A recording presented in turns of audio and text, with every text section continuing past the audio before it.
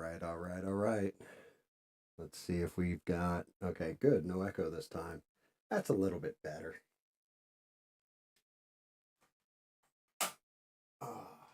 Evening, everybody.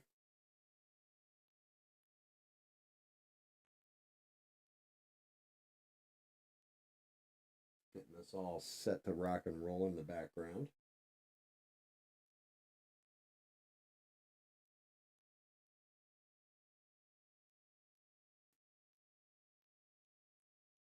So this way I can keep track of everything. See who's hopping in, who's hopping out.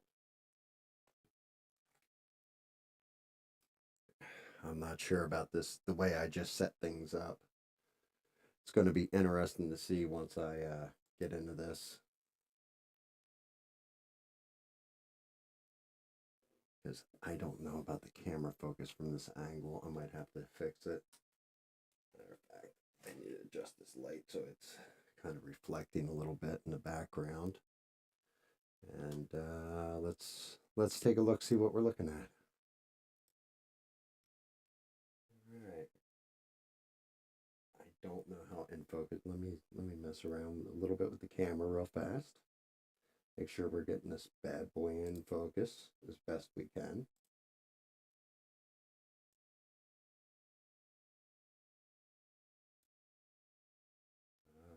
Da, da, da, da, da, da, da. Of course, it's not going to let me mess with the image adjustment, is it? Autofocus. It's a little too dark. That's good. That's fine. Yeah, pull it in, make it a little sharper. I think that's better for what we're looking at here. Let's say, yeah, that looks better. Yeah, I think I just had to mess with the sharpness a little bit. But we're looking good. Looking good, looking good, okay. What's going on, everybody?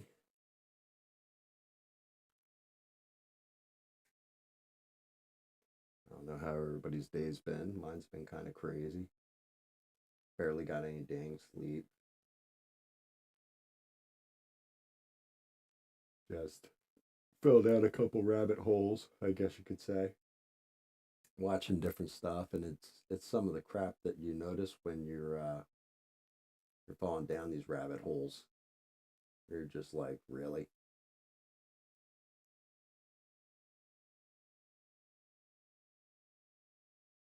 Yeah.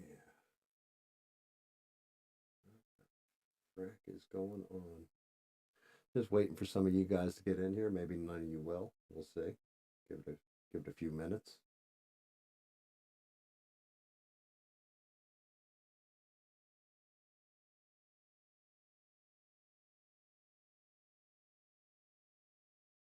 See if anybody's showing up. Is anybody going to show up? We're just going to have a. What in the frack? That's really weird. Watching my stuff loop for some reason.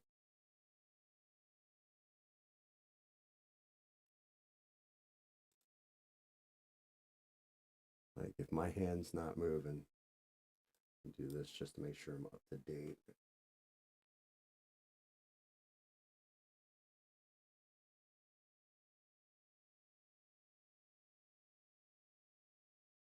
All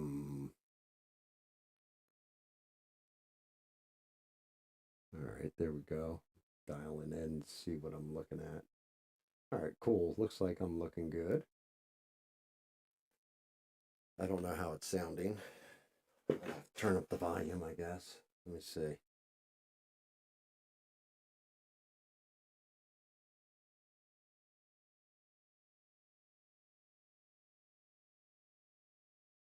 Oh, I actually did that without loopback feeding this time.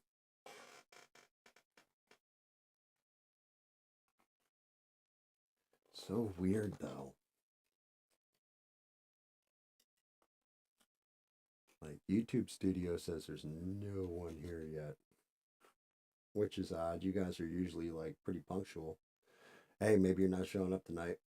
In which case, it's just going to be a lot of me painting, a little bit of me ranting, a little bit of me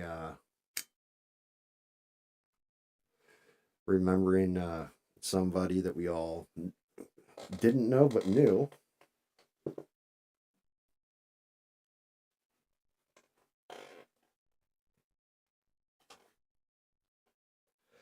So I might as well get this out of the way now, even though I don't have anybody in here watching. So it's not going to have the same effect as it normally would. We won't give them as much remembrance. But one of the streams we all currently frequent is a stream called ABL Live. And he basically, it's a lot of political discourse in there. He's a black Republican from Georgia. And he brings up all these different news stories and what have you, and presents them to everybody and tries to give his take on things. And God bless him for it. But the whole thing is, at the end of his show, he does these call-ins. Now, I'm not going to lie, we all watch ABL. We kind of already see the news stories throughout the week, stuff like this. So when the show comes up, it's really about the people in the chat talking with each other a lot of times. And I watch ABL, I watch Young Turks, I watch Jimmy Dore, I watch Ben Shapiro sometimes. Like I flip through and just watch both sides of the argument, trying to get the biggest takes from both sides of the political aisle, because I want to be well informed. And at the end of every ABL show, there are these. He does live phone calls where people can call and give their take, everything, and he has a discussion with them. There's one guy named Ivan who calls in constantly, and he is ideologically exact opposite of ABL. So they get into heated arguments constantly. It's kind of interesting, kind of fun. We like making fun of people though that call in sometimes, stuff like this, and it's just a fun thing. But at the end of every ABL show, for I don't know, almost the entire time I've been watching, I don't want to say the entire time, but a good chunk of the time, there is a retired Chicago police officer that calls in. And he calls in and he always says, "Hey, ABL, this is your retired Chicago police officer friend." And he had this real gravelly voice. He always had really, really good takes on things and stuff he was seeing on the streets and his how he felt about different issues and everything else. And ABL actually used him to close out the show every night. We knew when he called in, that's it. The show's over. It's going off the air. And back in, I think I went back and checked. July 20th was the last time he called in. He was a little. He wasn't like his normal self when he called in either. It seemed like he was forgetting stuff and what have you. And then the next week he didn't call in. Week after that he didn't call in. And I thought the worst. I mean, usually somebody that old, because he sounded like he was an older gentleman, and if he is a retired Chicago PD, which he was, um, he's been around the block for a minute. So he didn't call. He didn't call, and I thought the worst. I stated I thought the worst, or what have you. And then sure enough, ABL last night, so we're talking September 25th, from, like he's been missing for like 2 months basically, announced that he got word from someone that he did, in fact, the Chicago retired Chicago police officer friend passed away. So, out of respect for him, I'm going to take this minute and just do a moment of silence for him. He was a good man. He was beloved in the chat. Everybody loved his takes, and he really did add something to not just the conversation, but humanity in general. And he'll be missed. So I'm going to take this minute now.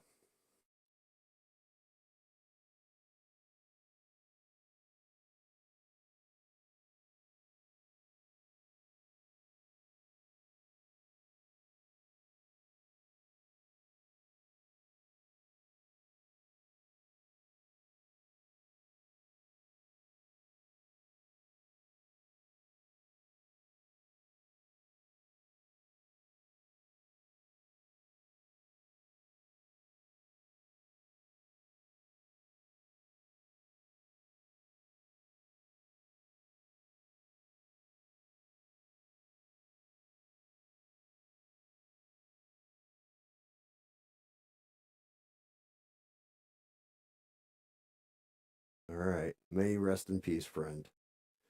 We didn't know you, but we all felt like we did, and you will be missed. So, tonight, I've got three different ones. I definitely want to get at least two of them done. I'm trying this at a different angle too, with the camera, so I don't know how good or bad the detail is going to be. I'm not really liking the focus on the camera right now. I'm not going to lie a little bit. I might have to play with it from this angle to get it to come up right. Matter of fact, that's what I'm going to mess with right now since nobody's watching at this moment. But I have a Minotaur. I have this little fairy, which looks like a little extra resin spilled on her wing. That's what that little shine is on the other side. But it's a little fairy pondering. And then that guy right there, I think this is really a bullywog from D&D. What's up, bruv? How are you, Danny Boss? Just missed a moment of silence for the retired Chicago police officer. But yeah, I figure a bullywog could be a Loveland frogman, so I'm going to turn him into that. These are my three for tonight. Hopefully, with this new angle, let me see if I can't get this damn camera dialed in.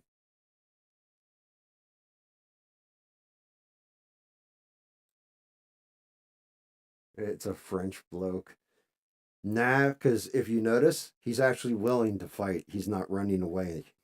So, can't be French.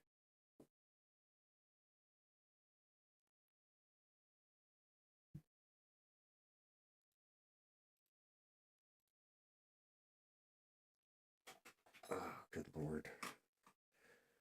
So, I know the Minotaur is going to be that detailed one. That one has so much shit to it. But I'm definitely, out of all these, the Frogman I may get to tonight, I may not.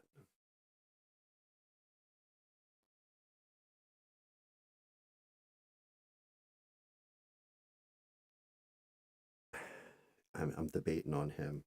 The fairy I definitely want to get done tonight. Although I don't think I'm going to start with her. I'm going to see how bad my handshake is. I think I'm going to go for the one that's going to be a son of a bitch, which is the Minotaur. He is going to be rough. He's got so much little detail in there. Which one of them? The Minotaur, the Frogman, or the fairy, Danny Boss?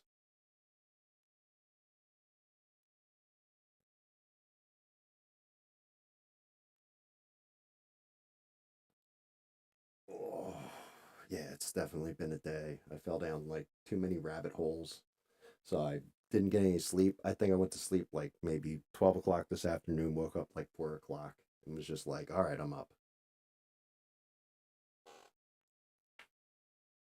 Which means I guess I got to add a little fuel on the fire.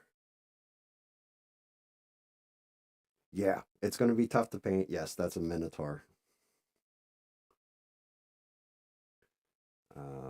And a matter of fact, I think I will start with him because of how much of a pain in the ass he's going to be. Anyway, let's add some fuel to the fire.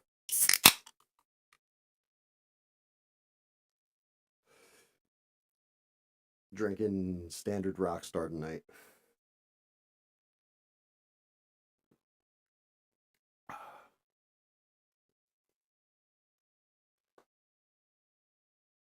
I'll pull up the legends and lore on the Minotaur. Also, I know somebody was asking me about this. Um, this is actually the resin polymer I use, made by Elegoo. It's water washable. I get it in 1,000 gram bottle. I get two of these a month. I think they run right around $22 because I have them on a subscription per bottle. But I get about if nothing goes wrong with the print, and every print comes out successful, I'll get anywhere from 15 to 30 prints out of it. Um, Depending, especially now because of the new program I've been using, I've been able to hollow out the models and it saves resin. And that's lychee slicer.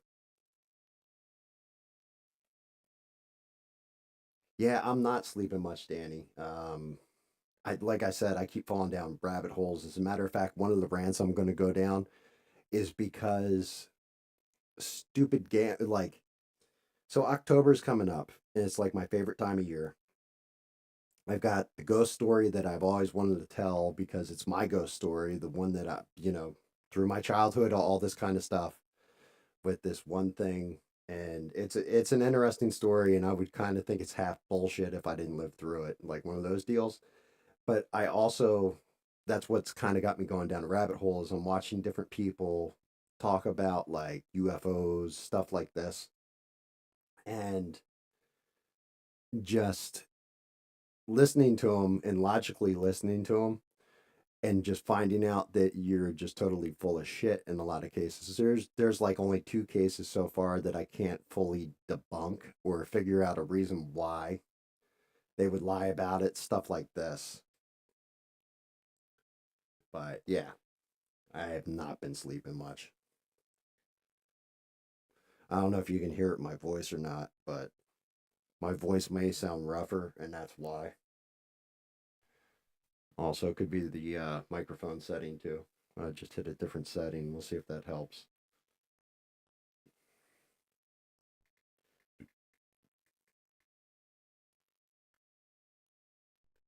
So I'm doing a search right now. Let's just see, because I know it's Minoan,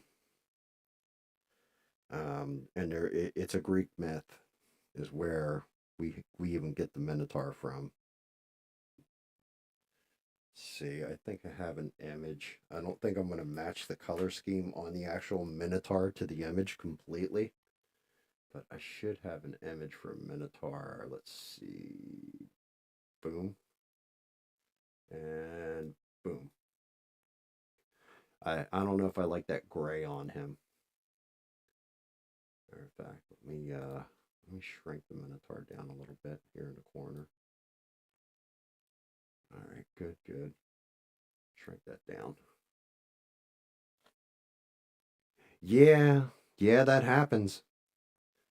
Like, and it's funny too because right now I think it's just you and I in the chat or actually on the stream.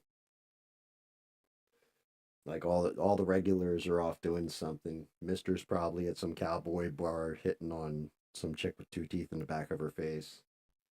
Beans is probably making coffee. Devin's probably doing a transcription or something.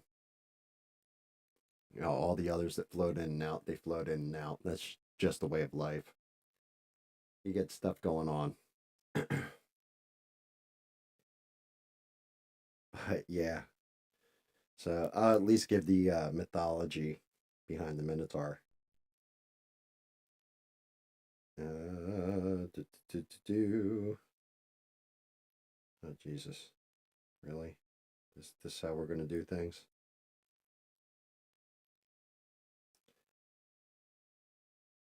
All right. So, in traditional Greek mythology, when King Minos of Crete failed to sacrifice a bull to Poseidon, the god caused his wife to lust after the animal. By it, she conceived the Minotaur, a monster with a bull's head and a man's body, which was confined in a labyrinth. There, it devoured human beings until it was killed by Theseus. And one of the interesting things about the Minotaur's labyrinth, if I remember my Greek myth, Theseus, when he went in, he had like this ball of string, and I want to say it was given to him by the gods. Um, and he like used it. Everybody else would get lost in the labyrinth, but he tied it off when he first went into the labyrinth, and then he was able to find his way back out. Uh, duh, duh, duh, duh. Now, this is interesting because this is something I didn't know. The first thing that must be said is that the Minotaur was blind. Its mother for the Minotaur actually was a woman, torn with guilt for her own sins, blinded the Minotaur soon after its birth. She could not bear to see the eyes of her child staring at her from the face of a bull. She blinded it and then placed it in the midst of the labyrinth of which you probably heard. Minotaur grew up in the labyrinth with no knowledge of any other living thing. As she grew, she learned the windings of the labyrinth, learned the places where food was left for it, where water continually flowed, where the sun shone down warmly, because the labyrinth wasn't completely underground, only part of it, and where there were warm, soft spots for sleeping. Though it was blind, it learned to move through the labyrinth quickly and surely, following it with its hands and feet, and even by smell. The walls and turnings acted as familiar guides, allowing it to move freely, where others quickly became lost. In this way, the Minotaur grew peacefully, knowing nothing of itself or others. When its mother's servants left food, they were careful to move silently and avoid its touch because they could see it was a monster and they were afraid. A change came on the day when the Minotaur first touched another human being. The poor servant was tired and had lain down to rest under some trees in the labyrinth. The Minotaur stumbled upon him and he woke up. When he opened his eyes and saw the monster bending over him, he screamed, struck out, and tried to get away. But he was not so lucky. The Minotaur, moving by reflex, struck back, and being filled with the power of its father, the bull, killed the servant with a single blow. It felt his blood on its hands and thought of the waters it drank. It tasted it and remembered the taste of some of the food it had eaten before. This was the beginning of the second stage of the Minotaur's life, the stage for which it's most famous. It learned the smell of humans and learned to listen quietly for their steps. It had smelled them before when they brought it food, but it had always thought the smell was the food itself. Now it knew the smell came from the bodies of the servants, from a different kind of food. It caught them whenever it could and feasted upon them. It knew every place to hide and how to walk through the labyrinth silently, and so it was a good hunter. Its mother and the king quickly learned what had begun. The queen was sorrier than ever for the birth of her child, now that it had proven true to be a monster. The servants became more careful. After the first few, they were rarely caught by the Minotaur, who still fed mostly on the dishes prepared by its mother's cooks. It's not long, however, before the king realized he could make use of his child. He began sending prisoners into the labyrinth. At first, servants carefully followed to make sure the Minotaur did its work, but after 5 or 6 easy successes, they realized that such watching was not necessary. The prisoners, unfamiliar with the labyrinth, quickly lost their way and grew tired. The Minotaur had acquired a taste for human flesh. It preferred it to cook food, and it quickly dispatched anyone it came upon.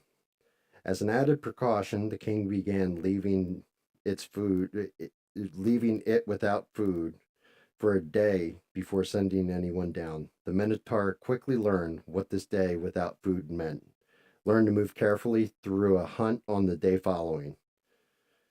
In this way, the king and the Minotaur entered into a dark partnership, which continued for many years. Still out there, Danny? Am I boring you yet? Am I ASMRing you? Am I making you tired?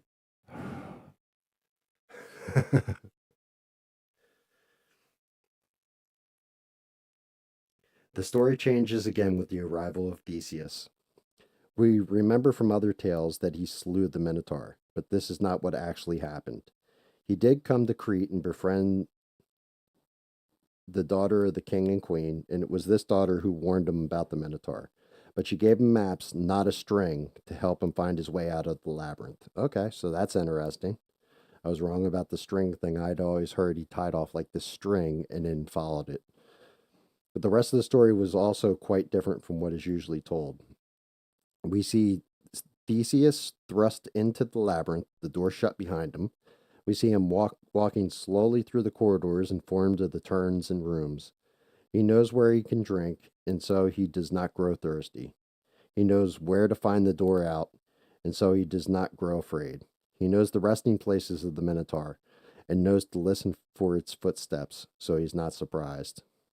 We watch him. We watch him walking slowly, softly, till he comes to a small glade in the center of the labyrinth. And here he has some luck, for the Minotaur is asleep in the glade, lulled by a warm summer sun. When Theseus looks at the Minotaur, he is shocked, because he does not see a monster. He does, of course, see a beast with the head of a bull, a beast deformed by years of eating human flesh. But he also sees his lover, the woman who gave him the key to the labyrinth. He sees the body and soul of his lover reflected in her half sister, as he looks upon her scarred eyes. We then see Theseus forget his fears, for even he had some. He forgets he has no sword, for the stories lie there also. He forgets that this thing before him has killed many men, and he approaches. We see him softly crouch next to the Minotaur, ready to run. He touches its cheek, the cheek of a bull, and he touches the breast of a woman. It stirs and turns its face towards him, reaching out slowly. Perhaps you will wonder why the Minotaur did not simply awaken and strike Theseus, killing him as easily as it could have done. It was for this reason. The Minotaur had never been touched, and it didn't know what this thing was that touched it. In all her years, she had always been the first to catch her prey, and she caught them. They fought and cried and struck. She killed and ate them in this frenzy, never having felt their human hands upon her, never having heard their human voices. Now that she was being touched by two such hands, hands filled with the memories of a lover, she did not remember the fighting and killing of struggling beasts. She did not remember that she had gone without food the previous day. Rather, she almost remembers the touch of her mother on those few days before her blinding and her placement in the labyrinth. We see the two of them again. Theseus remembers his place and his danger. He takes a piece of cord, perhaps this is the source of the myth of the string, and he binds the Minotaur quickly before it understands. We walk with them. She is calm. His haste in tying her was not needed. She would not have fought. Even bound, she is changed. She is searching her memory for something from before, something from outside those corridors, whose every groove and branch she knows. What's up, Tomic? How are you? Sorry, I'm sitting there reading, so I didn't even look at the dang screen. Sorry about that. Good to see you, though. We come to the familiar door at the top of the labyrinth, the door we both know, but have neither passed. Pass through this door now, beyond the walls of the labyrinth. It is here that Theseus leaves me. Here that I repeat my story, still blind. I cannot move from this place. There are no walls around me, and I am lost. So basically, according to this, Theseus didn't slay the Minotaur. He actually, the Minotaur turned out to be female and half sister to the king and queen's other daughter that wasn't cursed by the gods. And he tied her instead of, he like bound the Minotaur and let it out of the labyrinth. Now, the story I had always heard was that the king and queen's daughter had given him a string. He tied it at the beginning of the labyrinth. That's how he was able to find his way out. Went in, killed the Minotaur, and then retreated back with the head of the Minotaur and presented to the king and queen. But there you go. So, I hate to say this, but this is not a female Minotaur. This is just your average one. This one is going to be interesting. I'm looking at it and trying to determine. I know we're going to have to go white and brown, a little brown and gray mixed in maybe for the horns. Definitely we got some intricacies. I don't know if you guys can see them real well or not. On the inside of this axe, the edge of the axe, I will go more to a shiny silver. The interior, duller silver. Um, even though that's not like really severely coated with prime, I think I will go into a woody type brown, maybe a brass fitting here or there, inlay it maybe with gold, which is going to be difficult as all Hades. I've got this belt. That's going to be interesting to get in there. But the one thing I do like is I have these 3 medallions. I might actually jewel out the medallions with different colors. Because you have, well, no, those would be just regular. So maybe I'll go a copper on that. We'll do some leather work on the armor. That makes sense. Well, the leather strappings anyway. Maybe I'll go into a little bit leather on this, that, and the other. We're going to go woody in the back into the shield, the front end. We'll go metallic. We'll do copper on the swirl out and around the edge. Give it that nice worn look. Give them those nasty ass red eyes. Hooves will go to a white brown, I guess. And I haven't decided. I may go, depending on the color scheme, thinking orange might actually pull more of the brown and look good here. But we'll see when we get to it. It's one of my least concerns, to be honest with you. It's got the gauntlet overlaid. What I need to look up is some Greek armor.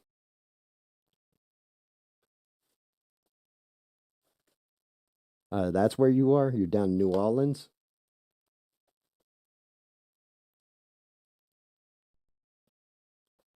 Yeah, Danny doesn't censor himself, though. He definitely likes to run his mouth. Not going to lie, a little bit. He goes all in.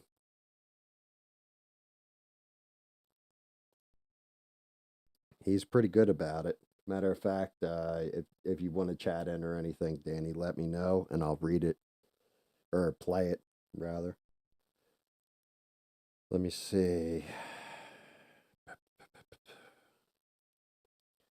Let's go with Greek armor.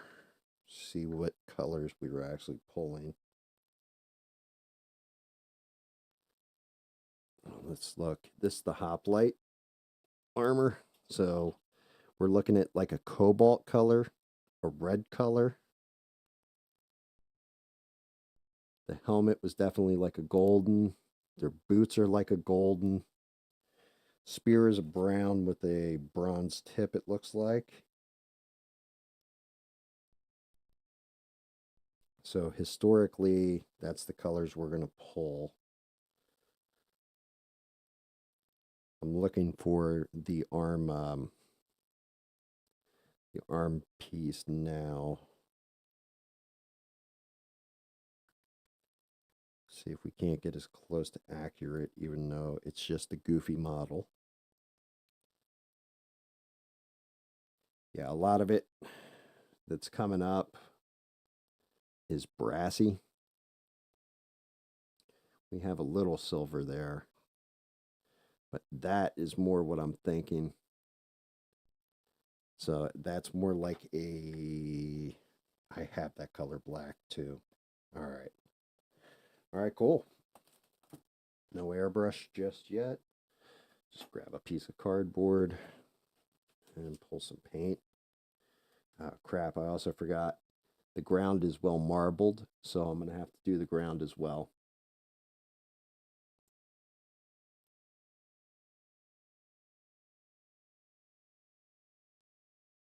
YouTube does count, though, Atomic. So the whole thing is, I believe his government right now is watching everything that he's saying, doing, stuff like that, but only if he's causing trouble. So if he's going on Facebook and picture it this way, take it back to like the January 6th riot that happened, right? If if Danny Boss is sitting there going on the internet and saying, we all need to rally together, we need to do this, that, and the other thing here, there, and what have you, they're going to look at him hard. But if he's just going on and stating his opinion and it's kind of far away from calling to action, and he's just citing his religion, they're probably not going to go after him as easy. I'll check your audio in a second. I also got to go off about the goddamn rabbit holes I've been down where, like I said, I've been up for like, God, I got 4 hours out of the past 24 hours of sleep. Let's see. Shit. Really? I might lose the chat here. Or the side chat. We'll see. I gotta go in and find Discord and open it. Yeah, I knew I was gonna lose chat. Which is fine. It's only for a second.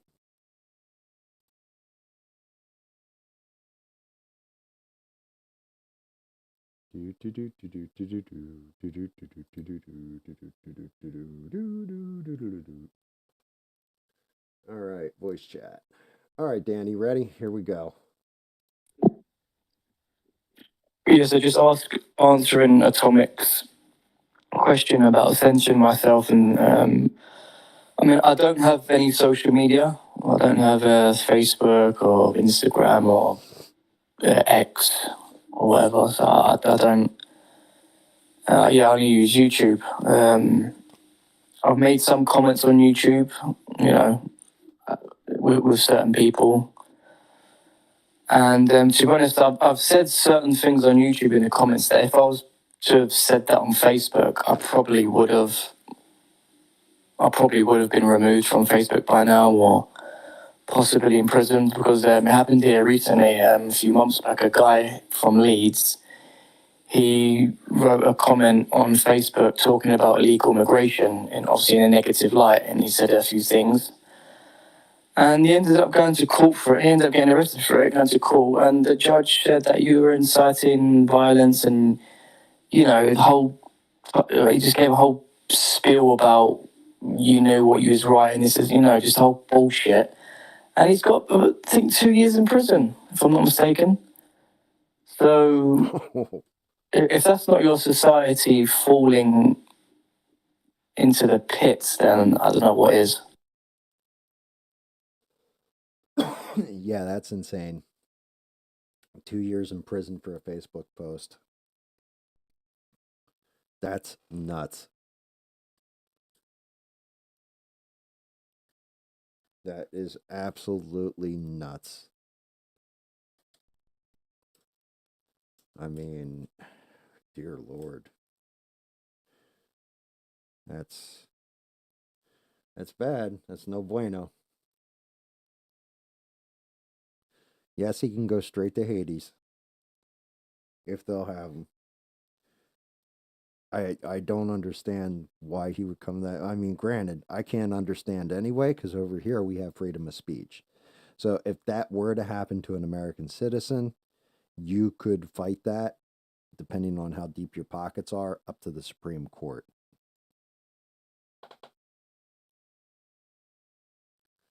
No worry, Atomic.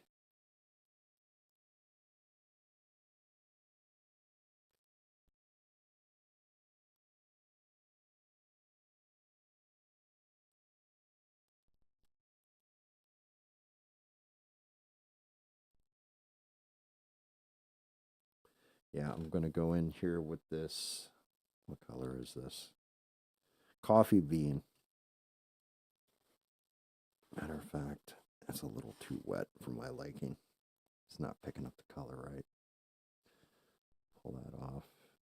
Going a little heavier.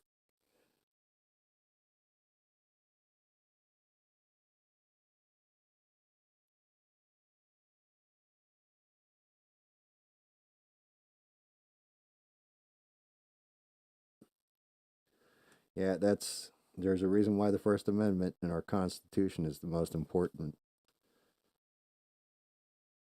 It gives us all that freedom to have an opinion and all that. And part of the reason why is because the forefathers of America had their rights kind of stripped away from them, just like you're having now by jolly old England back in the day.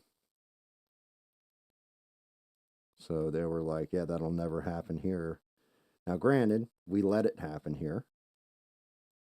We give people the power to say, oh, well, hate speech and whatever the other type of speech, misinformation, disinformation, is not covered by freedom of speech, and it absolutely is.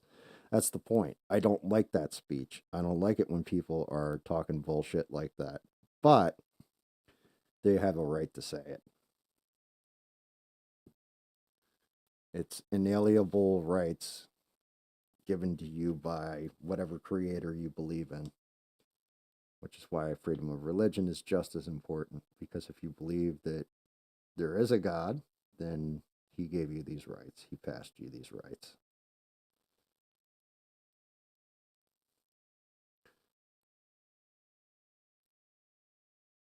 I'm just going in, and I definitely got that handshake tonight, so it's going to be an interesting one.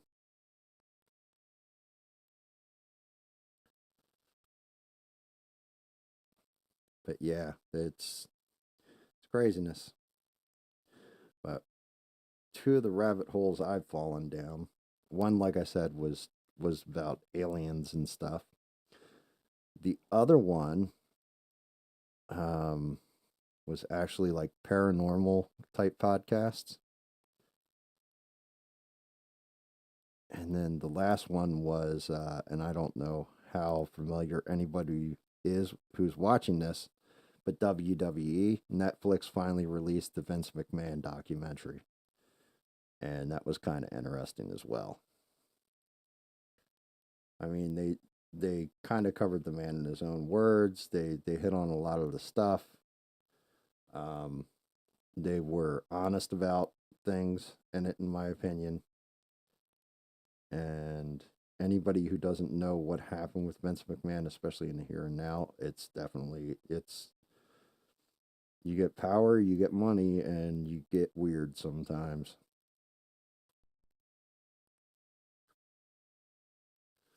Yeah, so that's just it. I've gone back and forth. So my dad is a pretty staunch. He's always been a staunch liberal his entire life, and that's his choice. You know, we disagree. I'm more like I tell him all the time. I'm more centrist in all this. And one of the things is he'll say something about Trump, and I'll be like, "Don't make me defend Donald Trump. God damn it, stop, stop!" And then he'll keep going, and then I have to defend Donald Trump because he'll say something that's implicitly not true or biased.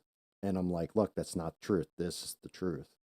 And whether he believes me or not doesn't really matter. What we'll both say to each other is, "Look, you have the right to think whatever you want. You have the right to feel however you want. And even if I think you're wrong, I'll die to make sure you can keep that right to your freedom of speech." And that's the right attitude to have. You can politely disagree, agree to disagree, and move on. And like, unfortunately, that's one of those things I try to tell you sometimes, Danny, is that if you come at everybody and call them evil or go from a place of hate, which I can't blame you for wanting to hate some, like, especially what's going on over there. But if you come at it from a place of hate, you're never going to win anybody over to your side. Well, you'll win like minded people over to your side, but that's not who you need to win over to your side. You need the people that think you're completely wrong. You've got to figure out how to change their mind. Like, for example, right now, this election should not even be close over here. But people hate Donald Trump to a point where they have Trump derangement syndrome, right? That's what they call it. Like, doesn't matter what he could cure cancer, and they'd be like, "Oh yeah, well he didn't cure AIDS too," right?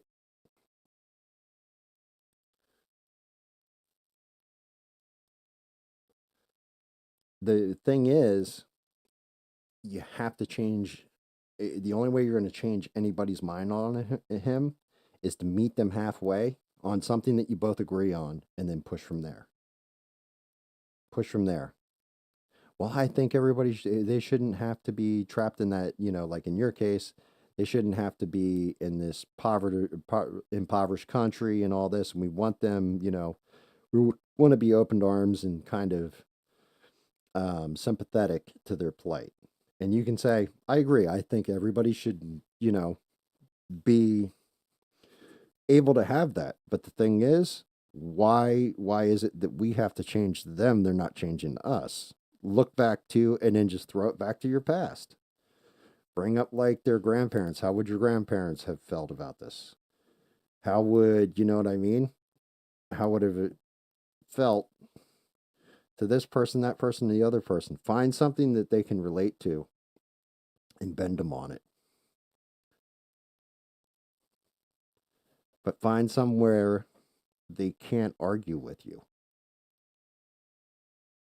And if they start going, "Oh, you're this, that, you're xenophobe," or what have you, say, "No, I'm not. I honestly love my country and I want the best for it." But don't let them define you either. You define you in your arguments.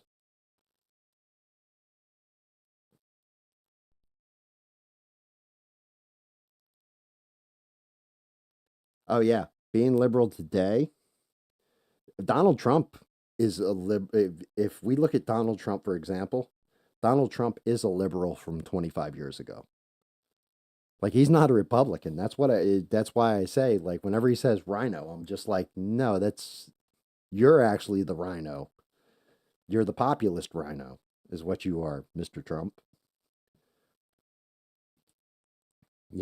Cuz I remember that Republicans back in the day, they were like all about foreign wars. They were all about oil and didn't matter. Like Lindsey Graham's a perfect example of an old school Republican. Like he likes that shit. Like he does. But they were all about like the craziness. The only thing is, when you look at it now, it's like where they kind of righten it because everything's gotten so out of control. Everything shifted so much.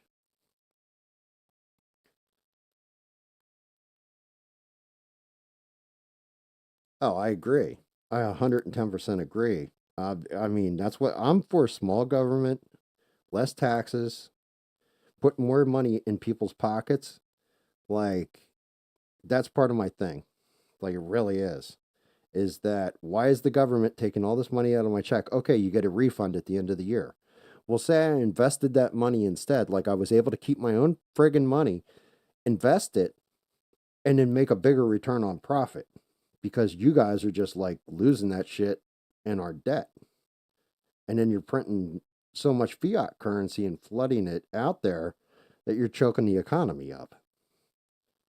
But if I were able to invest it myself, I should have that choice. Instead, you took it directly out of my paycheck and then decide, hey, you can have some of your money back if you don't make enough. Like, that's kind of ass backwards, in my opinion. I mean, and that's just my opinion.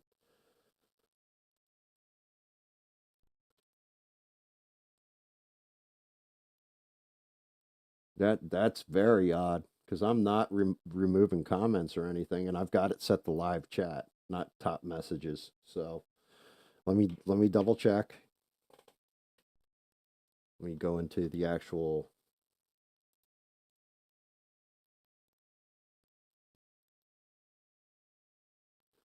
Switch that over just to make sure. I switched it back and forth real quick. We'll see if that makes a difference, Danny Boss. Because I don't want your shit removed. I want people to be able to speak their mind.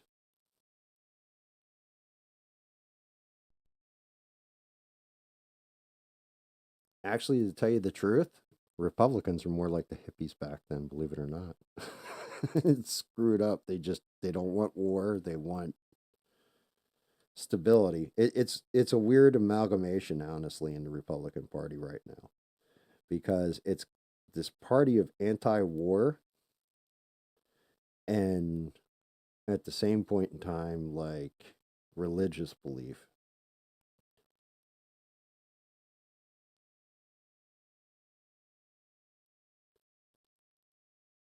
see, the bottom 50% of tax-paying adults only pay 2.3% of the total taxes. The other 50% pays the other 97.7%. Correct. Because I'll tell you what, if you operate a business, anybody who's ever operated a business knows anything about business. Your highest cost is not rent on the place, electricity to keep the lights on, any of this shit. Your product coming in and going out, it's none of that. It's actually your payroll because you have to pay, you're paying in like however much tax they're taking out of your paycheck, the corporation matches half of it unless you're 1099.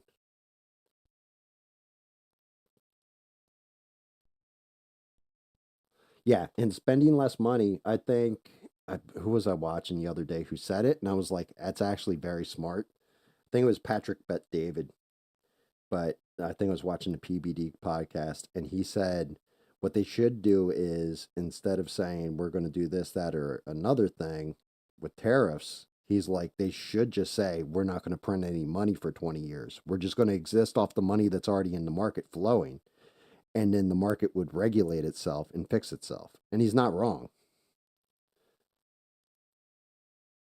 Like he's absolutely not wrong because if like say like one corporation at that point started sucking up all the money, well, then you're not going to be able to sell any of your product. So you're going to have to either raise wages and pay it back out. You know what I mean? It would balance out in your payroll. But they need to get a handle on it or they need to default on the debt and then come up with a different way of paying for everything other than fiat currency because this shit is not working. Like, it's just not. It's failing bad.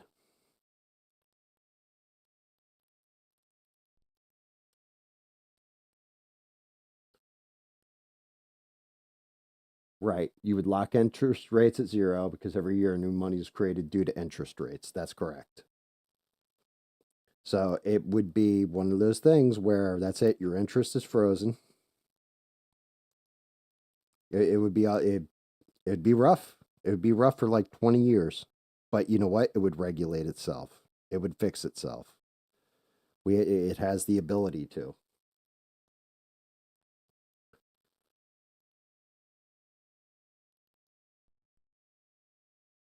I mean, I'm not gonna lie. I watched NBC did an interview with Kamala, and her understanding of economics is terrifying to me.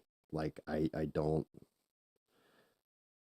I can't eat feelings. I can eat food that I buy with money. You know what I mean? Well, I mean technically I can go out and hunt my own damn food if necessary, but it's still just the point. Like you're kind of just popping bullshit out of your mouth because you don't know what you're talking about and you don't want to be exposed that you don't know what you're talking about. But the fact that you're popping bullshit like this means that we all know you don't know what you're talking about. And I don't want to hear your advisors or whatever because they're going to be the same exact advisors that are already in there now. And they've failed our economy for 3.5 years solid up until the election started coming up. And then they start doing stuff. It's like the interest rate drop at this point is terrifying to me too, because if they had dropped it a quarter point would have made sense to me. The fact they dropped it half a point, that's either we're going to go into a recession very soon, like a hard recession, or they have that much confidence, or they just adapted it for the election. One of those. All right, we're getting there. We're starting.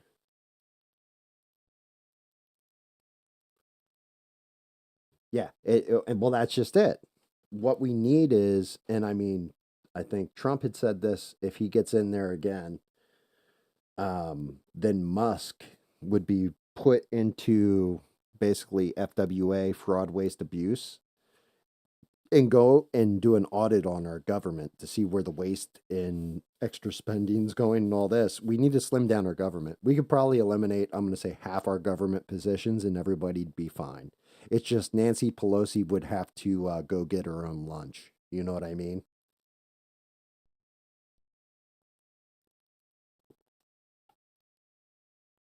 The only problem with the digital dollar is if it's central bank currency, Is that what you're talking about? The central bank cryptocurrency or what have you? That is more into a globalism issue at that point. Because then what they would do is they wouldn't just do the dollar, they would also do the euro and everything else that floats with it. Like any kind of money that isn't, hell, even the ruble or whatever. The only problem is America, are one of our biggest exports out of America is the American dollar. It's our main export. That's why when they gave, even though they gave it to Iran or whatever, giving them billions of dollars, they're giving it to them in American dollars because then they're spending American dollars on the global stage. It floats back in their economy technically. See, I don't know about a great reset. I think that might be a wish list, but that's like saying Trump likes Project 2025. That may be what they ultimately want to happen. That's not what's going to happen. Too many people would revolt too hard against it. Like, even if they did it in baby steps and increments, it would take 50 to 100 years to roll out properly at that point. They can't just do shit all at once. Which is funny because, like, we're kind of getting into the reason why I even fell into the damn rabbit hole when it came to UFOs and shit the other night or last night.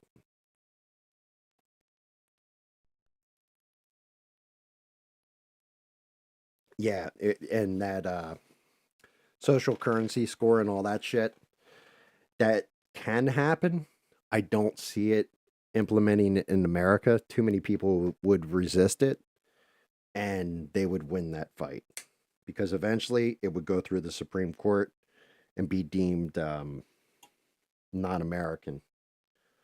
Oh, shit. I literally just threw out like this little piece of paint, like flicked it off from the top of this tab, and I think I just threw it right in my drink.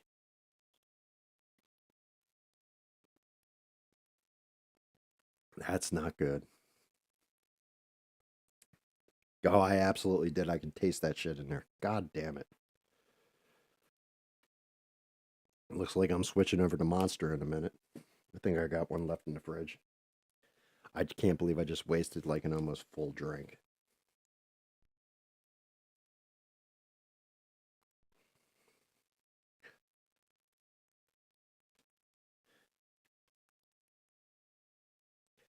Yeah, I think the WEF and all that stuff, like all that idea, the time to implement that would have been COVID, and they couldn't pull it off. They realized there was still too much resistance in the public. Too many people didn't get the shot.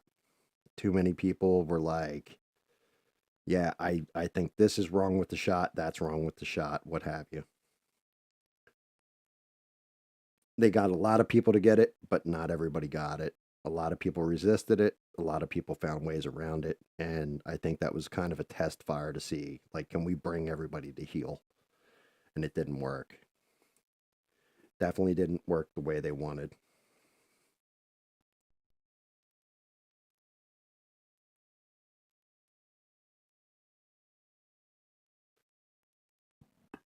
Well, yeah, honestly, there are enough people, mister.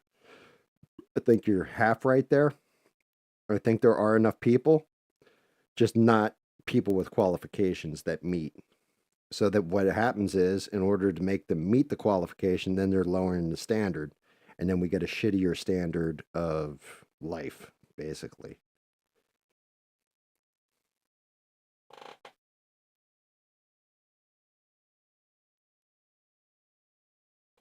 Oh shit. Yeah, you know what, Danny? That's a good call out.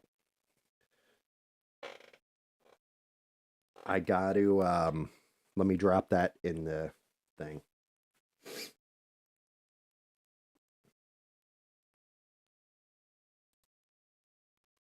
Let me see. Where the hell are we? Right here. Invite people.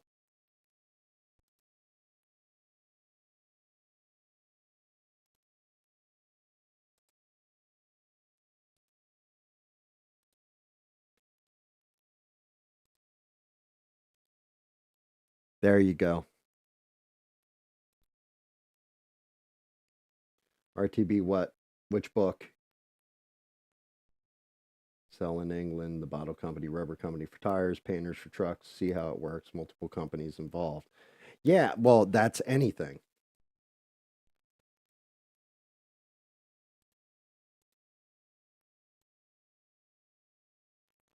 Oh, Glenn Beck's The Great Reset. Okay, I see it, Atomic. Um, yeah, I mean, but like I said, it's a wish list. It's what they want to happen. I don't think implementing something, you can want something all day, but implementing it is a whole different game. And the whole thing is with Americans, we're stubborn. When there's resistance, like if you don't have everybody kind of pulling the same way on everything and you have a united front in favor of something. So, COVID, in my opinion, I'm not going to say medical fact, terrified everybody or was set to terrify everybody that you could catch this bug and then drop dead. So, if you remember in the very beginning of COVID, one of the ones that scared the shit out of everybody was when the lady was walking down the sidewalk in New York and just fell out. Like she was wobbling a little bit and just fell out and it was like, oh shit. And it was like the movie Outbreak, something like that. Like you're just like, oh my God, like this shit's real. They did that on purpose because now it's scaring you into, oh God, the government's got to get control of this and we've got to listen to them. The only way we lose control our our nation, the only way we can lose control of it is if people are terrified of some kind of external threat.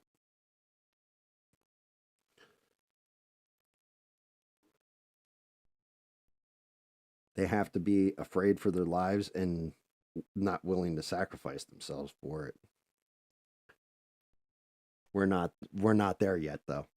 You may have we may have a third of the population that is hardcore there, but when push comes to shove, it's the same way with a loudmouth in a bar. It's the best way I can put it. You have a guy who's running his mouth and talking all kinds of smack and acting like he's Mr. Tough Guy and oh, I know this and I know that and I know the other thing. Meantime, the real guy that's the badass is the one that's sitting there not saying a word because A, he doesn't like fighting, or he's so good at it that he doesn't want to hurt people. But this guy keeps running his mouth.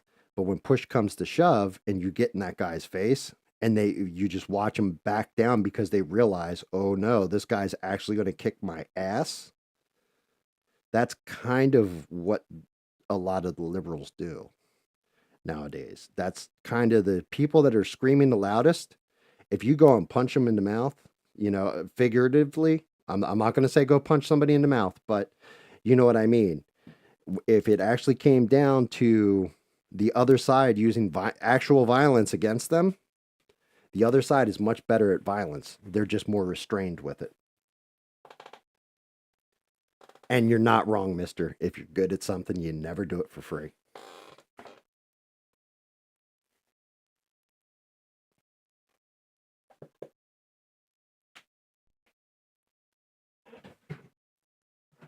Sorry, grabbing the replacement drink. I can't believe I fucking did that. Wasted that goddamn rock star.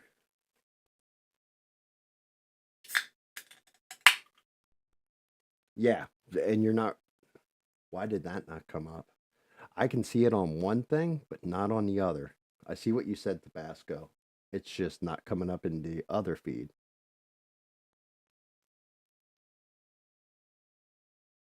Many people listen to mainstream media and don't see it.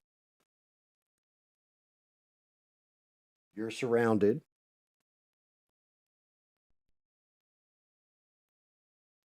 You can offer them all the proof you want in the world.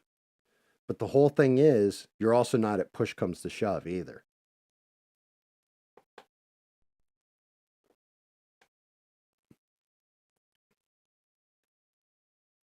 Like you're not. We're not at a push comes to shove point. You can scream from the loudest mountain your opinion and everything else. You can slam facts in their face. Some people, they're open minded and decent people. They're going to listen. Other people, doesn't matter what you say to them, they're not going to listen.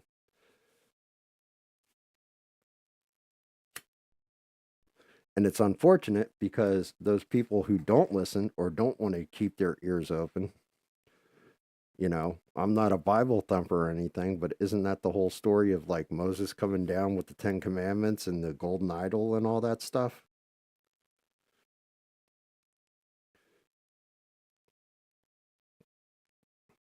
And, that's part of the fear. It's actually one of the, like, I keep bringing this back up. I went down the damn rabbit hole of UFOs, and it's one of the things that pisses me off more than anything because I watched a guy. Well, actually, I watched a couple of them. But the one guy that's on tour right now, basically, I guess he's got a book coming out, is Lou Elizondo. And he's supposedly a whistleblower that's inside the government. And if you listen to what he says a whole lot of nothing the entire time. He confirms nothing. All he confirms basically is that the government knows there's UFOs and they may or may not be looking at them. But every one of his answers, when you really listen to him talk, is a non answer. And it had me friggin' fired up. Like by the third interview I listened to him in, I was like, dude, you are such a piece of shit. Like you're just cashing in off the fact you work for the government and giving people this hope that there's something else out there, but you're not going to tell us what it is or anything. Come with some evidence. I know plenty of people that are kind of high level up in military and CIA and FBI and all kinds of different places in our government. And not one of them will talk about shit because hell, they don't, unless you knew them in real life and knew like your like family with them and stuff like this, you're not even going to know that they have half these positions. They're never going to tell anybody. That's why the government keeps them in tow. So when guys like him come out, what's up, Frog? So when guys like Lou Elizondo come out, who's that other goof that just testified? I can't remember what the other guy's name is.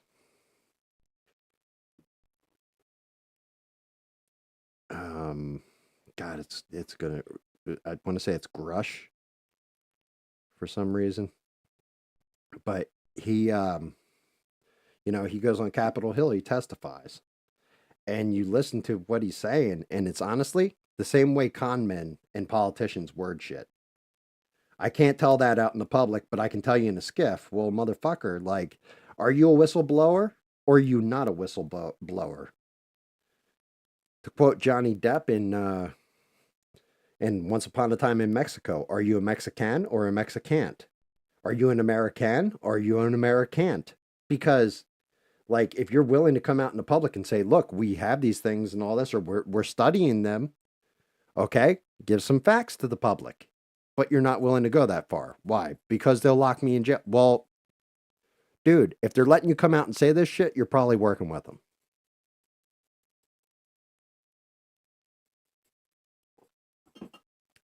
Yes, I do. Well, kind of. So the whole thing is atomic. The figures, you can find people that do 3D models. And then what you're doing is you download it's called an STL file. And then you put it in a 3D printer. Like you run it through a program, it breaks it down, and then you can 3D print them. So I 3D print them and then I paint them. But the program that you use to make them is usually, most people make it in Blender. And it's fun, but there's a lot to it. Because Blender isn't just used for making these type of models, it's actually used to make video game assets and what have you as well. But yeah, I'm actually printing them out myself and all that kind of stuff. adjusting their sizes. Sometimes I'll build a base for him because, like how he has a base, whoever built this base did a good job with it. Because if you just had the Minotaur, his hooves hitting the ground, he'd fall over one way or the other from the weight, but the base distributes it. So every now and again, like I have one here where, move him out of the way real quick. Somebody actually did this part of it, but the base piece I actually made myself. And then I actually had to make the hole in the model so that the base piece fits, so this way it could stand up and sit on a shelf.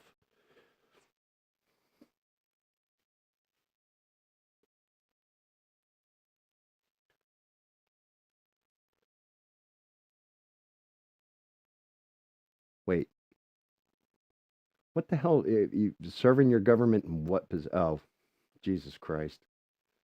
I see what you did there, Mister. I see what you did. Yeah, I showed this off, I think, earlier in the stream because somebody else was asking me about it. And I get this stuff, this water washable, it's photopolymer resin. This what actually goes in. Here, I'll actually open the box and show you the bottle. I get 2 of these a month, and I get anywhere from 10 to 30 prints out of it, depending on print failure, on how much resin each print takes, or what have you. But it comes in a big old bottle like this, 1,000 gram bottle. And if I expose this to sunlight, it'll turn solid. It's UV light that changes it over.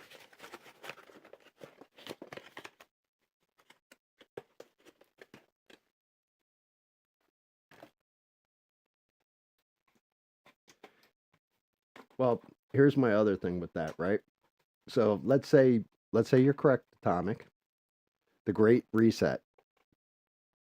Even if you said there's, it's almost done and all that. What can you do to change it as one individual? What can you do? You can make others aware of it, yes, but what can you actually physically do to change it?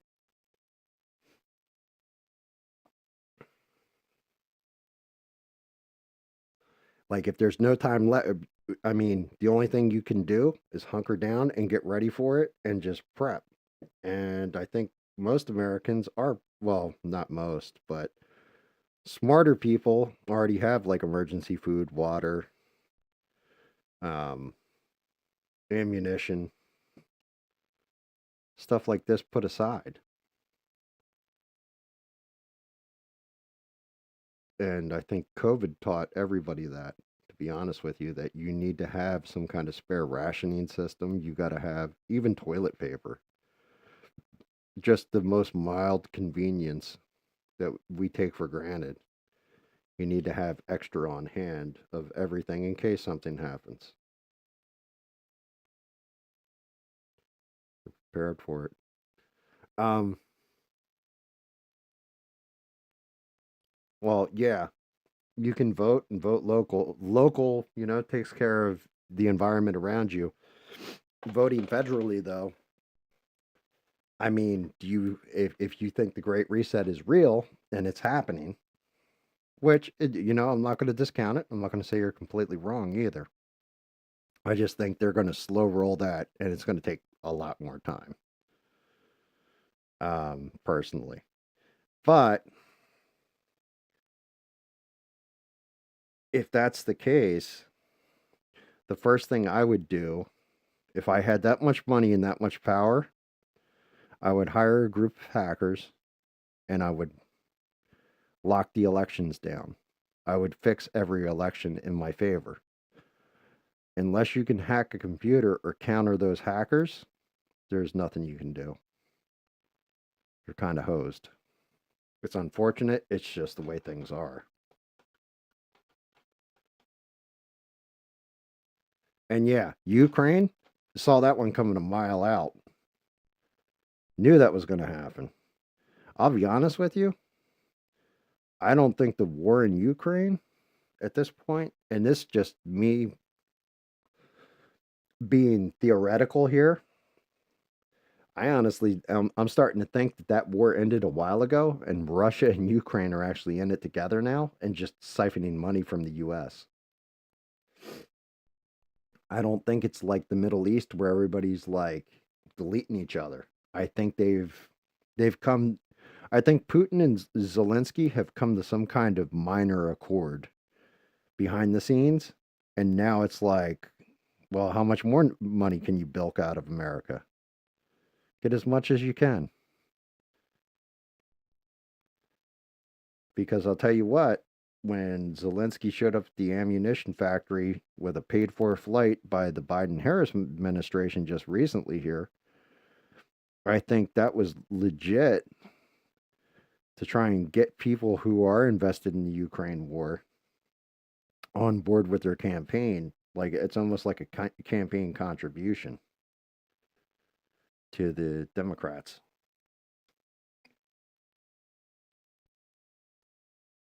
I think it might actually be a form of election interference in a way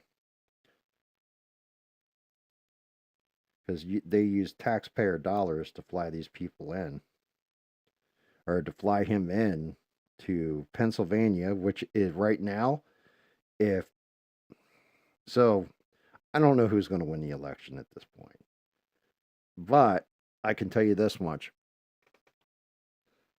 Kamala Harris's internal polls or whatever are telling her that she's in trouble in Pennsylvania because she's spending so much of her damn time there.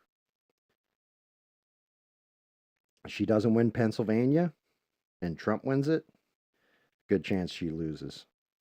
She completely loses the election.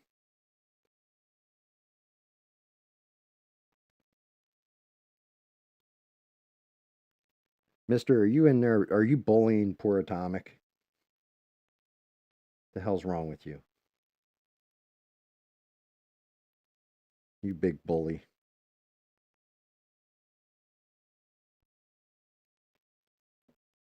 Yeah, I'm like I said, goddamn rabbit holes though.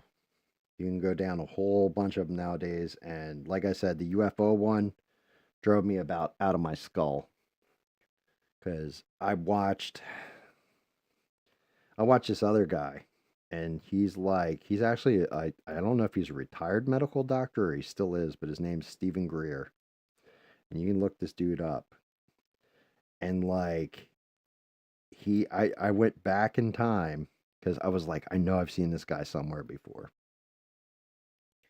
and he's all through like every year, right around November to January, up until the 1st of January, he does this thing where it's like, disclosure is going to happen this year. They're going to disclose the UFOs. They're going to disclose them. They're going to, and it's like every year, it's like, well, the government changed its mind. Like, dude, he charged people, I think it was like $3,500 each, and took them out to this like thing and said that he could call in UFOs.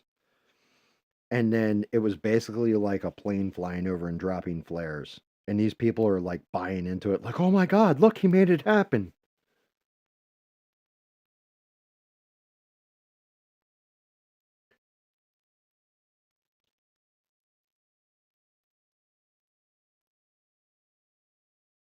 Oh, Jesus.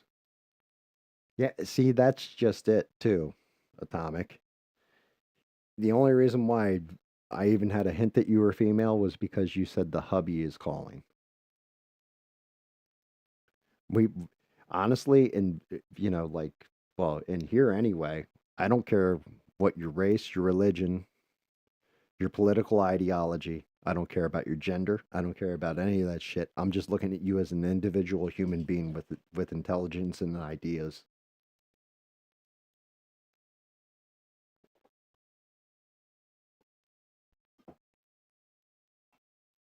Oh, that's cool. You work on race cars, or are they just classics?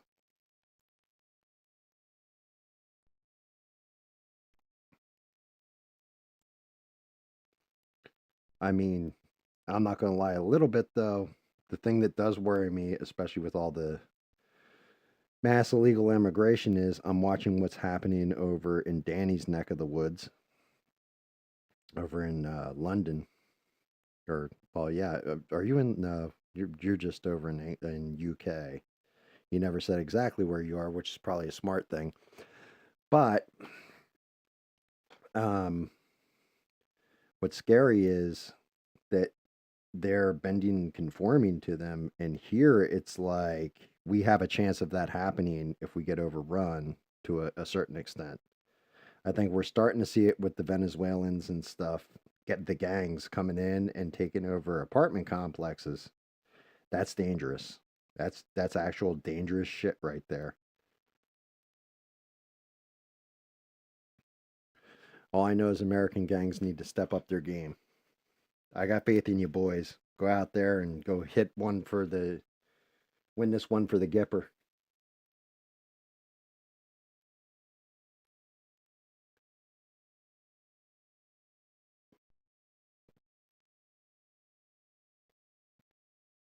Jesus. Oh, well, there you go. Husband's a mechanic. That makes sense.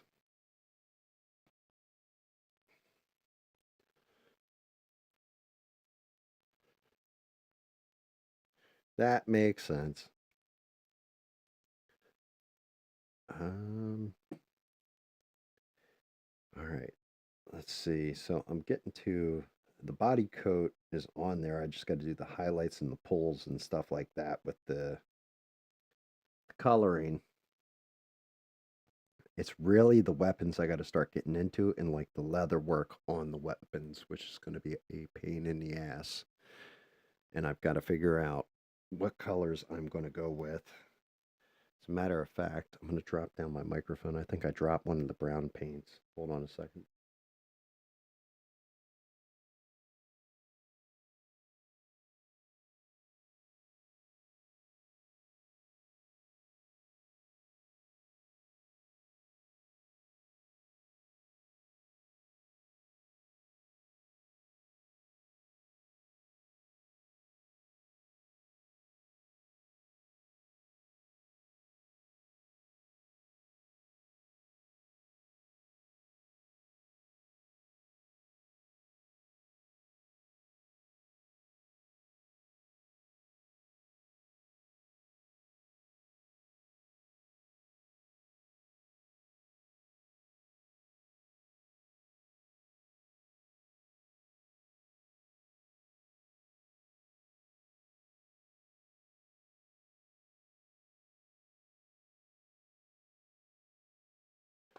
There we go.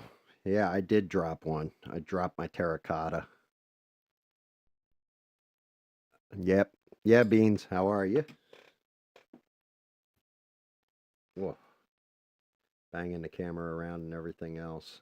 See if I can't get that adjusted a little bit better. Trying that new camera angle, Beans. I don't know what it looks like, or if it looks good, or oh, oh, up and out a little. There we go.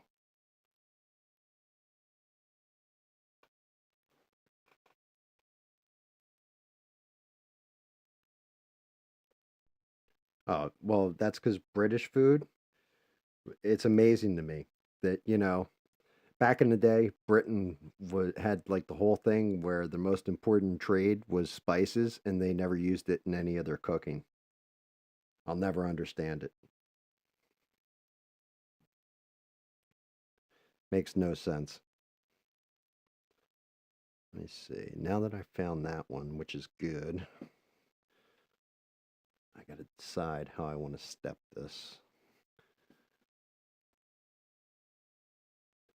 What do we got here? Starlight Gold. No, I'm good on that. Think we will step iced coffee. See what you look like. Okay. That's a good start point for leather.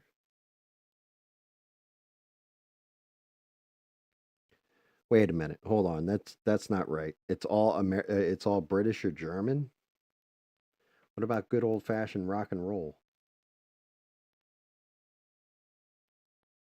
I mean, unless you're talking Zeppelin and The Who and classics like this. The Beatles. The Beatles.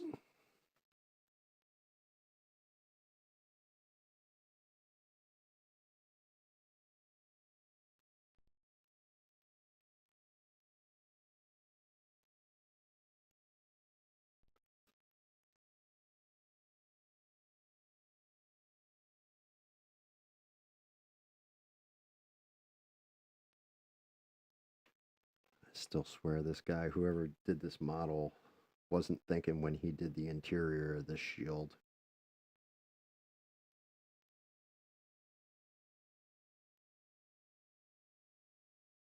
No rock and roll,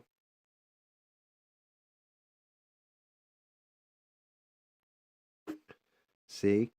See? No rock and roll. That's why the WEF is going to win.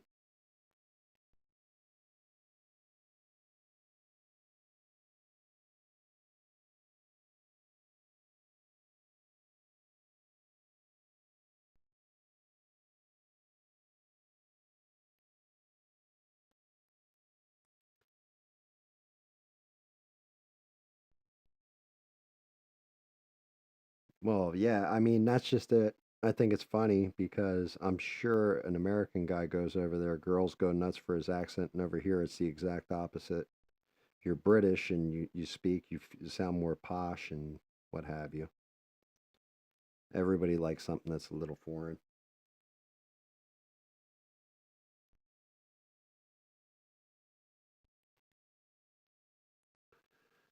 All right, let's see what we got.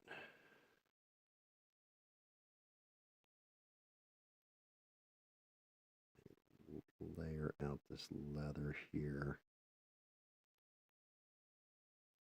Actually, you know what? I'm going to go shiny on it, but I do kind of want.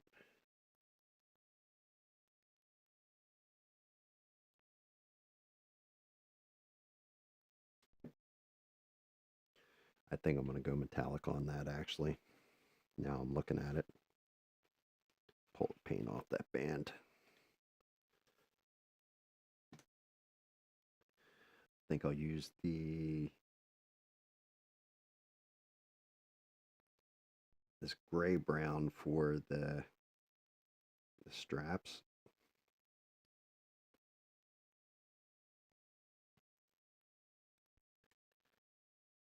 And then go to metallic on the actual armor itself, maybe a bronze inlaid with the copper.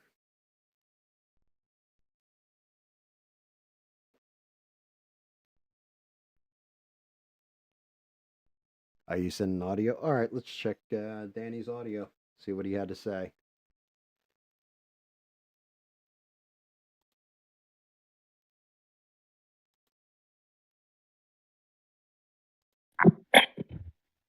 And guys, don't be slagging off British food, yeah. I mean, you know what I mean? We have the best Chinese and pizza around the world over here, so don't be, slagging off. But I mean, what is American food anyway? Pancakes with bacon and syrup on it. I mean, what the heck is that about? Having dessert with bacon. Who come up with that idea? You want American food, Danny? I can still go to KFC. Can you?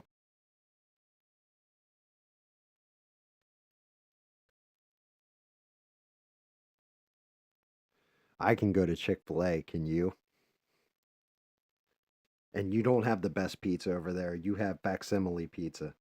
Everybody knows the best pizza. If you want thicker crust, you go to Chicago or you go to New York, New Jersey for your other pizza.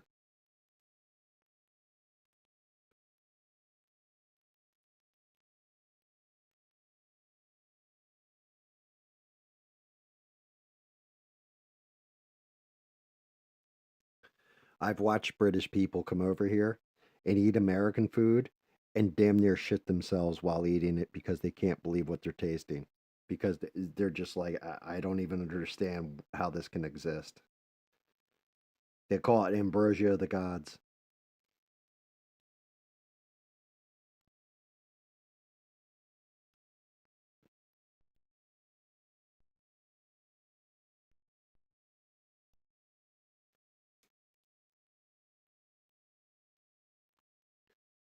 I've heard that, mister.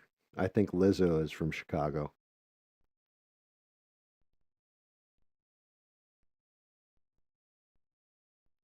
Yep, I could believe that too, that they would have like a Pizza Hut over there. If you remember, Pizza Hut used to be like a family restaurant that you would go and sit and eat at. It wasn't like dog shit pizza like it is now. You have organic blue milk. Does it come from a blue cow?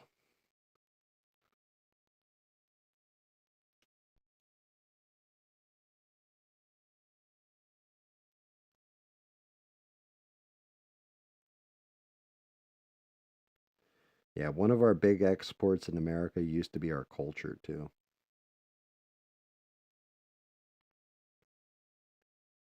Unfortunately, at some point that changed and we started importing European cultures,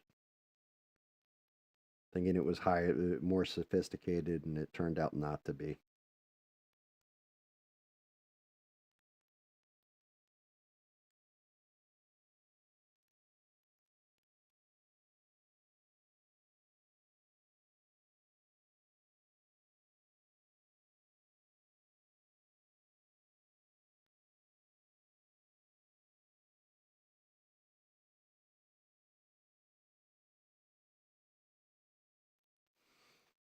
Oh, and I got one for you guys.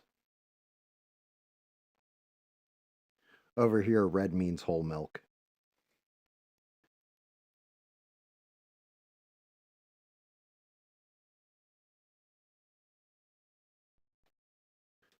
But if you want raw milk, you have to go to Amish country, basically.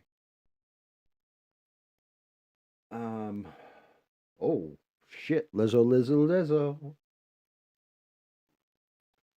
So, last night in the chat, did you guys catch that one dude, M. Martin, what he said to Sheree? Like, it had me, I'm not gonna lie, I actually started to go off and had to, like, delete a lot of what I was saying because I almost flipped out on him.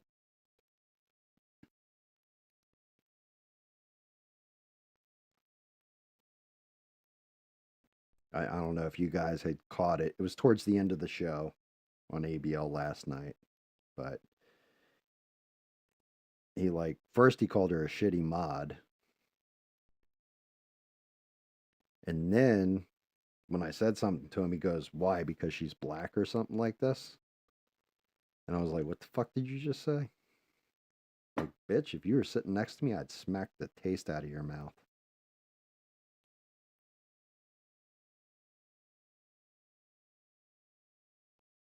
Like, I was like, "What just came out of your fucking, like, you better put your fingers back to those keys, son, because you picked the wrong one." That poor woman has to deal with so much bullshit from trolls in that chat.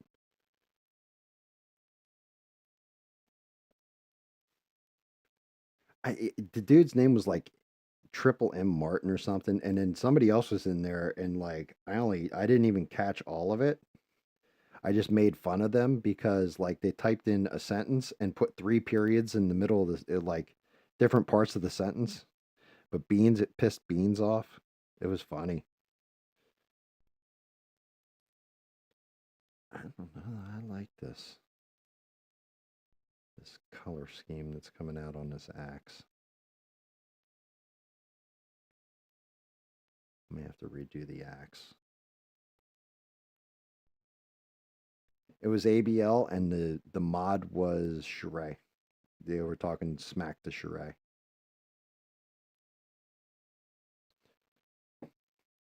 But yeah, I was like I was not having it. It was like at the very end of the night too. Like Alien had done his phone call and then it was like right after that. I was like, what the fuck is this? And then like but it was just the fact that he came back with why do I have to listen to her cuz she's black or something like that and I'm like, "Yo, bro. Like really? No. She's trying not to kick you the fuck off the channel, you dumb shit." Because you're obviously like cussing in chat or saying some shit that YouTube will automatically take your comment out. Like Danny just had that shit happen to him earlier. I don't delete anybody's comment. I let you guys say whatever the fuck you want in my chat. And well, within reason. Let me rephrase that. If you're saying certain words, then yeah, I'm gonna ask you to politely to stop. And if you don't, then you don't. You're gonna look like a jerk.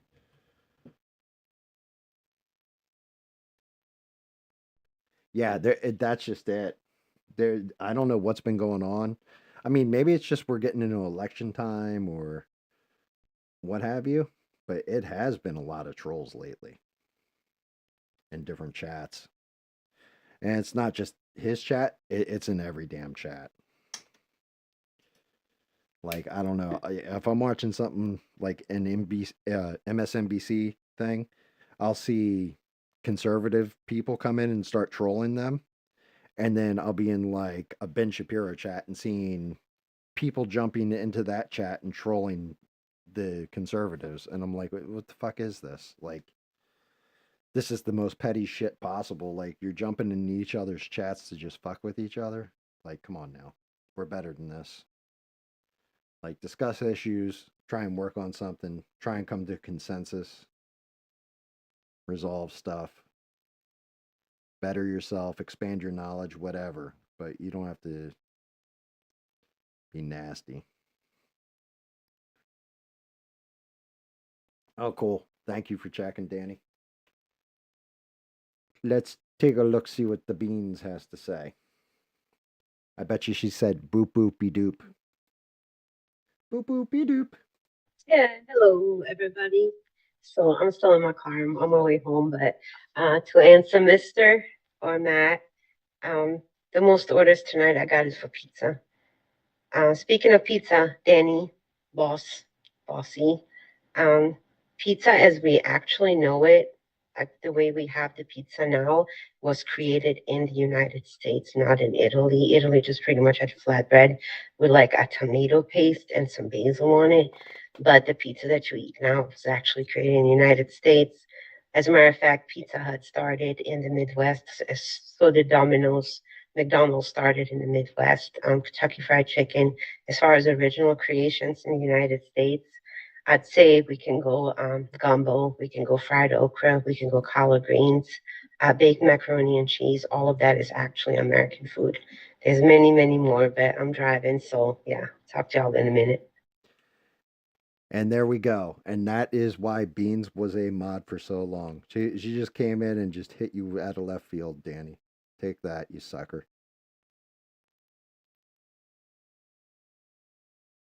And what's going on, Retro AI? Glad you could hop in, man. Yeah, like that's the other thing. Hold on.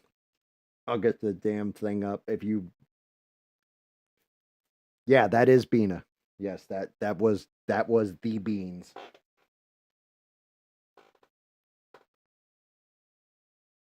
Yeah, you know what? That's an interesting conversation of why she's not a mod anymore, and it was all her choice. And I honestly, I'm not gonna lie a little bit. I don't blame her, even though she was a great mod. She's probably the best mod, and then Sheree is her successor, so she's just as goddamn good, in my opinion.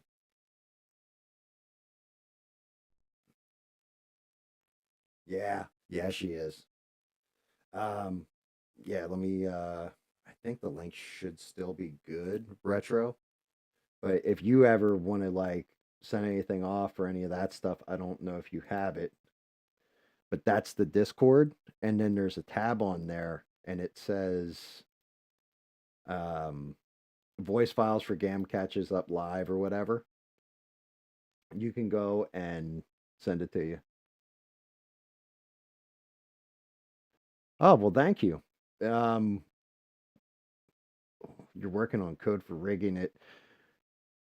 I think if you're doing it in Blender, Blender has a skeleton feature where you can actually put the models in and then you can manipulate them however you want. I think that feature was already in Blender, if I'm not wrong. I think so. Ooh, I screwed up.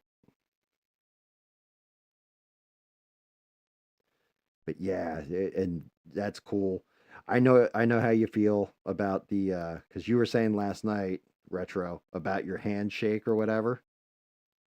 right? Mine are actually kind of steady right now, but they usually shake like hell. I was in a head-on car accident in my late 20s and crushed a disc, compressed a disc, and bulged a disc in my neck. And right where the compression happened on a nerve. And ever since then, my hands have been total shit.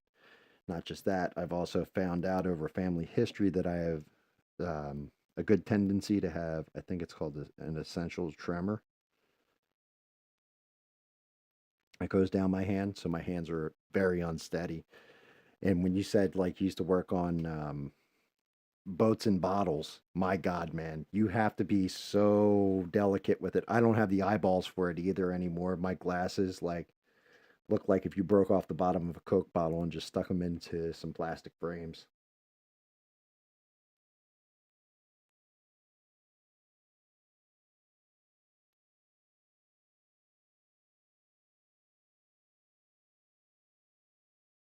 Oh no, dude, I'll never be okay, but you just adapt to it. Like it's just one of those things like I know there's a comedian that used to joke. He's like he's getting older or whatever. He goes to the doctor and he goes, "Every time I move my shoulder, doc, it hurts." And he goes, "What, when you move your shoulder like this?" And the guy's like, "Yeah." And he's just like he's like, "My doctor's advice? Well, don't move your shoulder like that. You're old now. It's going to hurt." Oh, that's awesome. You've actually got like CAD and everything. So I'm guessing you must have been like a I don't know if you just did drafting or engineering.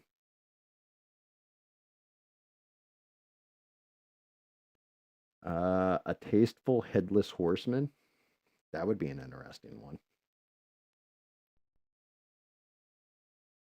Yeah, well, that's just it. You have to learn. I mean, I know people that have lost a leg or a limb or, the use of a hand, stuff like this. You either adapt to it and move on from it, or you wallow in it, or you get addicted to drugs. And I'm not one of those that kind of like, well, I am lazy. Laziness is my superpower. Um, but it's also one of those I can't just lay there and be like, "Oh, well, that's fine. I'm banged up and I'm not going to do anything about it." I know I spent like a couple years rehabbing or whatever. It's just I can't do certain things like I used to anymore. I never will. But I mean that also comes with getting old too. I got you, Danny. I'll check it in a second. Who's 54? Me? No. I'm 49. I'm pushing 50.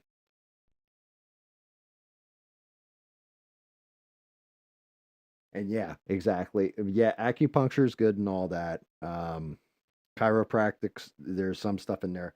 I'll be honest with you, one of the things, and like, not a paid advertisement or anything else, but I will say, so when I was a kid, I was huge on wrestling. I still am as an adult, to be honest with you, like WWE, WCW, ECW, because I grew up just outside Philly, so ECW Arena was right across the river from me.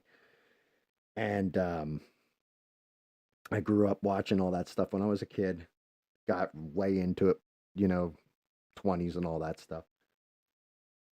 But one of my favorite guys was a guy named Diamond Dallas Page, and his initials DDP. Well, he came out with it. It's DDPY. It's his own yoga program, and like this shit really does work. Like loosening, stretching, and all that kind of stuff.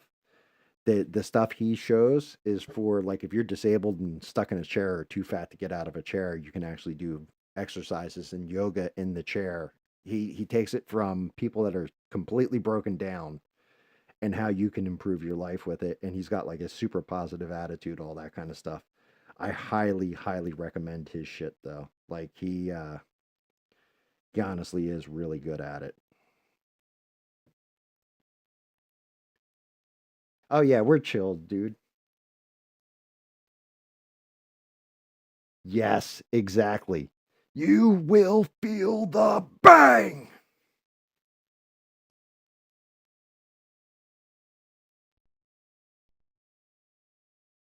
Yep, the diamond cutter. Dude, an elbow drop from New Jack. New Jack has tried to kill like 3 or 4 different people in the ring. He's dead now, but yeah.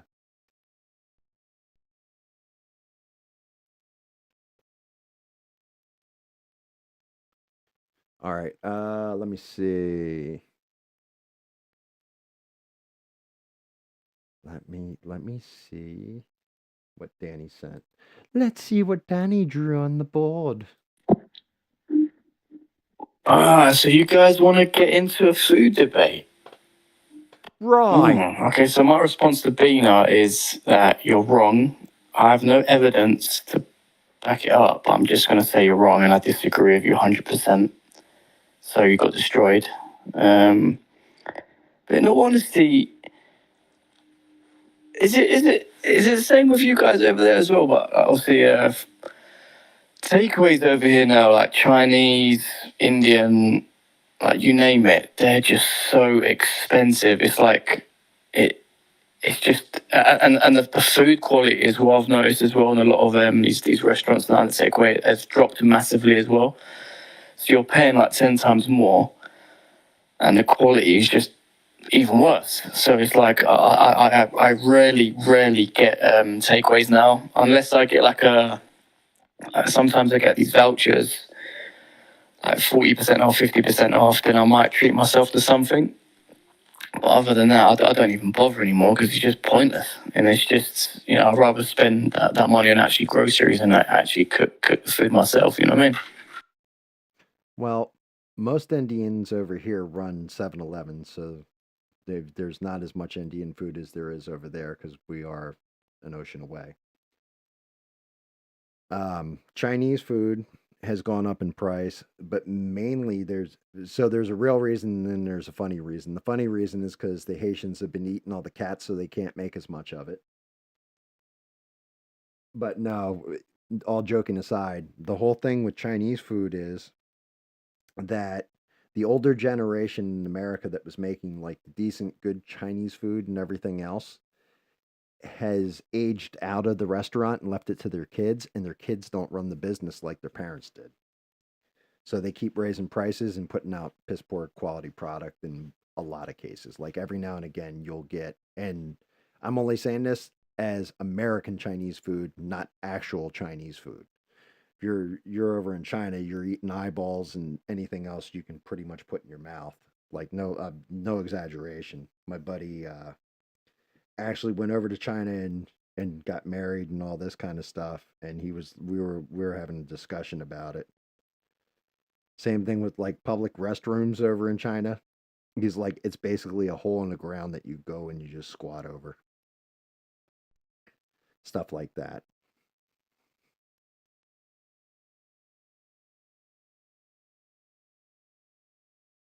Oh, you're just making jokes about American food not being better than British food. Well, I mean, I'm trying to think. Fish and chips are always good, but I'm really trying to think if I was over there, what would I eat? Like what type of food? Like you guys, I don't know. Most of your foods are kind of bland, in my opinion. French has some interesting cuisine, but the problem is you're feeding the palate, not the stomach.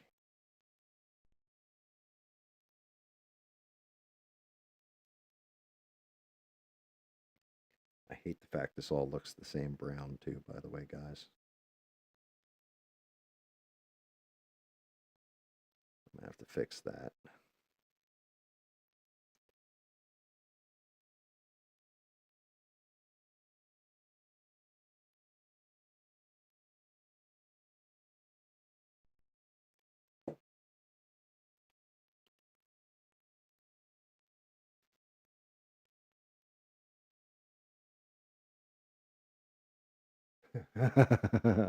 Now it's going to be a battle between you and Beans over food in America versus Britain.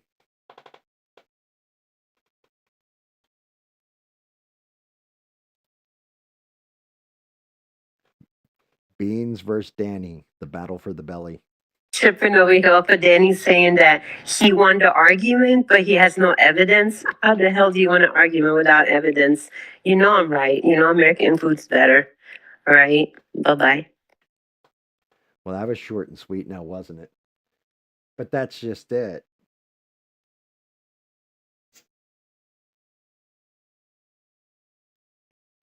That argument's going to go on. I know it. All right. Boom, boom, boom. Thought I had a different brown too. Not going to go darker. Nutmeg, maybe? Nutmeg. I'm going to have to re-up on some paints because I'm getting low.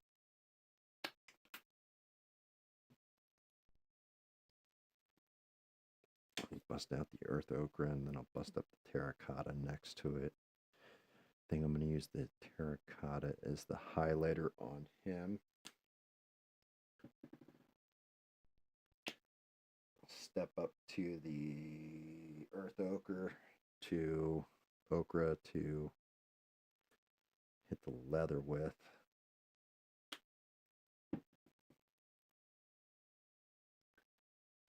I might actually go to as long as I'm not sloppy with it, I should be able to get pretty good control.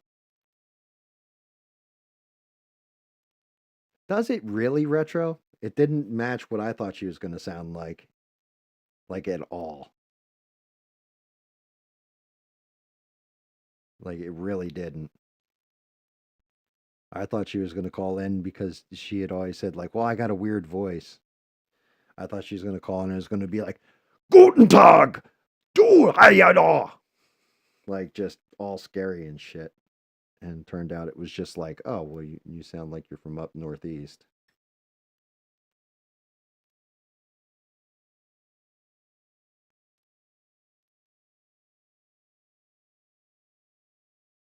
I keep telling Beans I'm going to force her to be a mod over here, but she keeps turning me down for some reason.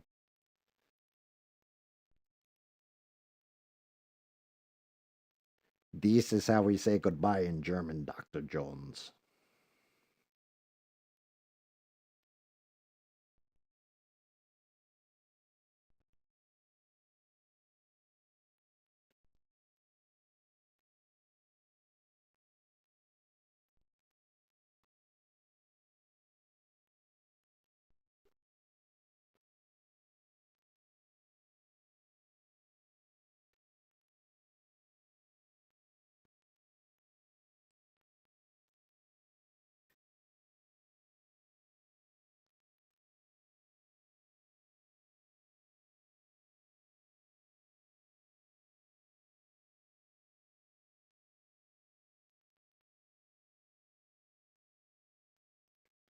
Oh yeah, that's going to get hit again. This is definitely a good undertone to get in there, just on the muscle and such. Get it a little pop and then scale it back into the brown again. Should give me a different shading on it.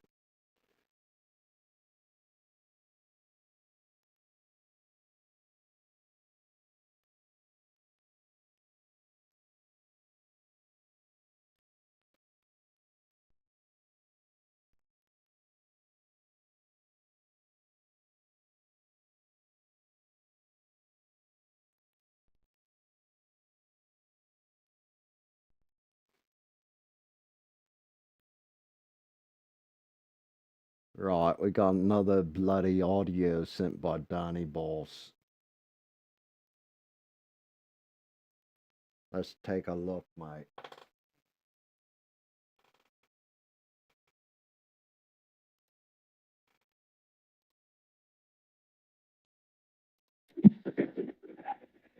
All right.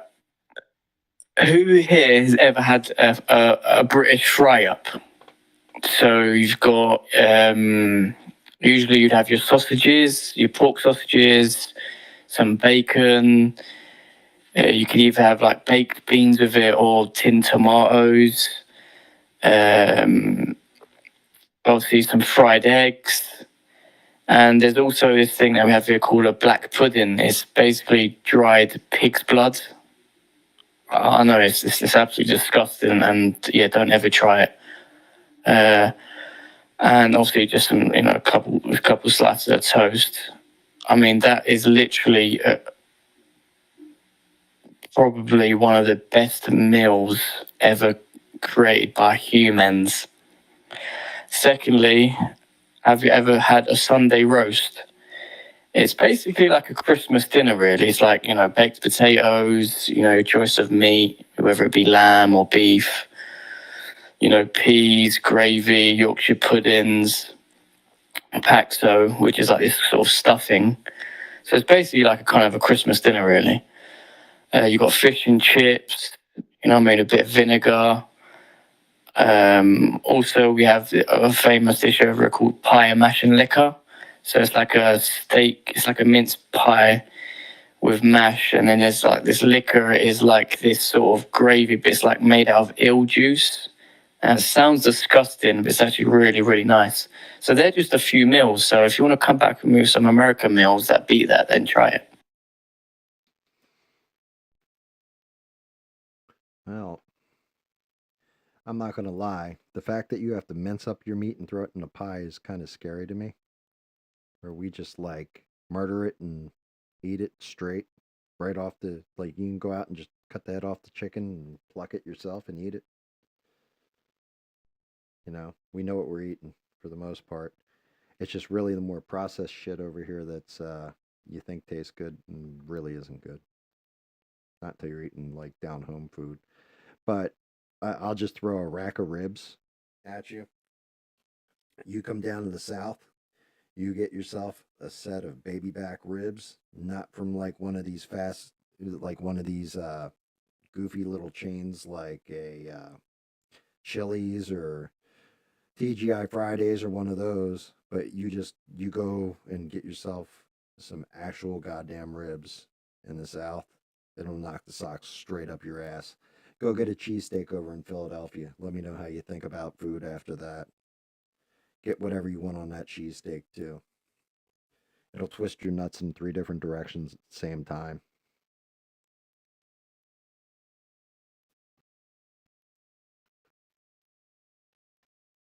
Yep. Yeah. Like that's just it. You're talking about you got people down here that take that barbecue so seriously. Danny Boss, they will smoke the shit for like 2, 3 days very slowly. And the way it comes out, it's like meat falling off the bone and it's cooked. Oh my god, dude, you're making me hungry, you dickhead. You're gonna make me hungry, and then I'm gonna have to eat. And I just ate a steak for dinner. Not good. Not good. Later on tonight, I'll be firing off the protein torpedoes.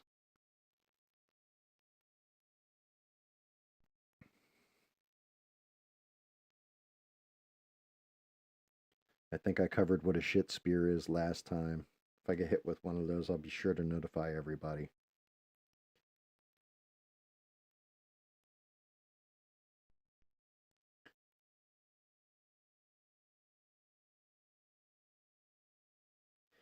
I was thinking about this too, and I can't.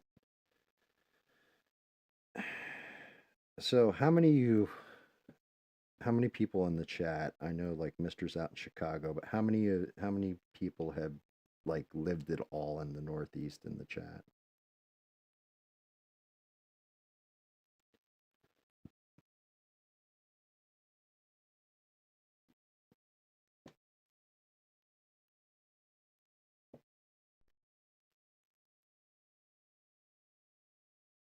All right, yeah, I will. I will check. What you call it? By the way, the sausages, they're German, not British. They're the worst, as Mister would say.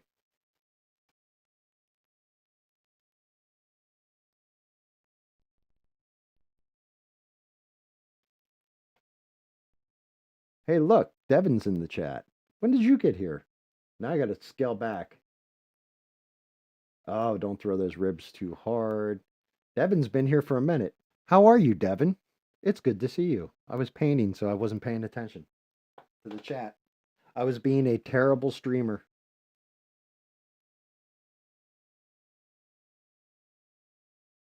Oh yeah, that I would say that is pretty much as far northeast as you can go retro. No, Northeast America. So, um, basically from like Delaware up all the way up to Maine.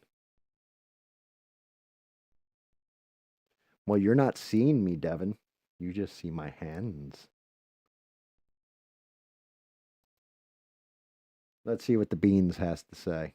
Short and sweet, which means she's gonna dick punch you right here, Danny Boss. Yeah, so hello, bro.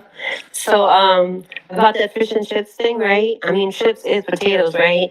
And last I checked, potatoes originated in the Americas, not in Britain. Also, your mince pie is not originally British either. It was brought by like the Crusaders from like the Middle East. So I'm not sure what you're claiming as British, homie, but that's not British. Damn, dude. She's just like smacking the shit out of you. She must have been married or something before, because it's the only way you get good at like breaking a guy's balls that hard.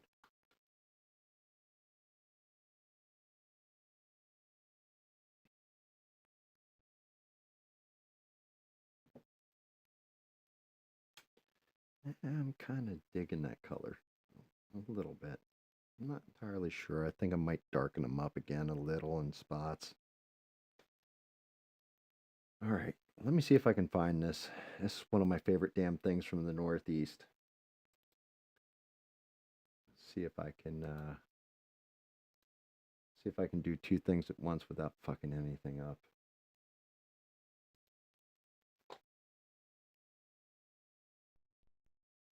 I gotta pray to God I don't blow everybody's eardrums out with the audio either.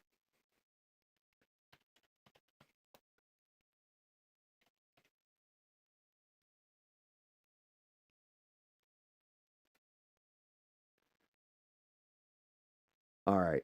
So it's only like a 2-minute little thing. Right. I have this question for you guys.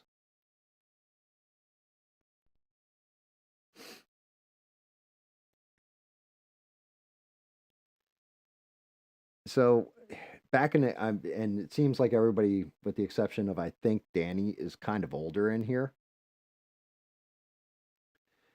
Do you guys remember prank phone calls when there was no caller ID and all that shit, and you'd call somebody up and you'd just be able to prank them?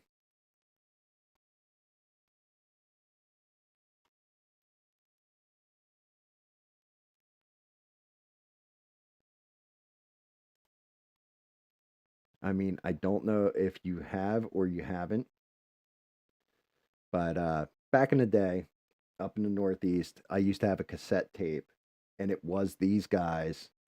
And this is pretty much like it used to crack us up because we had full tapes of this stuff. But I'm going to play one of my favorites for you right now. And this is just a prank call. The guy on the other end didn't know it was a prank call. Later on, they told him it was a prank call. But yeah, it's a prank call. So hopefully it doesn't blow out eardrums when it starts.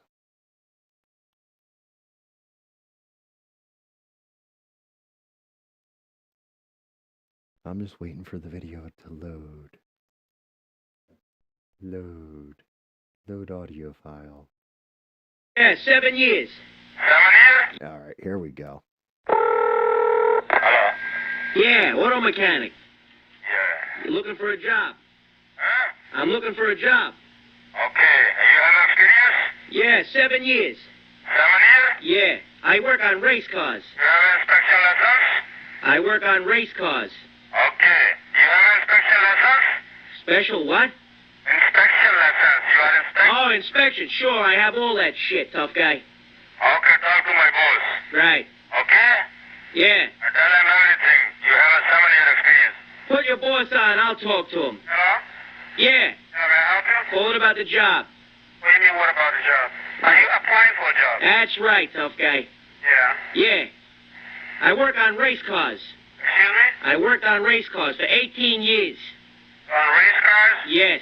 You have New York State inspection license? Yes, I do. All right. Where are you working now? Well, right now, I just had to leave an old job because the difference is with my fucking boss. Huh? I had problems with my boss. Got troubles with your boss? Right. Uh-huh. Well, I tell you what, you can come down and see me tomorrow. Yeah, huh? Should I bring my fucking tools? Excuse me? Should I bring my toolbox? Wait a minute. I tell you what, call me tomorrow. Call you when? Excuse me? Call you when? Call me tomorrow. I don't think you can talk like that. You don't have to call me and talk to me like that. All right, then I'll tell you what I'll do. I'll come down with my tools tomorrow and I start work tomorrow. You gonna come down and start work tomorrow? Yes or no? Oh, wait a minute. I gotta hire you first, guy. Well, I'm the best. You're the best? That's right. Okay. I'm serious. I know. I'll work circles around you. I'll wrap your fucking head in with a ratchet. Huh? And you don't have anybody down there that works like me. Oh, yeah? That's right. Okay. Okay? So All right. I'll see you tomorrow with my tools, fuckface. I used to love those guys. Yes, the Jerky Boys. Then you also had the Red Tube Bar Bastards, I think they were called. Where they would pull the Bart Simpson. They would call up and like talk to him. And like it would be like, I'm calling for my uncle. His name's Al. Last name's Hollick. And the guy would yell, his name was Red. He would yell, he'd be like, Al, alcoholic! I'm looking for an alcoholic.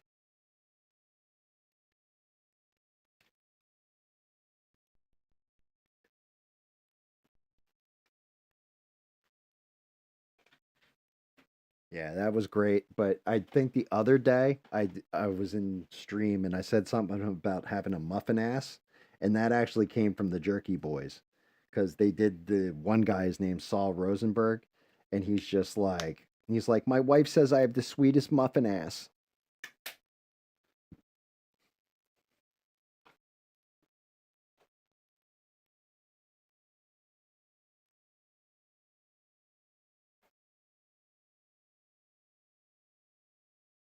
Phone jacker, no, but they did have something like, I think it was like Crank Yankers, I think was one of those shows. A show like that.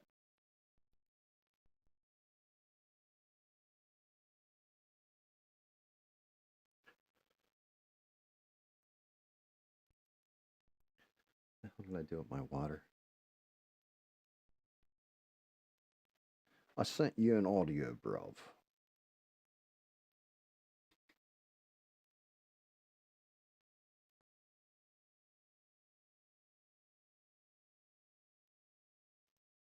I gotta really thin the damn paint out for this.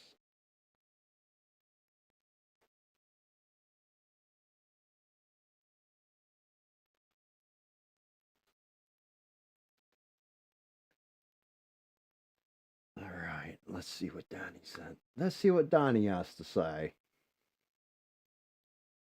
Saul Rosenberg. I got these new glasses. I don't see so good. I walk around. I got warts all over my ass and genitalia. I got wart removal. Does he go in there with a boot and like go shoot me in the ass to get him out?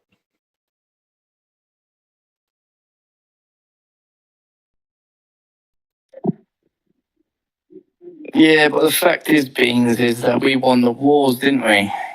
You know, All it except for the was big one against Sophie's America, was Danny. Germany's before. Now it's ours. It's the spoils of war, you see.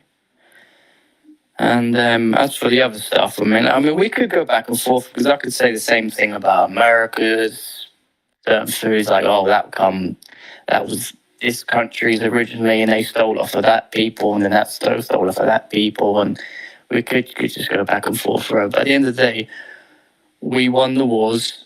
Their food is not our food, All except for the one and that's against just America, it, Danny. isn't it?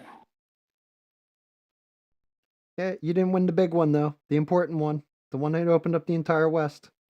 You guys lost that one pretty convincingly. Good job.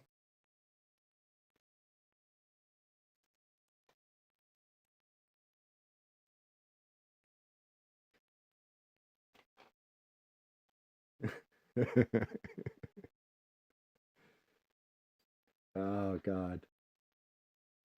The the Egyptian magician. My name is Tarbash, the Egyptian magician. I punched my chest and it disappeared through the crowd. I maybe for a little extra trick, I choked some of you staff. Yeah, Saul Rosenberg falling down the stairs. That's the one with the doesn't his hairpiece come off or something like that? And he gets beat unmercifully. He left me in a puddle of my own blood, piss, and shit.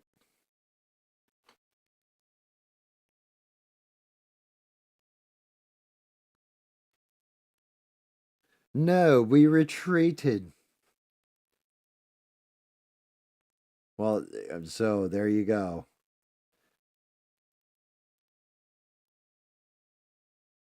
Actually, to tell you the truth, here's the dirty little secret that nobody wants to say. A good chunk of the reason why we beat the British for the Revolutionary War wasn't just our leadership and our guerrilla tactics.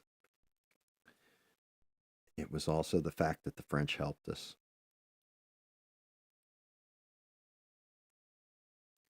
It's terrible to say, I know, but it's true. Part of it was because the French actually came in and helped us.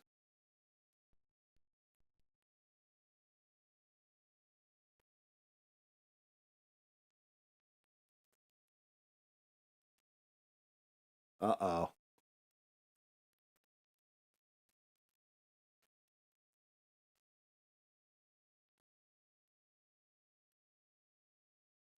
Venus sent a message, Danny. Be afraid. I hope your butt cheeks are tight, because she's about to put a foot in your ass. No, I'm just a foreigner here. I'm sorry, I'm laughing. But you won what wars?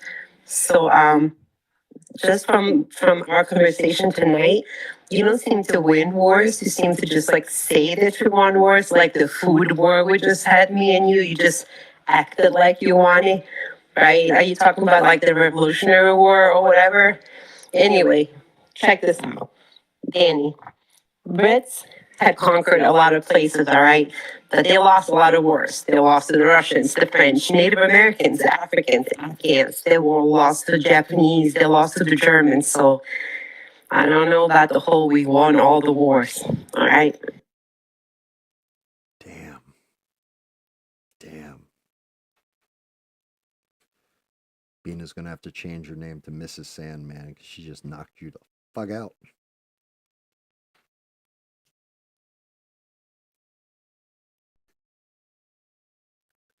Just mean beans is on the scene.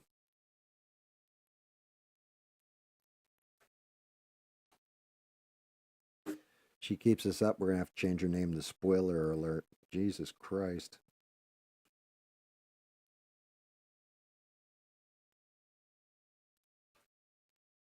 Uh-oh. I think you got him fired up, Beans. I think he's gonna fire back here in a second. He looks like he's going to get on there and he's going to try and go 8 Mile on your ass in a minute.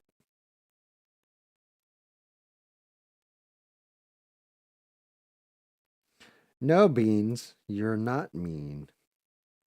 It's a figure of speech.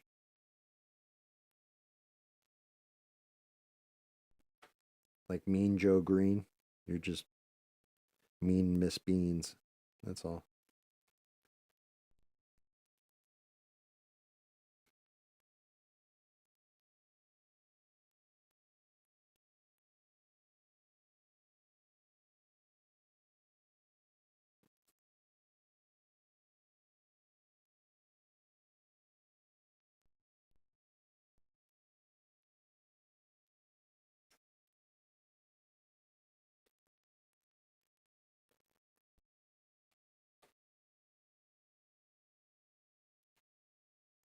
Good night, Atomic.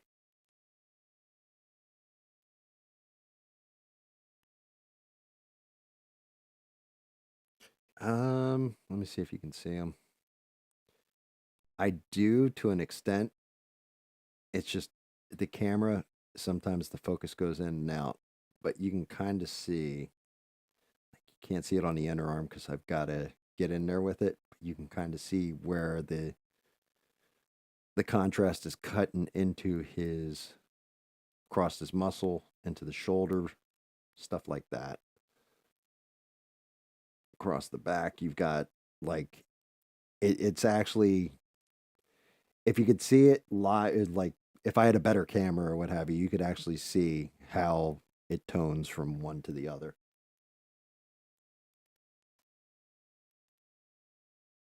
Night, Atomic. We'll see you tomorrow. And we'll see you for CF.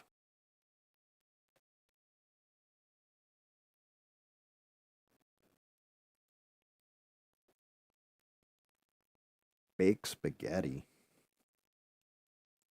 Spaghetti, spaghetti, spaghetti.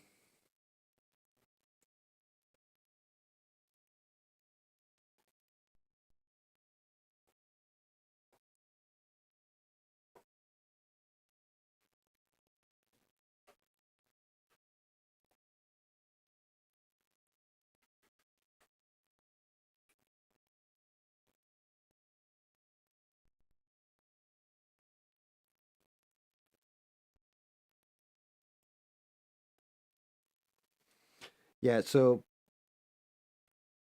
part of this, I'll check your audio in a second, Danny.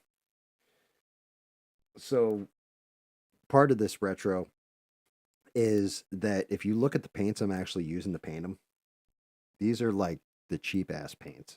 I have actual Vallejo and stuff like this, like the expensive, like nice coating paints and everything else. But the whole kind of point to my channel was that I'm a beginner and anybody can do this. And anybody who wanted to try to do this can go get your paint for like $1. I think it's like $1.20 a bottle or something like this. And then go with it. Like I'm in no way, shape, or form and never have claimed to be like, oh, well, I'm a professional model painter or anything else. I'm actually very, very amateur and just learning as I go. But as I've been painting these prints and stuff, they're actually not for me. They're for different people. And I just like bullshitting with everybody while I'm doing it. So hopefully everybody's having fun. But every now and again, I get better at a certain trick or another. So over time, hopefully I'll develop into where I've actually got steady control and everything looks excellent all the time.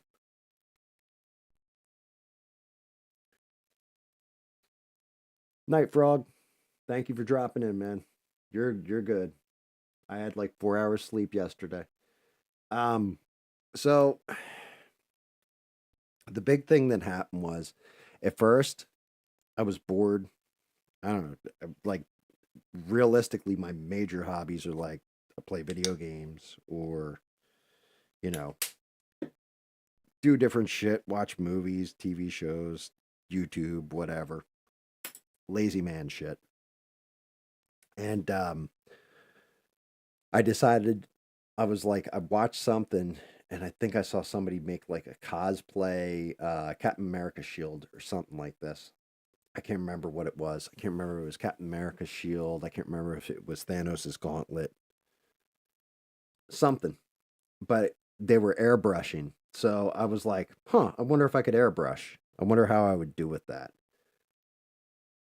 So I told my wife, I'm thinking about doing this. She said, okay, cool. I got a $40 airbrush. Like you can get these things. They're like $40. And like it's got all the bells and whistles with it. It's actually very nice design and all that.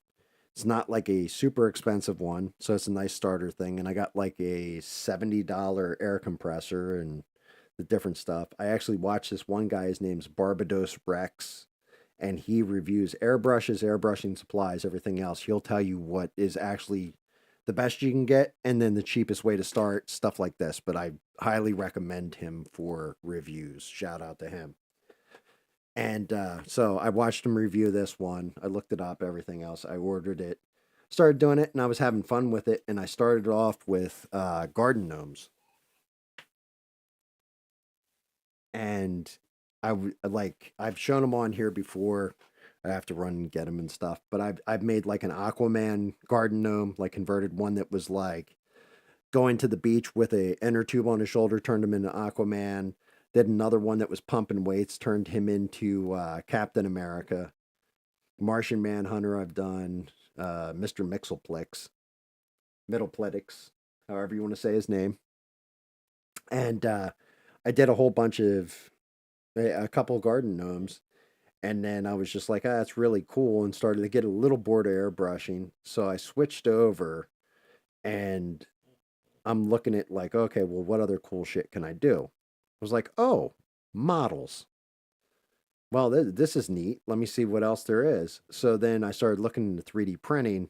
I had a PLA 3D printer before, but couldn't print the way I wanted because nothing would come out smooth. You always have these little ridges in there, and it's more for building like parts for stuff than it is for actually building action figures or, you know, different stuff like I still haven't painted him. Beans is pissed about it, but like this Hulk statue, you know what I mean? Um, and I was like, oh, that could be really cool. So then I started getting into that aspect of it, and Mars had a sale on their stuff, and I think I got the printer and the cleaning slash UV drying station for $300, I think, together. And that's because the Mars 4 was coming out. So it's a Mars 3 Pro resin printer. So I got that and then hooked that up and started messing with different slicing software. Found Lychee Slicer to be the best software, or Lychee Slicer, I think it's called.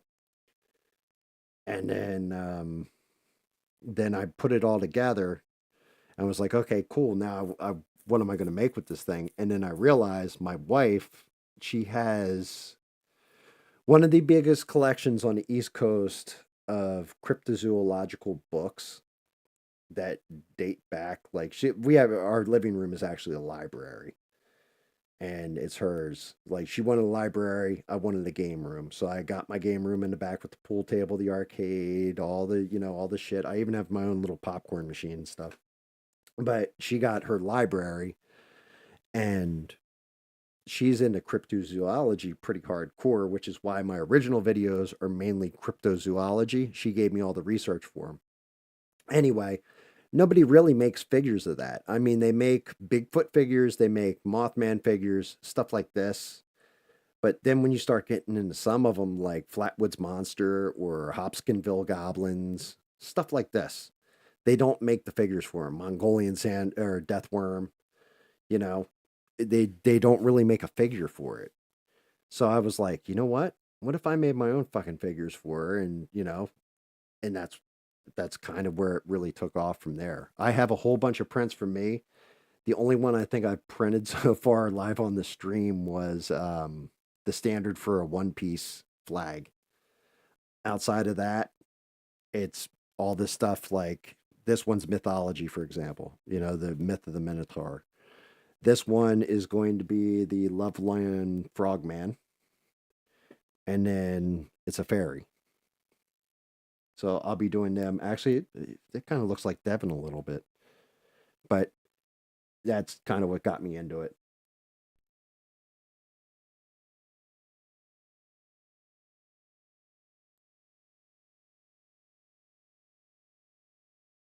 Yeah. And then Danny said it. Could you do a Warhammer figure next time? The whole thing is with Warhammer figures, you're going to be paying through the nose with them. All the files I've been using, all the stuff you guys have been seeing, is legit somebody's design that they put on the internet for free. And like, I feel like it's a sin that whoever designed this, because they put so much time, detail, and everything else into the actual build on the model, and I didn't even like give them credit for it, but that's because their name rarely downloads with the file.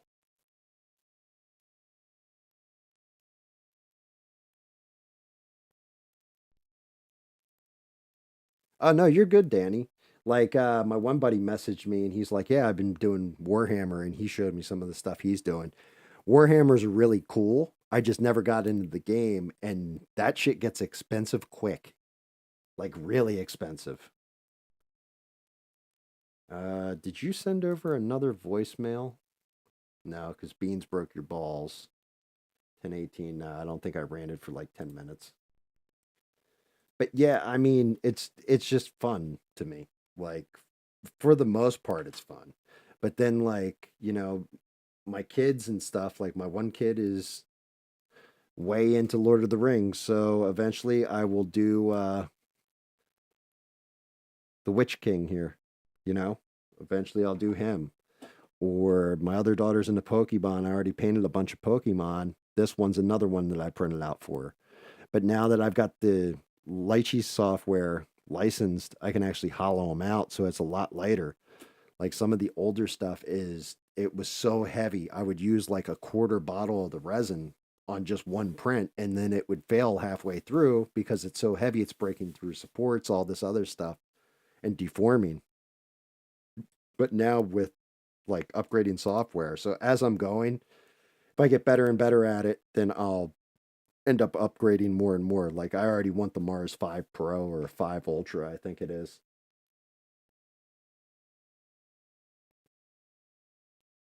Okay, so you did send one after Beans. All right, let me check it. Yeah, I mean, what do you guys think? Doesn't it look like Devin a little bit?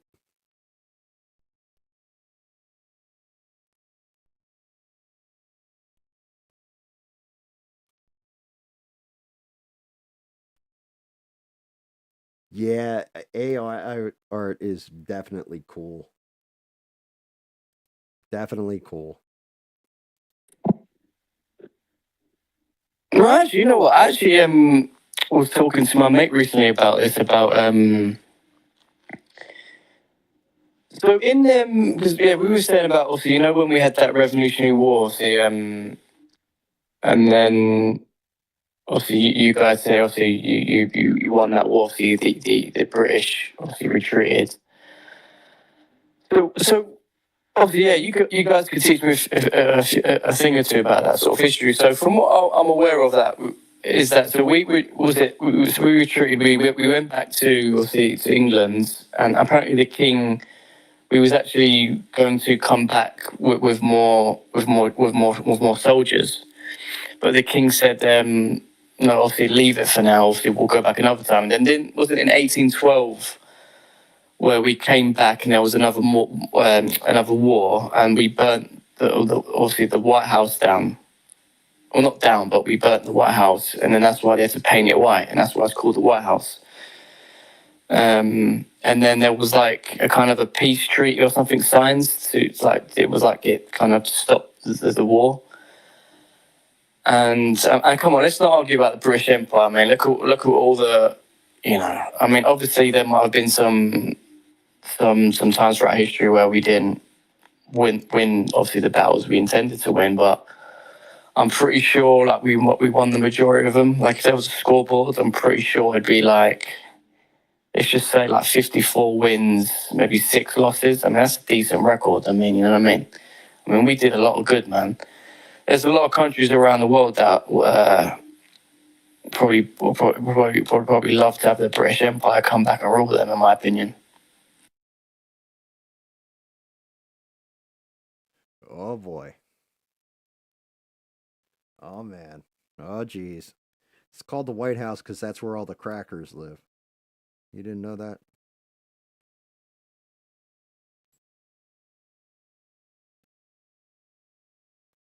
The hell, Danny.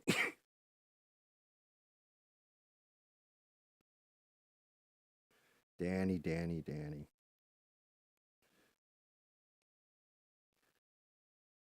Only thing that saved you was the Japanese screwed up and hit Pearl Harbor.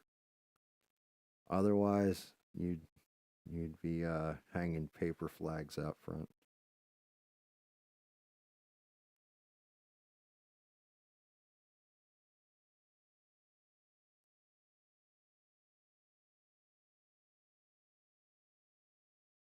Wait a minute.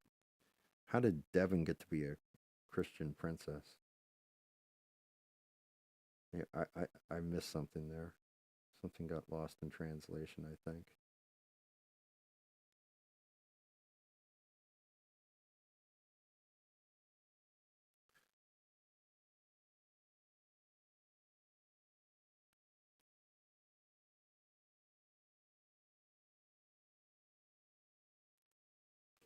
Was it the one where he is ruling over hell, Retro?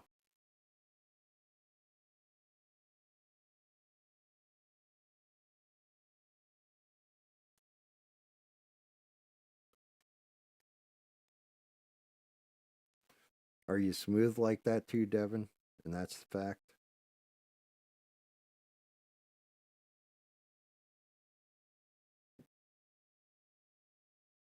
I'm surprised Mister hasn't like chimed in on anything.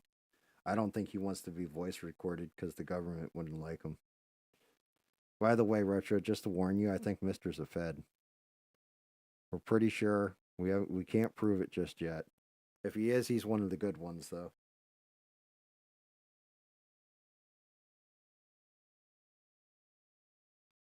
Just kidding, Mister. Just kidding. As Danny would say, I'm taking the piss, bruv.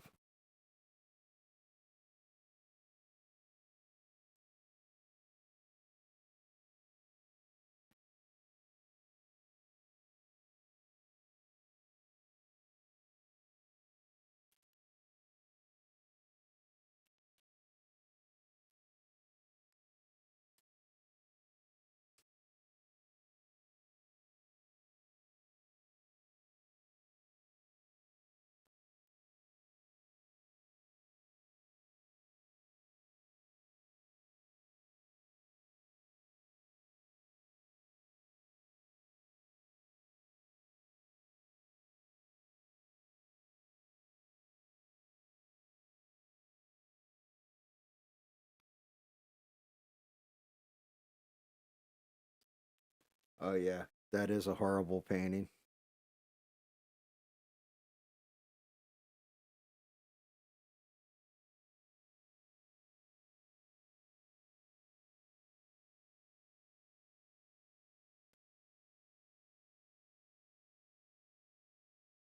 I was just thinking about this.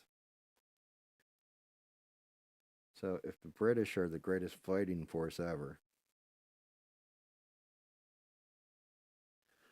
why is it you are about to become the greatest Muslim fighting force ever then? Is that kind of how that's going to work out?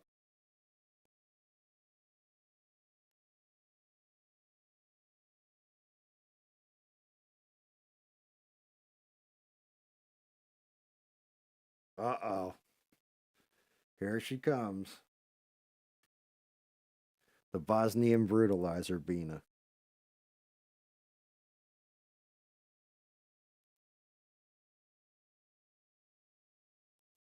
In simple people's English, the 1812 war was actually started by the Brits. So the British and the French, they were kind of like huffing and puffing and showing their chests to see who's going to be like the world dominating power, right? So the Brits were like, yeah, we're going to take over the oceans, all of the oceans. So they got in like 500 warships and went towards the Americas. And we only had like 16 warships. So that's how that shit started. So pretty much the Brits are bullies.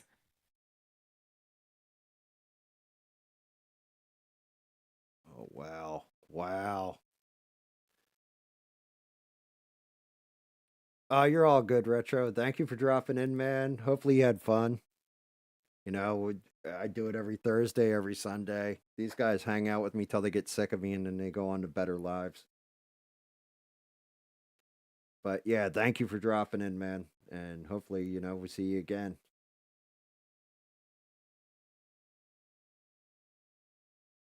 And let's see, Beans fires back on Danny Boss. Or Danny firing back on Beans, maybe? Let's see what this one is. I'm just going to send one more audio, guys, because I'm going to hit the sack soon. And I mean, when I say hit the sack, I mean go to bed, not the other sack. So the other day, I was talking to you guys before about it, and you came about I watched Pulp Fiction. My mate also told me to watch his other movie, the other Tarantino movie called Reservoir Dogs. I watched it. It was okay. It's just not my kind of genre of movie. I mean, the acting in it, the actors, it's a great movie. But I just wanted to ask, ask you, lot, what's your favourite Tarantino movies? Because I'm pretty sure he's done 9. So you just count Kill Bill, part 1 and 2 is just one movie, because that's what it is, isn't it? It's one movie. For me, I'll be quick, it's Kill Bill. It's my favourite, it's number 1. Number 2 is Inglourious Bastards. I mean, what a movie that is. Number 3 is The Hateful Eight. And number 4 is Pulp Fiction. 5, Django Unchained. And then the rest of them for me is kind of like, probably the one after that, I would say Planet Terror. And then the rest is just like, all in the same kind of boat. So yeah, what's your guys' favourite Quentin Tarantino movies? So I'm gonna have to say, but well, I think I've already said this. My favorite is Kill Bill. Like, it's funny, but legit, my one daughter, my nickname for her is Kiddo. So yeah, it's Kill Bill. God damn, my second favorite. I didn't really like Inglorious Bastards all that much. I'll be honest with you. Just couldn't get into it. Once Upon a Time in Hollywood, I wasn't really big on.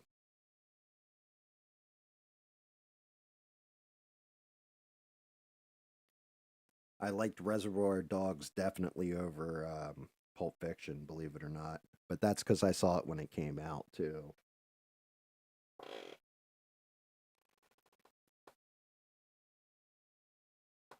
Yeah, Mike Myers is good in Inglorious Bastards.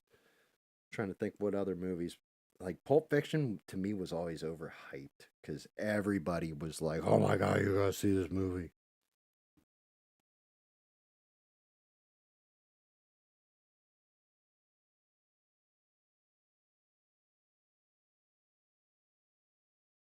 Um, Django's definitely up there. That's like 2 or 3, I guess.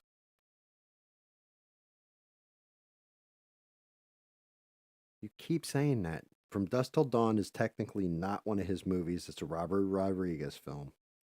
And that's not the best Robert Rodriguez film either.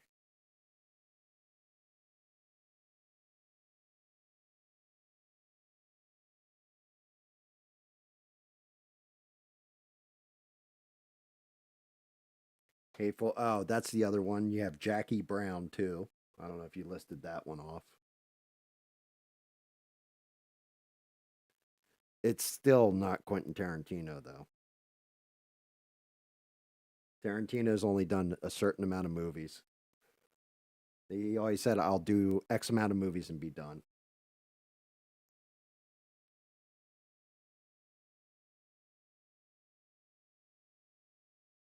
Four Rooms is kind of hysterical. That's the one with Eli Roth as the bellhop, right?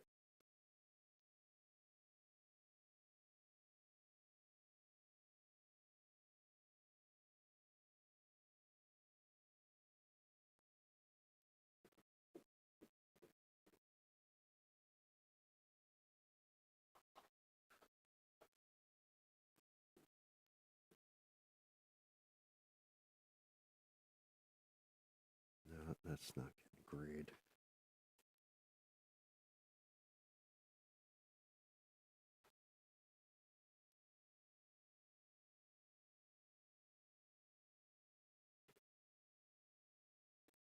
Damn, I'm trying to think what else has Quentin Tarantino put out.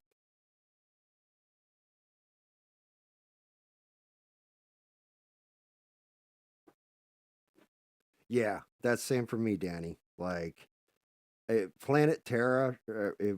Did he do? No, I think he did Death Proof. I don't think he did Planet Terror. I think Robert Rodriguez did Planet Terror. I might be wrong. Yeah, well, Kill Bill is just for me. It's also because I grew up watching like Philly, Philly. I think it was Channel 29 or 48. I can't remember which one it was. Like old, like had to turn the dial on TV, but I used to watch all the old kung fu flicks. Like they had Kung Fu Theater. So I used to watch all that. I used to watch all the Jackie Chan films when people didn't even know who the hell Jackie Chan was. Um,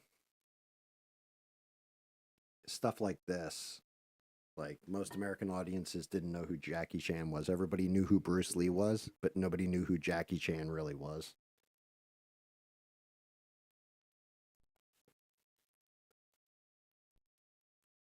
But yeah, Death Proof, I want to say he directed. And then the other one was Robert Rodriguez, Planet Terror. That was the Grindhouse.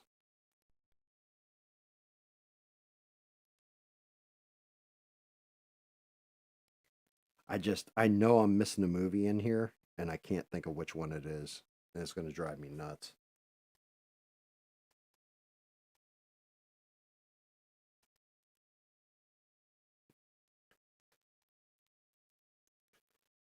I mean, True Romance was written by him, but not directed. I always liked that movie too.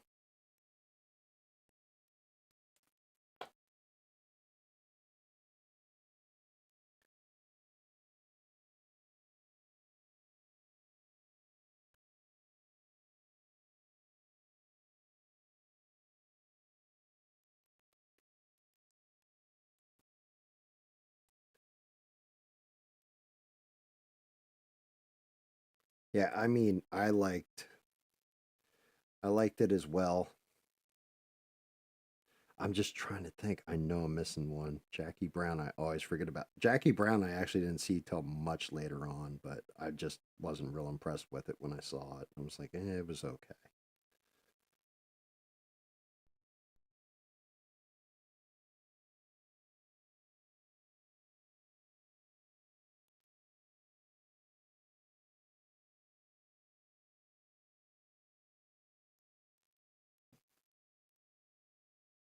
But yeah, I swear we're missing a movie, guys.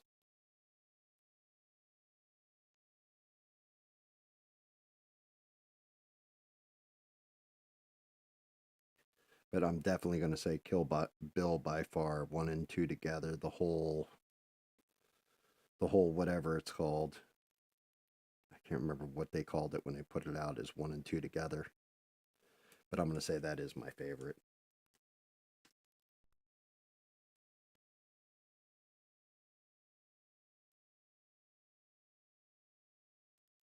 I'll just never forget Lucy Liu jumping up on the table and cutting the dude's head off. Yeah, Hateful Eight was good. Hateful Eight was more about you didn't know who was the good guy, and it turned out none of them really were.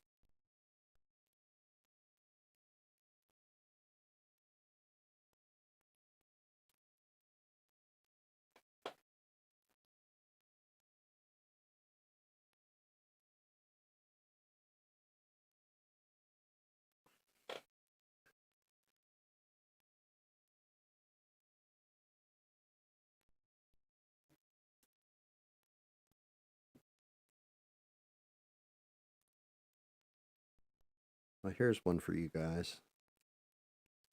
Kind of the same vein. What was the what was everybody's favorite 80s cartoon?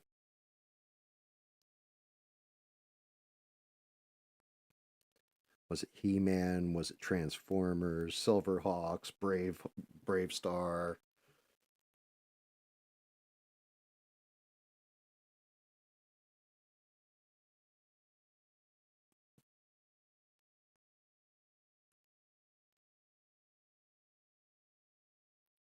I mean, I'm sure we all have feelings on this one.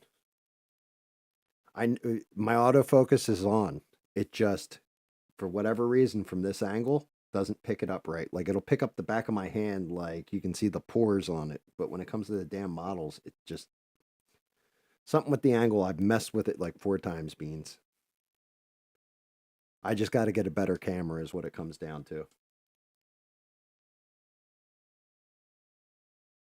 Dude, yeah, like you know what? You're not wrong. Muppet Babies was a fantastic show, and Dungeons and Dragons was amazing when it was on back in the day. Do you know how that series ended, mister? What the actual end of the series was? because the cartoon itself ended with no ending, right? But they actually did write another episode that was supposed to be the finale that they never aired, and then people went and completed it. It's okay. The 90s worked too. You can list 90s cartoons, you're fine. Or 2000s cartoons.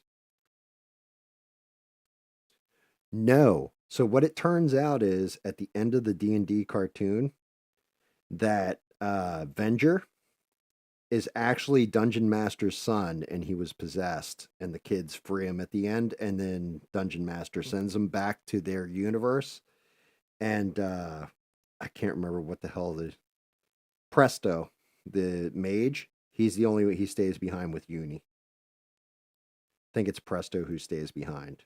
But everybody else, Dungeon Master opens a portal and sends him home.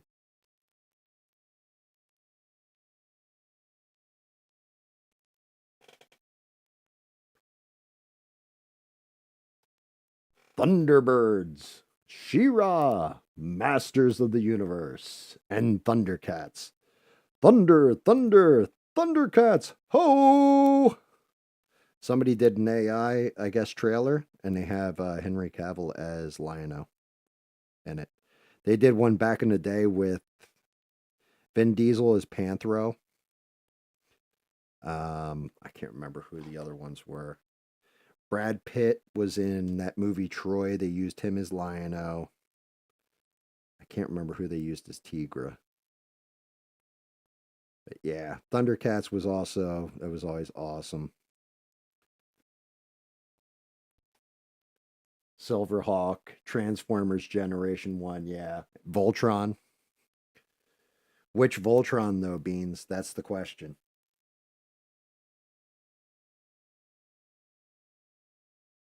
Was it Voltron Lion Force or was it Voltron Vehicle Force? What's funny is in Japan, they were two different cartoons, and when they imported them over to America, they turned them both into Voltron.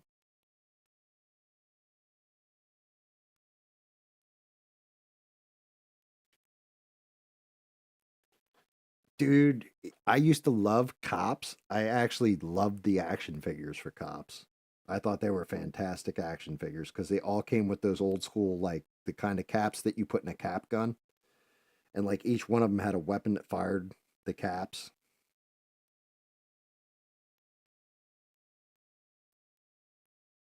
Cops and crooks. Hey, Sheree. Yeah, Lion Force was the OG. Yeah, yeah, Sheree. Sorry if I overstepped last night. I was saying it on this stream earlier. I about like wanted to smack the shit out of that dude, whatever his name was, Martin. I think his name was just Martin in ABL's chat last night. You definitely handled your cool there with that dude. He pissed me right off though.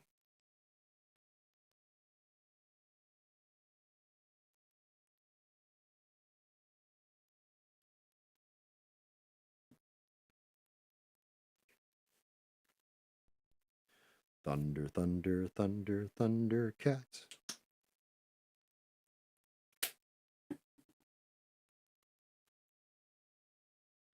Oh, thank you, Sheree. Now, it just, like I said, that one actually, I immediately jumped over into our Discord server, whatever, and I had literally told Bina and Mr. and everybody, I'm like, dude, I want to smack the, if that guy was sitting in my vicinity, I'd smack the shit out of him. And Bina was like, I'd smack the shit out of whoever the other person was. Yeah, there you go. Michelle or whatever.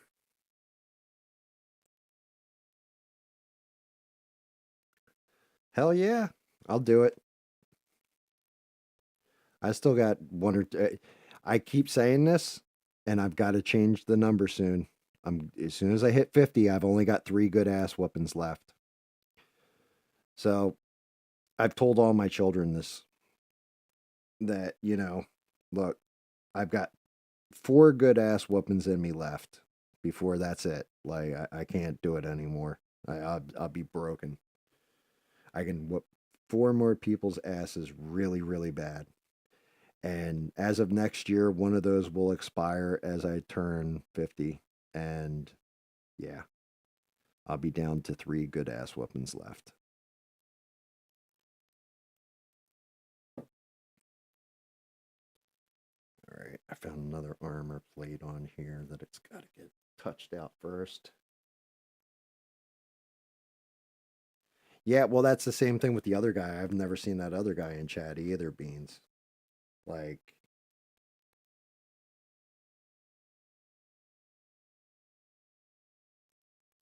that's why I kind of ease off on Shaquille Oatmeal or whatever at times, because he's a troll, but he's not a dickhead troll. I guess the only way, he just like pisses people off.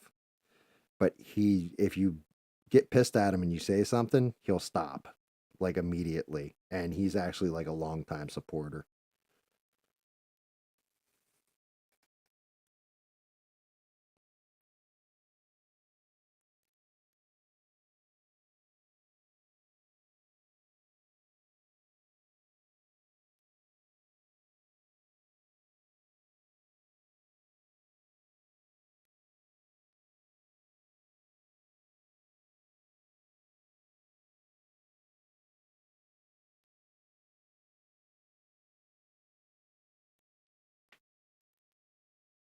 Should have another plate on the other side. Does.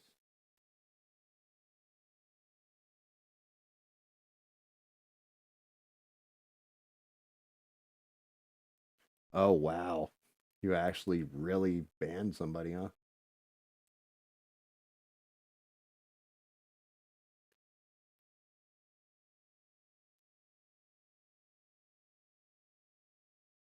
See, that's weird. I would think that the Saturday live would be the crazier one because it seems like there's more people watching for some reason. Like Wednesdays, maybe that's just it. You can see it easier because sometimes his chat gets moving on Saturdays where I can't even see it.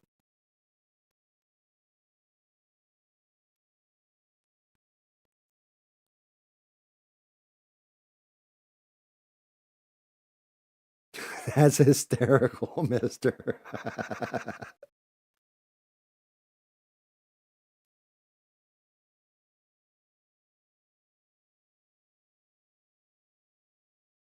Yeah, so far it's been the chat though with those trolls.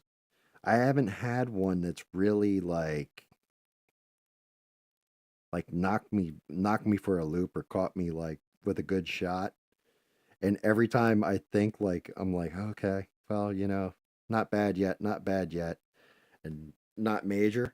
I keep waiting because I also know that Mister's sitting in the back pocket. So this way, if anything, if I ever fail out, then Mister's going to come off the bench and just hit him with the old 1-2.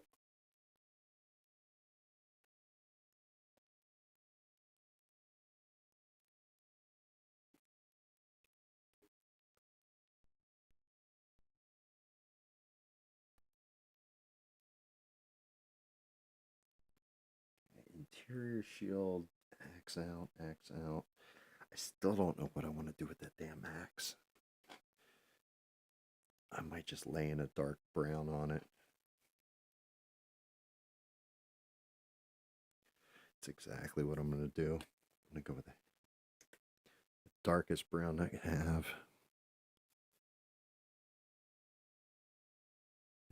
This one will work.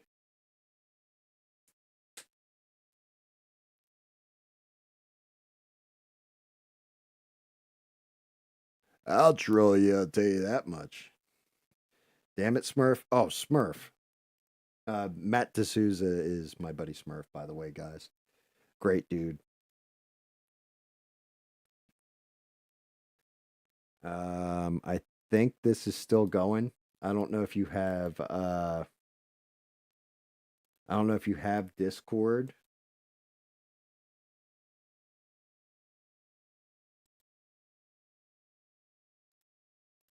But that is the Discord link, Smurf. You can actually record a voice message like in the one channel, and then I can play it on air if you want.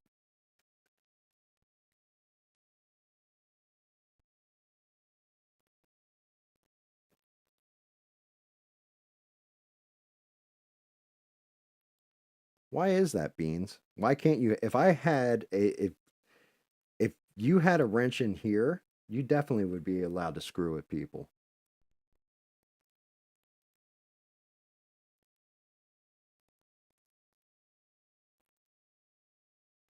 Yeah, no relation. Smurf should do. I want you to do like a voice chat and just like do your Stallone. Cracks me up every damn time. My God, I think I might be going retarded, gentlemen, ladies and gentlemen, because like reached over for paint that I never poured out.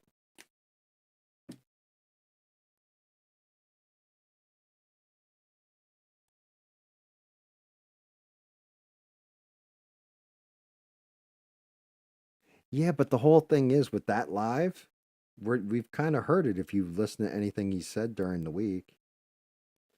So as long as you watch his other videos, you're good.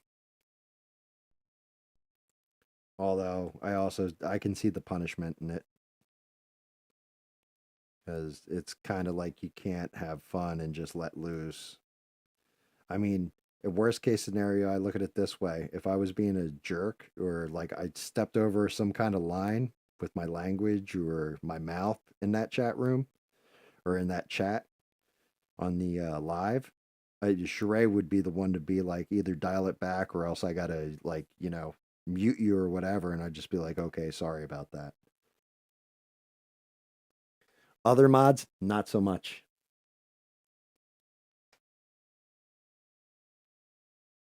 I don't understand that though, mister. Like, I still have yet to be in an alien stream and see people like mess with him. I've never seen that in his stream.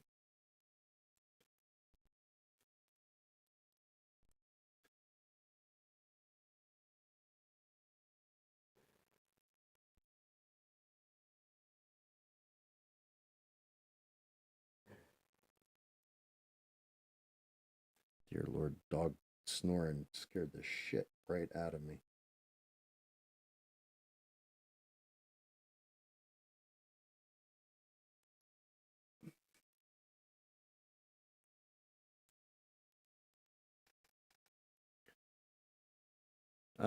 Thank you, Danny. I mean, it's just I'm starting to layer out like all the gray is about to become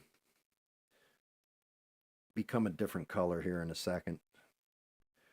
I just got to go through because this one is going to be a shiny bitch. Matter of fact, I think we are going to go this color with that.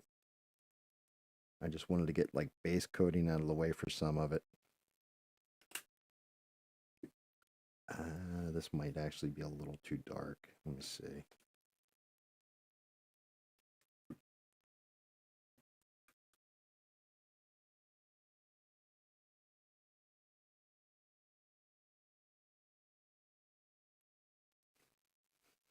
Nah, I think that works.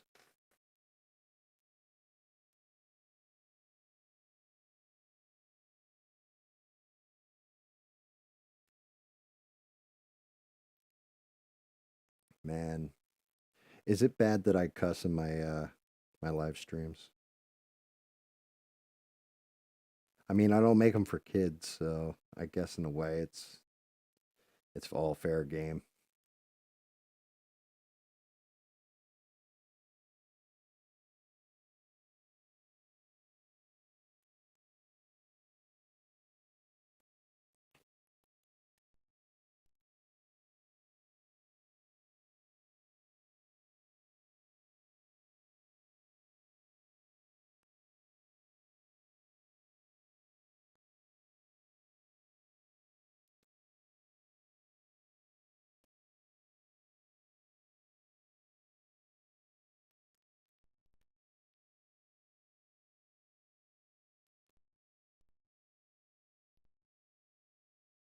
Nope.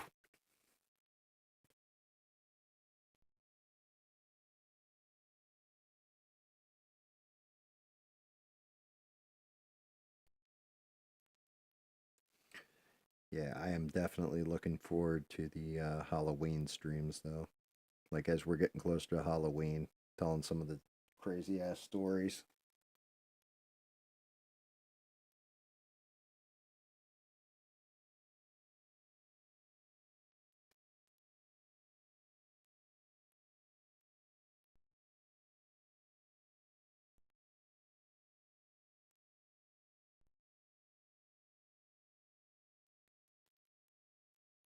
I think it'll be if so. Here's the thing. Do you remember when Halloween costumes used to be cool? Why is it every Halloween costume nowadays is like I'm going as a slut this year?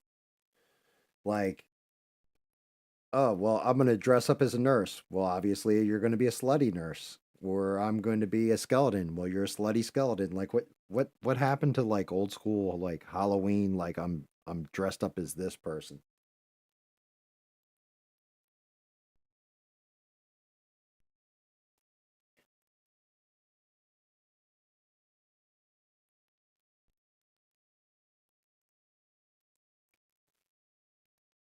I think Bina should go as a hobbit this year.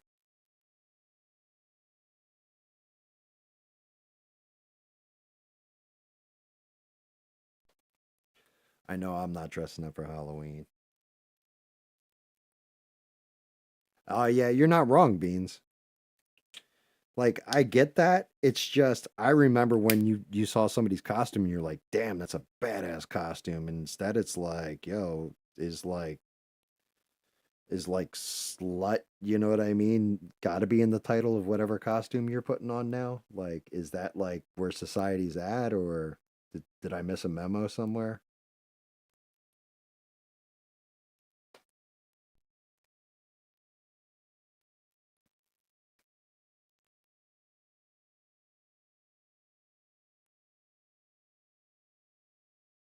Magnum is an easy costume that 5 people will get.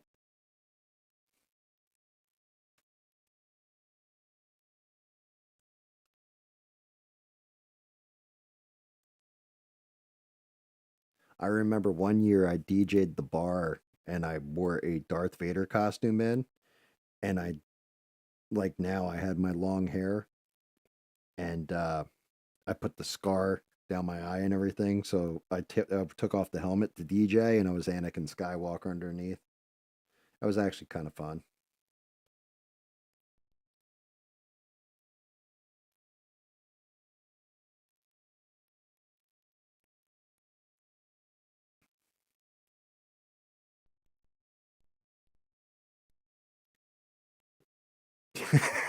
Sure, Ray's like they dress that way every day. Why on Halloween too?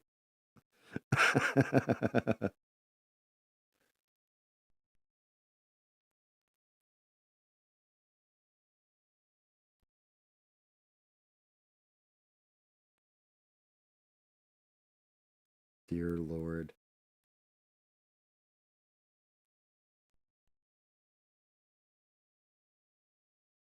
Thanks again, Danny, for dropping in and sharing your insight on British military history. We all appreciate it. And your cuisine, too. Appreciate you. No, but thank you for always watching, Danny. I'll talk to you soon, bruv. Get some sleep. I know it's late over there.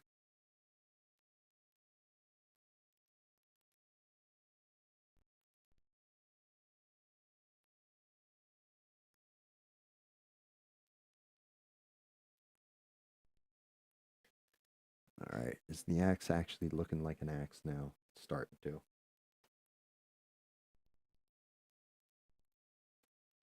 Skeezers. Why don't you just call them pigeons while you're at it? Really go old school with it.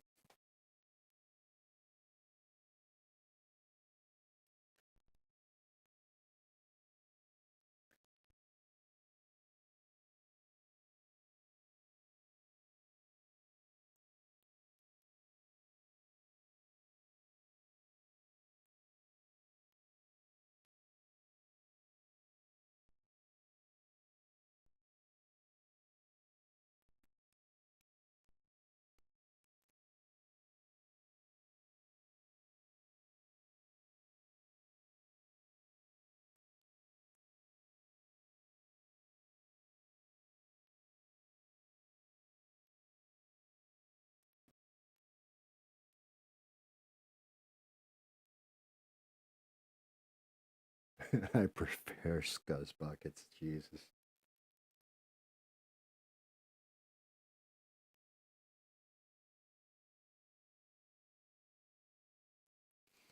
I think I'm gonna go as ABL this year.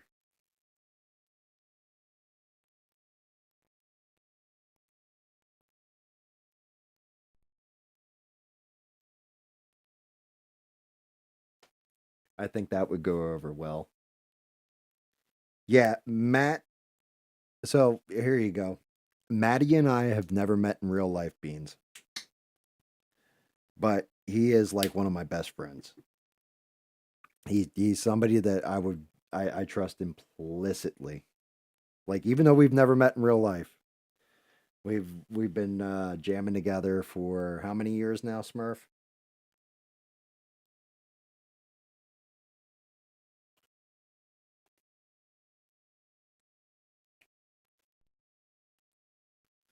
I'm gonna say, good lord.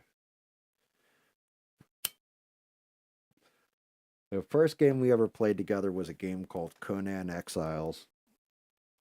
And we were on that shit for like 8 hours a day. Like I would go to work 8 hours, come home, play for 8 hours, go to sleep for like 4 hours, wake up, wash, rinse, repeat.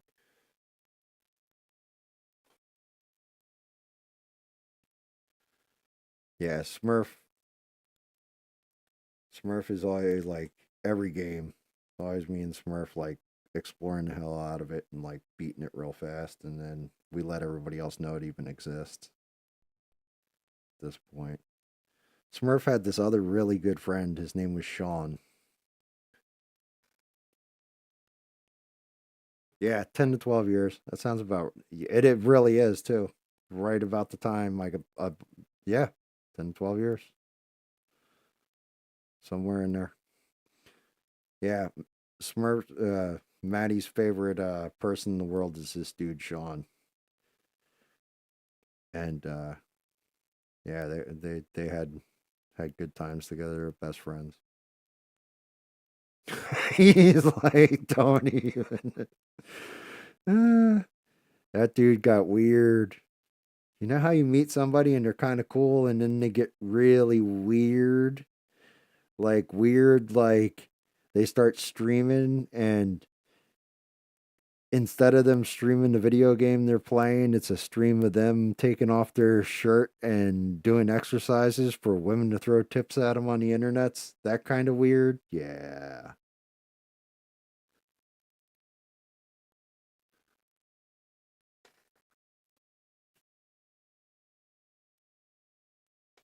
Why Smurf?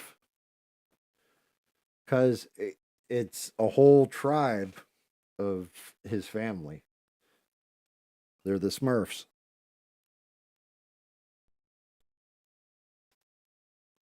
Well, Smurf kind of has it. He has access to a channel. At one point in time, Smurf and I were going to do a podcast, and we put out one show. True story.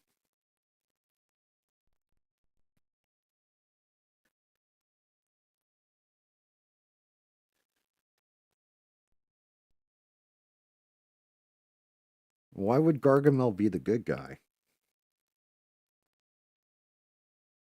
Gargamel wasn't even just not a good guy. He also wasn't a very smart guy. I mean, according to the song, Smurfs are 3 apples tall. So then, if you think about the mushrooms they live in, those fuckers would come up to, well, almost your chin, Bina, as short as you are. And that means that he couldn't find an entire village full of those mushrooms out in the middle of the woods.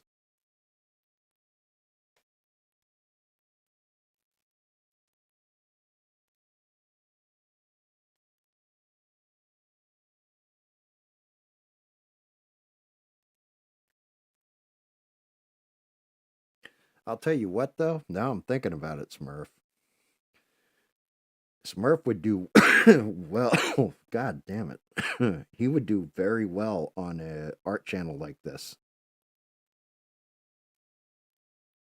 As he's designed some stuff Like he did a D&D Dice Tower that came out really, really bad. Like, I mean, he put his ass into that thing. It looks so good.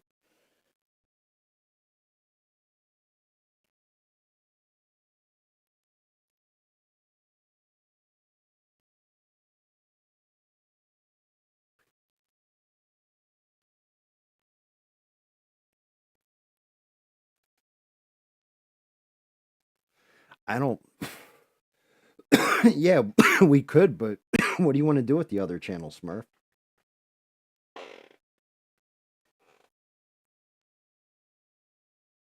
I mean, the amount of shit I've been talking, it's not like I can monetize on this one. So you'd have to tone down language and everything else if you wanted to like try and monetize it.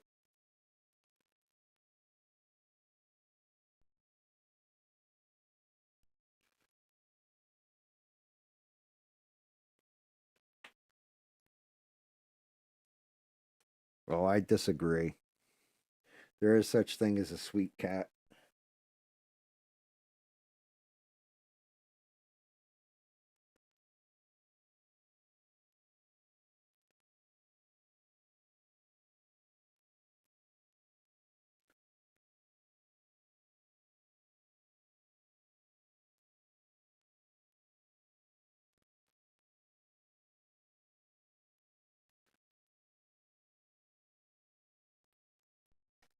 Oh God, are you that allergic?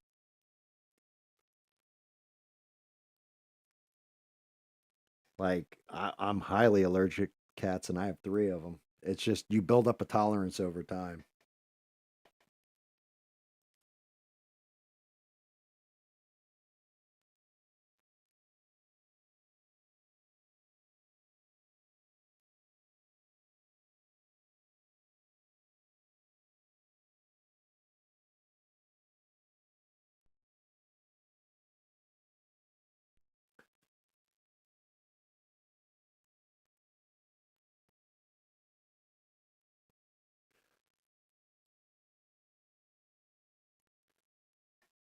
Good Lord.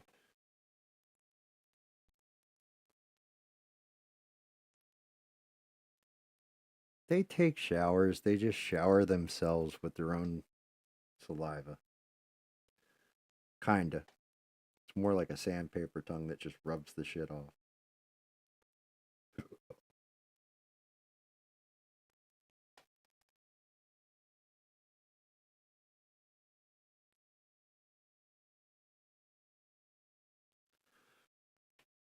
I'm guessing Mister is not a big, not just cat person, but pet person in general.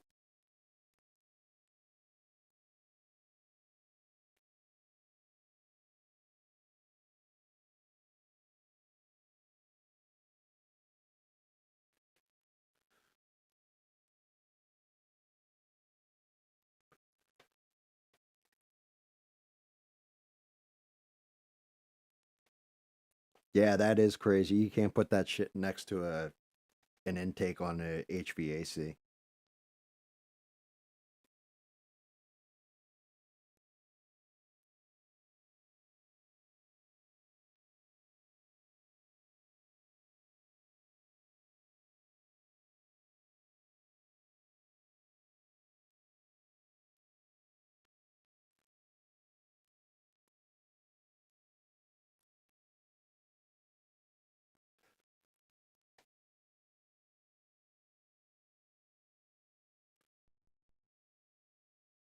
Dear Lord, this Minotaur is taking a minute to do. I knew he was going to take a long time.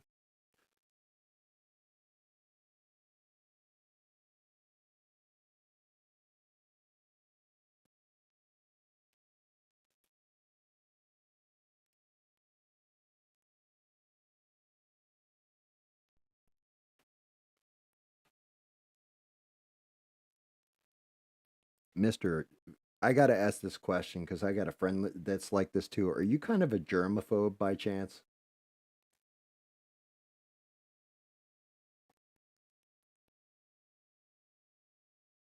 Like, I mean, there's no shame in your game if you are. I'm just curious, just out of my own curiosity.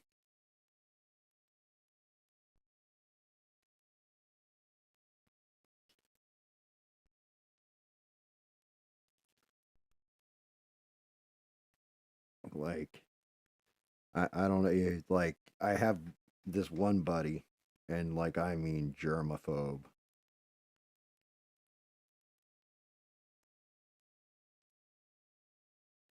He's always afraid of getting infections and stuff. I was like, dude, COVID hit. I thought that man was just going to bathe in alcohol 24 hours a day.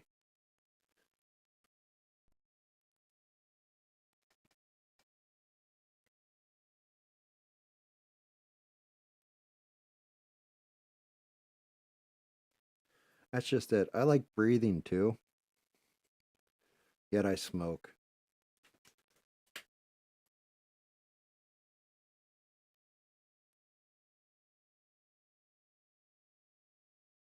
And I swear I still run faster with a cigarette in my mouth than with that one.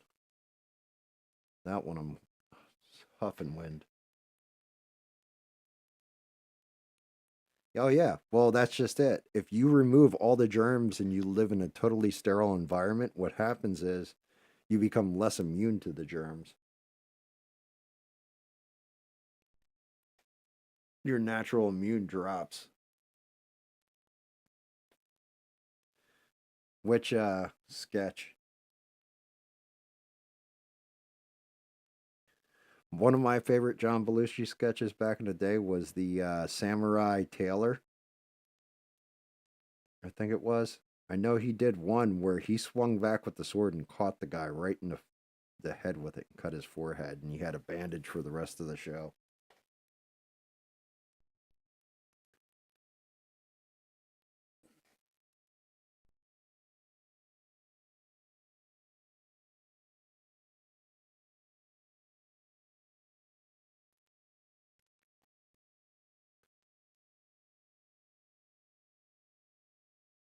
Yeah, well, that's just it. Too much. There is such a thing as too much. Overdoing it.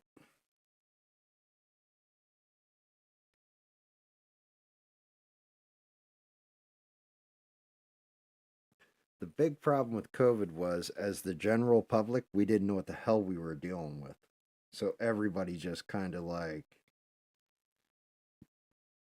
I remember the first week COVID had hit, we had gotten groceries or whatever, and we had like Clorox wipes wiping everything down because it was like, oh well, I don't know if that's how it transmits or not.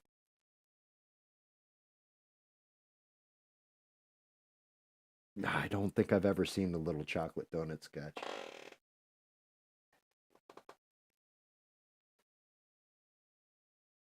John Belushi was a classic. He passed away way too quick.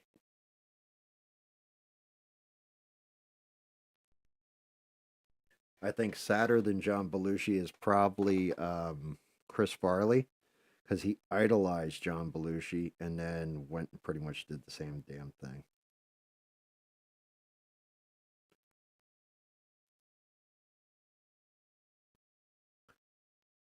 Ended up taking himself out.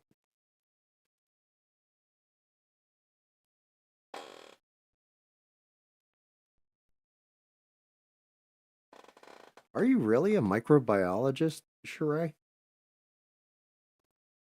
That's really awesome if you are.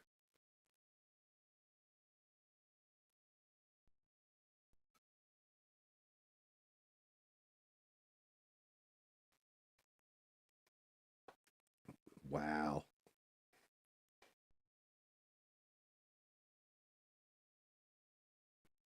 Yeah, I'm going to say if I ever caught it, then it was a very mild strain because I never showed symptoms.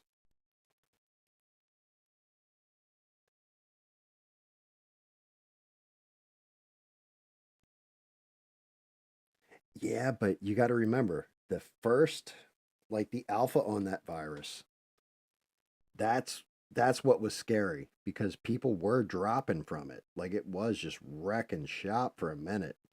And then, like all other viruses, as it evolves, it becomes less lethal and more contagious so it can spread itself more.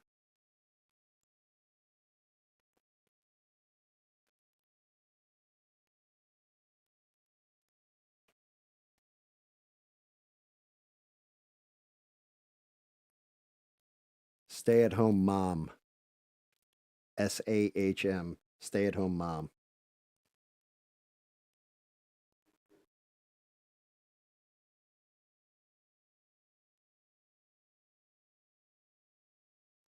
Which is a much more admirable and harder job, to be honest with you.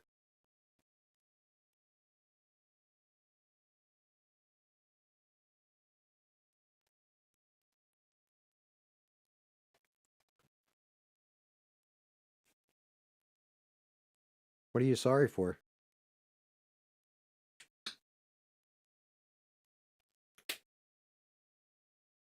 Oh no, I just looked at the acronym beans and that's what I'm guessing it means. I could be wrong. Yeah, but that's just it. Kids nowadays, like, okay, so when I was a kid, your parents would leave you in front of a television and be like, here you go, watch cartoons, right? When you got done school. Or you'd let yourself into the house, latchkey kid, and sit down and watch cartoons or whatever was on TV.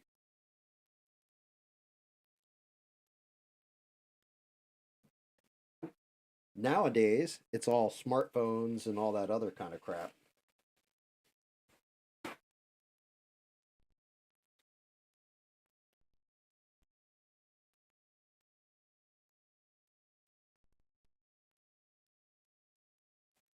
But yeah,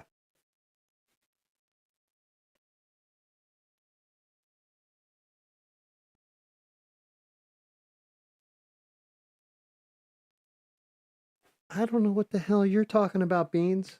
I got home from school. I had Star Blazers, Super Friends. I had Robotech, the Macross Saga on.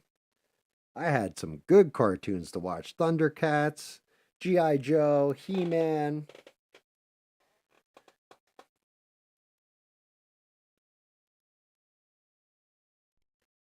You grew up in a punishment zone, apparently.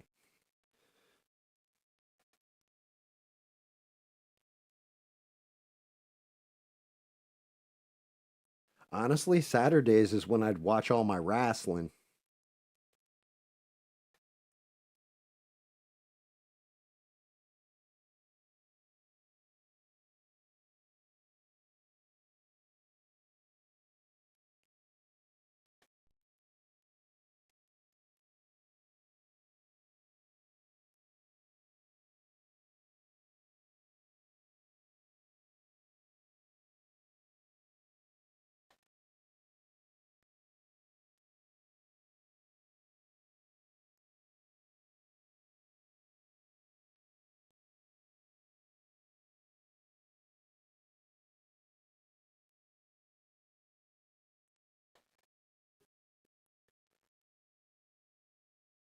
Voltron, Defender of the Universe.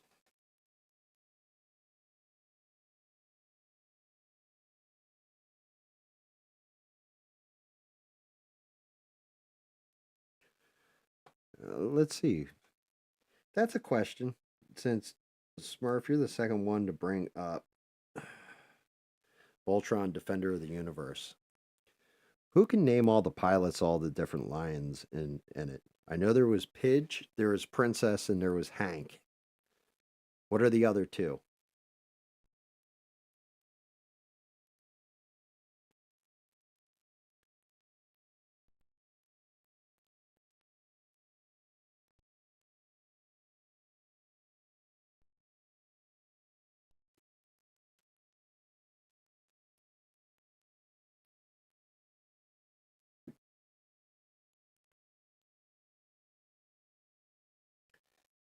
Was there a Luke?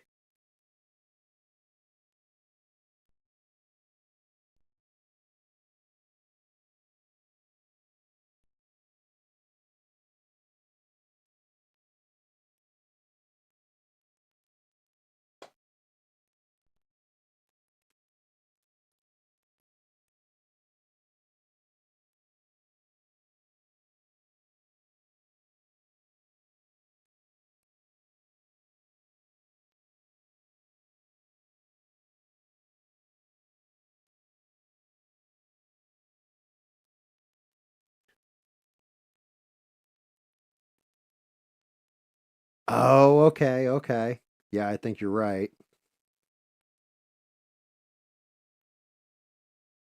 Keith Lance Finn Crollia. Who the hell's Crollia? Why don't I remember Crollia?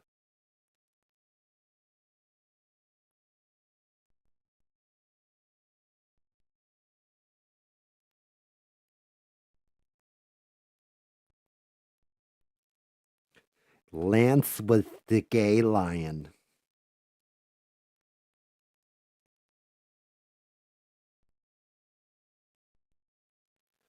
That was my one problem when Power Rangers came out.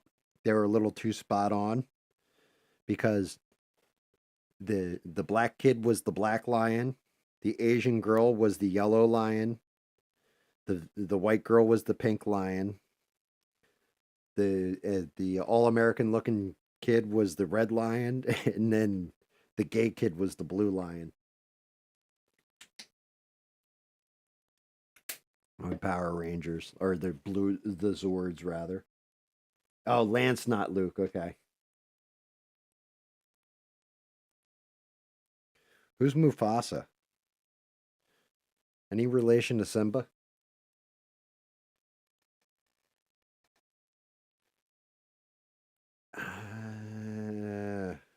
I don't know if I can get down with that one with Amy Jo Johnson.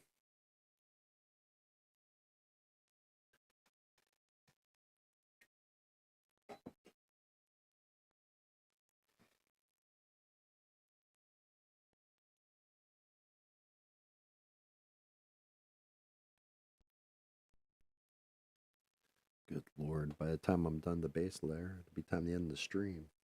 Dear lord.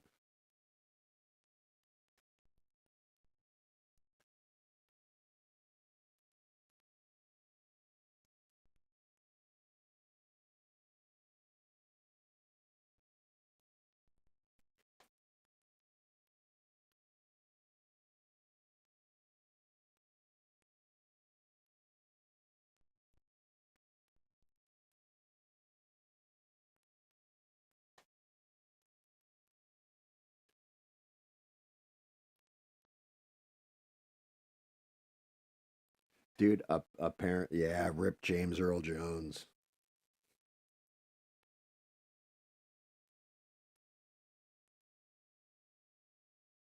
Does anybody know the answer to the riddle of steel?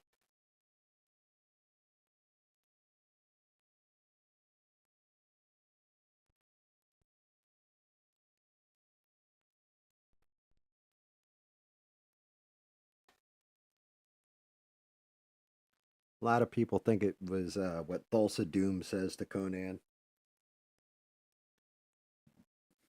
but he was only partially right.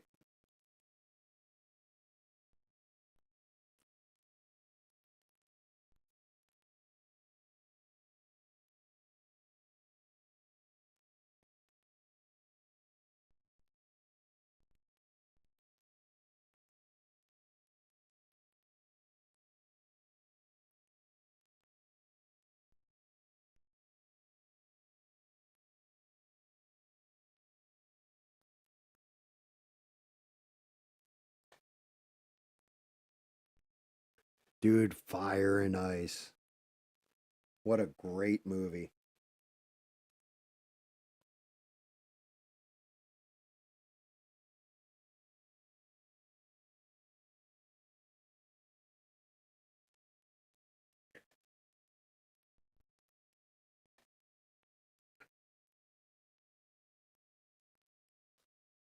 What is best in life, mister? Falcons at your wrist, the open steppe, the wind roaring through your hair. Wrong! Conan! See enemies driven, crushed before you, hear the lamentation of the women. That is good.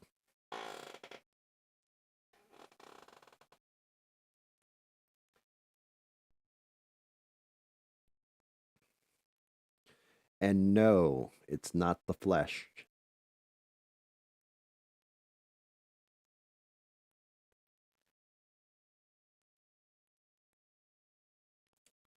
The answer to the riddle of steel is will. It's the will that drives the steel, that drives it on and makes the sword become of value. The flesh does wield it, in that Thulsa Doom is correct in that movie. Conan's father tells him in the beginning, you're going to have to answer the riddle of steel or you'll be cast out of Valhalla. But the truth is, it's the will, Conan's will, that got him through everything. That's why he sits down at the end of the movie after taking Thulsa Doom's head and contemplates it. It was his will to come back and win.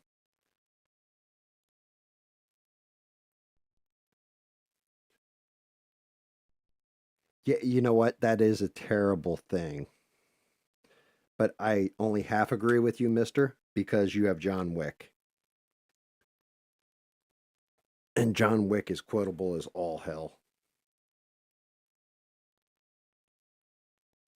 Right. But that's just it. So it's only partially correct to say it's the flesh. It's actually your will.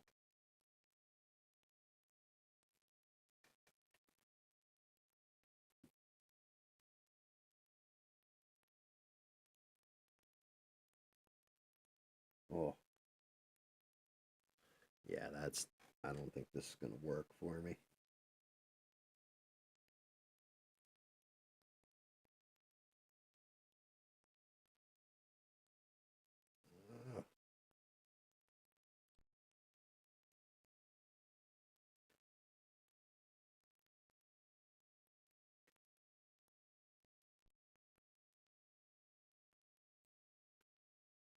So, quality of the steel is part of it.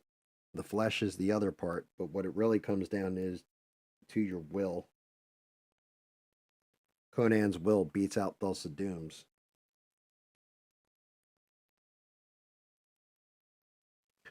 Thus, he solved the riddle of steel.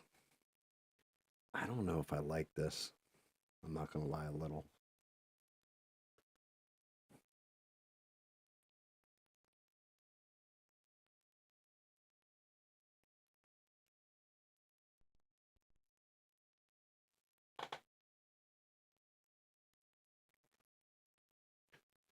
Damn that.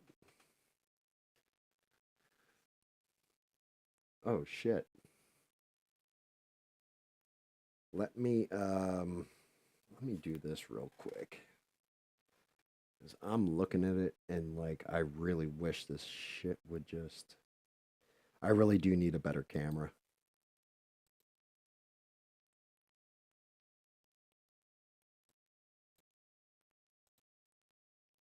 Damn, it is storming outside.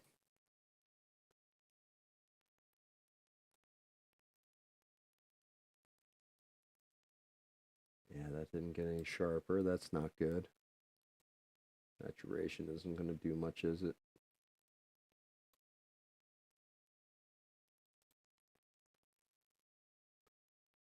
Let's see.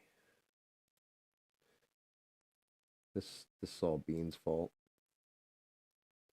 Taking the auto white balance out of it is helping.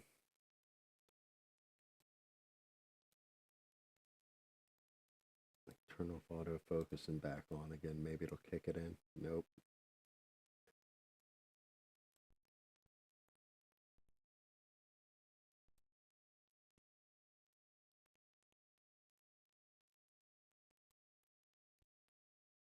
You don't understand. The damn. It looks flat as hell, right? But that's not what it looks like.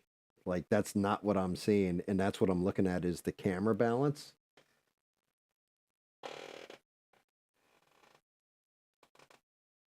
I'm kind of near the storm. I'm like on the outer edge of it. It's going to miss me completely, I think.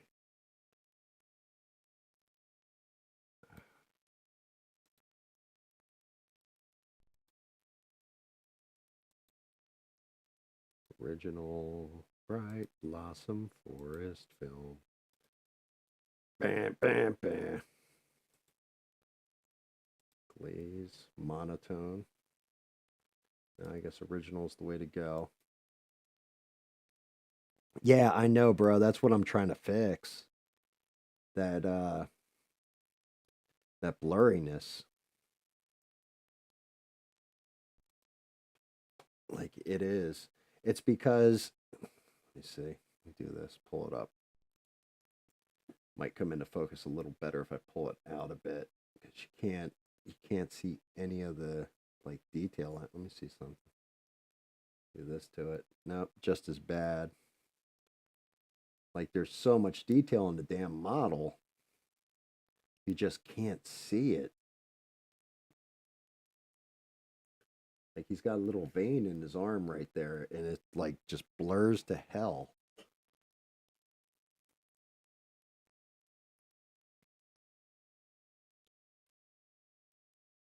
Yeah, well, that is a bigger concern, honestly, than any kind of wind hitting me.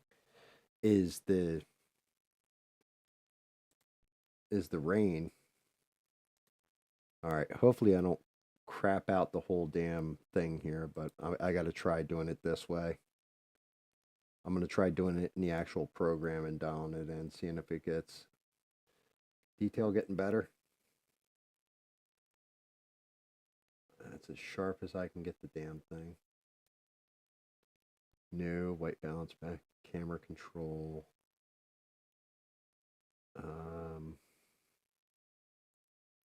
See something. If I click auto on that, nope. Wait a minute. Look at you son of a.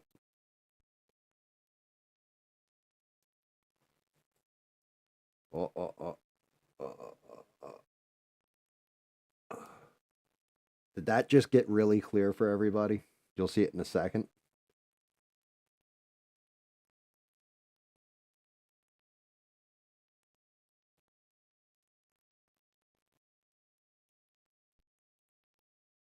Yeah, my lens is clean. Yeah. So that's out of focus. There we go. That should look much, much better, I think.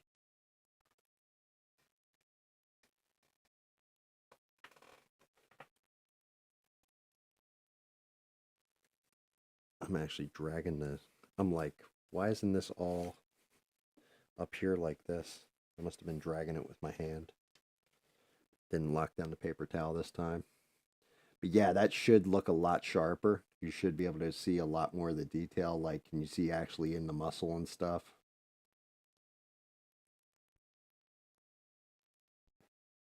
Yeah, it looks like it on my screen, but I'm not sure if it's coming through YouTube that way.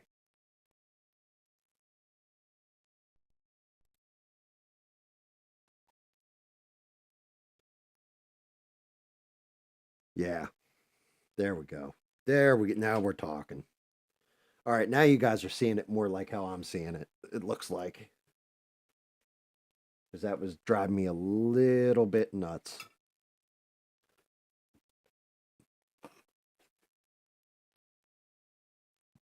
Yeah. Like, and that's what I was saying with the axe. Like the inlay on it, I still got to finish out the gold on it and what have you, but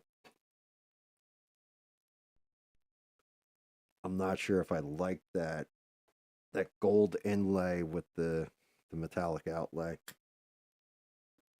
I may switch that up. I'm not sure yet. Shit.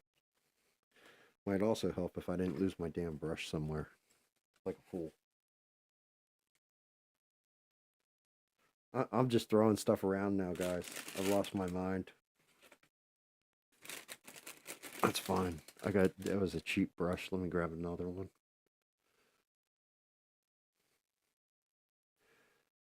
That one's a little too flat.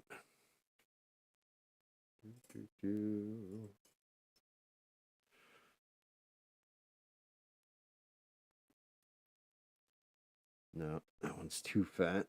Damn it. I hate it when I lose my thing.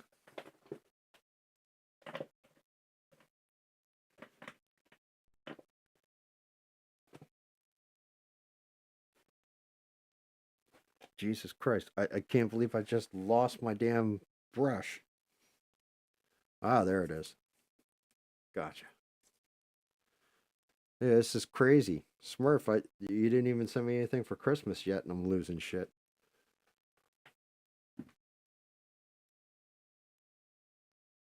All right, now we're talking. Now we're talking. I think we can actually see this.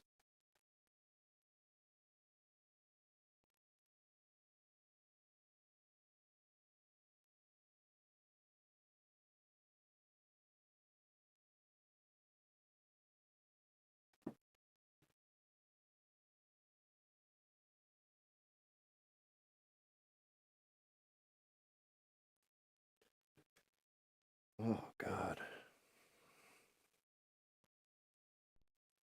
I want to go gold in there. Actually, I think I'm gonna go silver up top. I'm gonna go copper in here. That can go gold. This top one.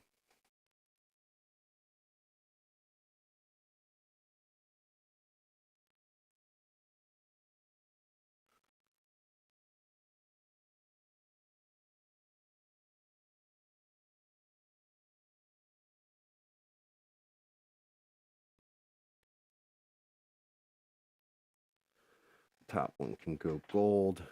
I think I'm gonna go to a copper ring.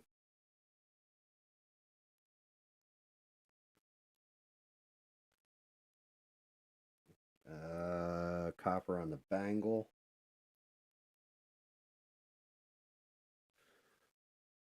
And I might actually go copper on the outside of that. I think I'll keep the gold for the... It's going to get real interesting real fast.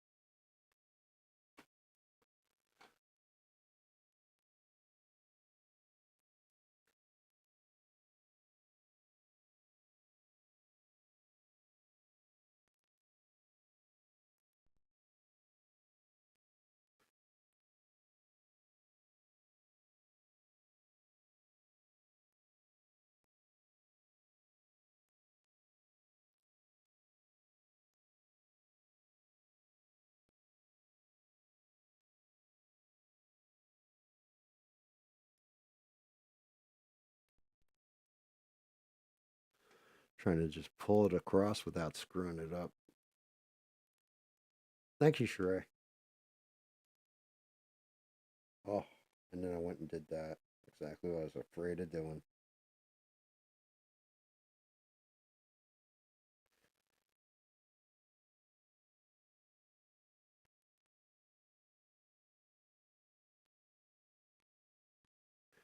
It's just rough because I don't want to lose detail on all those, well, little details.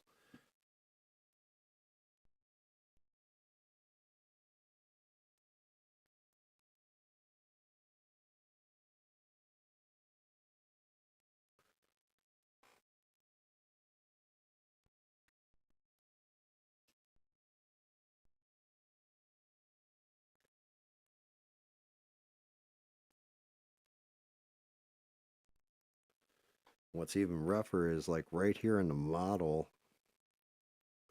it's supposed to be battle damage, so it didn't have that detail to the shield. Like it loses it.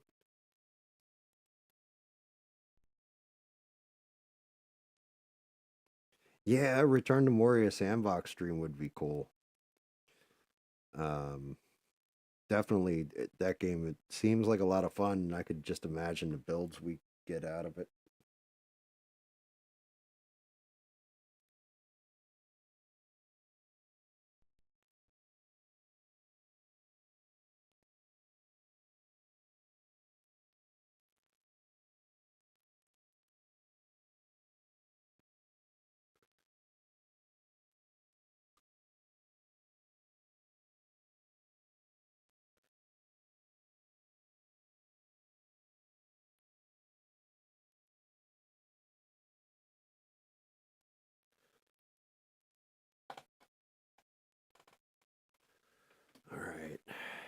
interior of that shield is going to go to silver, I think.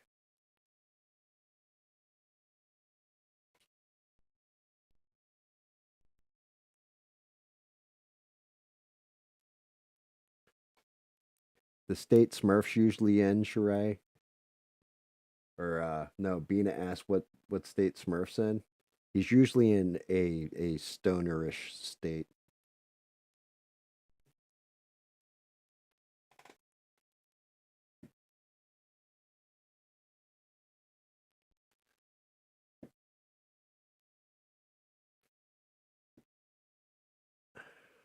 All right, this. It's got to be like iron, but I don't want to. You know what? I got it.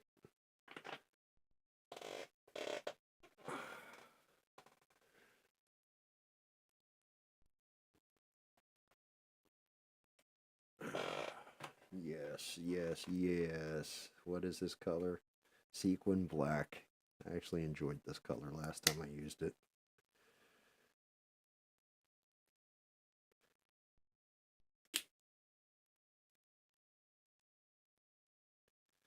Uh-oh, 2 people from Illinois. I don't think we're allowed to have that.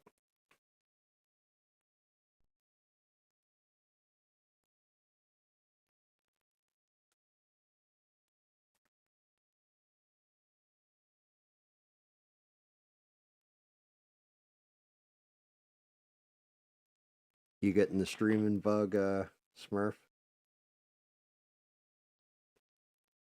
that what's going on here?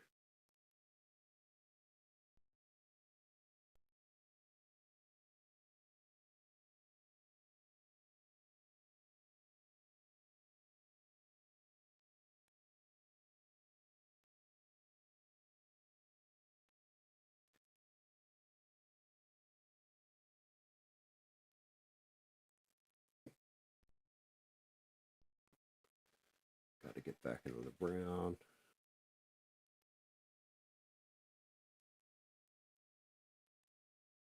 Nice, Beans. Congratulations. That's awesome. You're going to be subbing, right?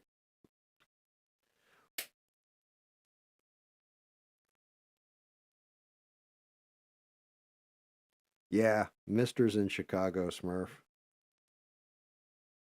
I'm attention seeking.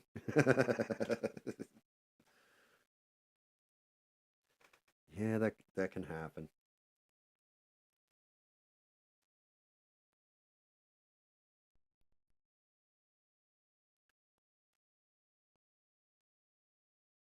That is kind of sitting on there right, isn't it? Okay. Next color. Where the hell are you, silver? Where is my silver? It's gonna piss me off. That's gunmetal. That's sequin black. Uh-oh. This is not good.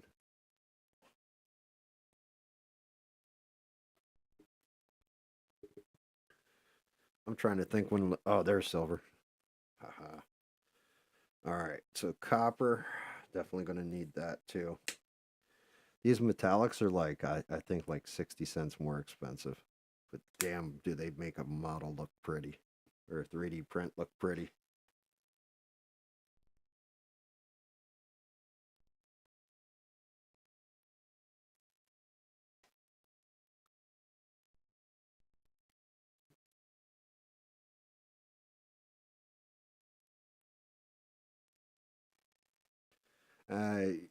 You just missed minor stuff, mister.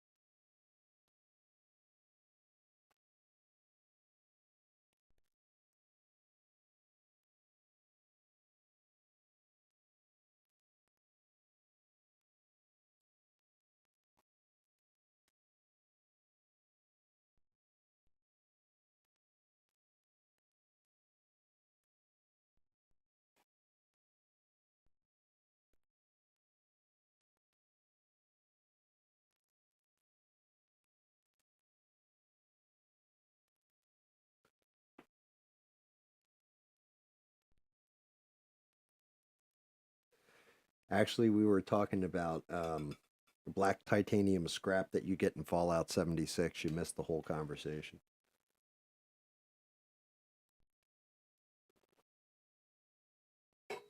I get them at Hobby Lobby normally. I think there's also a Michaels, but they sell they're more Apple Barrel or their own product. I have trouble with Apple Barrel, especially when I want to put it through the airbrush. It just doesn't dilute right for some reason. I think the pigment's just a little thicker for some reason.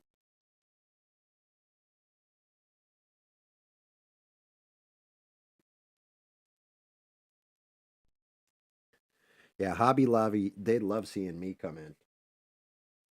Not going to lie, a little bit.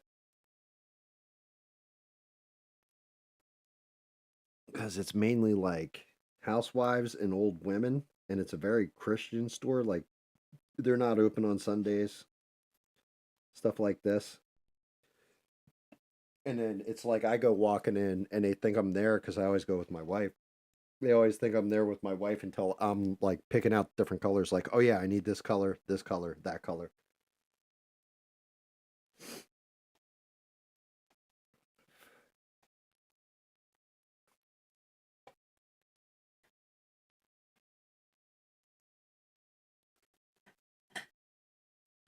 Like I used to go to Hobby Lobby at least once a week.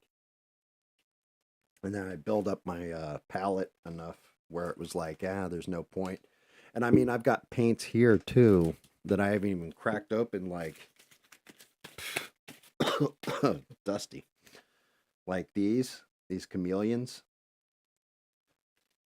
And like you can kind of see different shade change, but they were at Walmart on clearance for like $9 for 4 of them or whatever. I still got to try them out.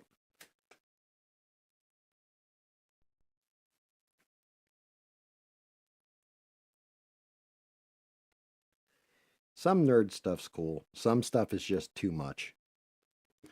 Like there is such a thing as being too much nerd.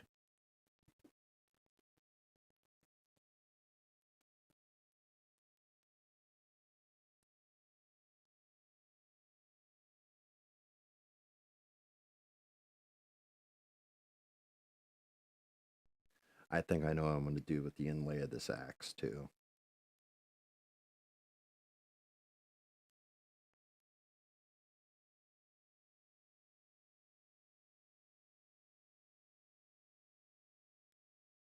First things first is get it all gold, and then I think I'm going to trim it in copper with a smaller brush.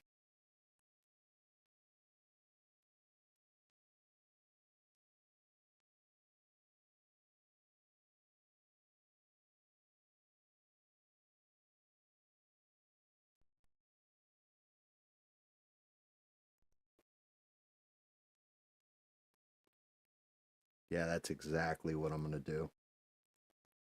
It'll give it better framing.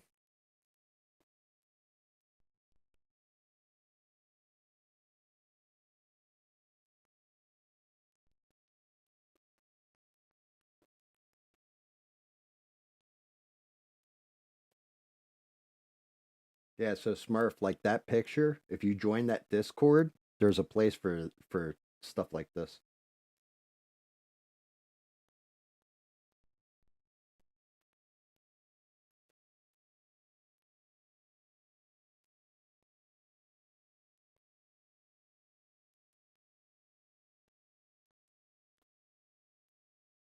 Yeah, it's crazy. Smurf actually has like flat out straight lines to me.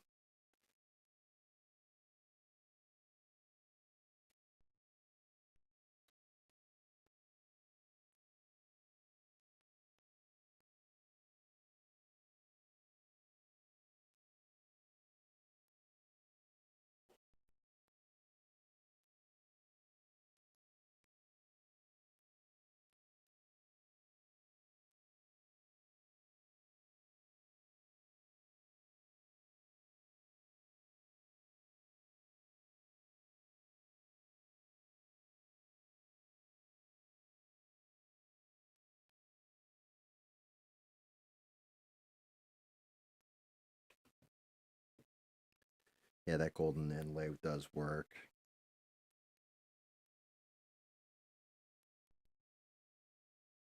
Why do you need to make a new Discord? Like I said, just go on mine. We have like, if you got a YouTube channel, we got it posted. We post them there.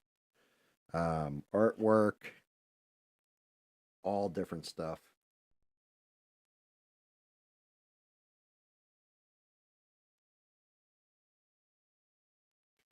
Atari Flashback 50 a year console. That's hysterical.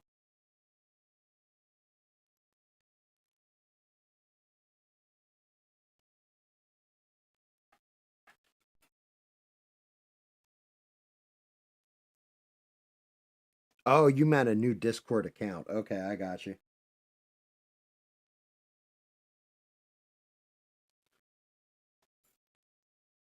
One-year old password, like biggest dickest one or something.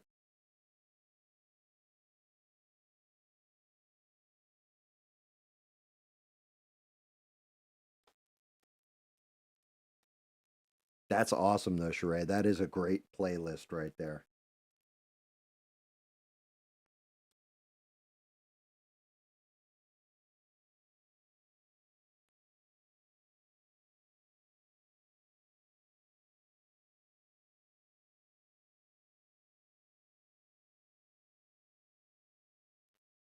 Sitting there wondering why the dog's loving on my arm and just realized because I can hear the thunder coming.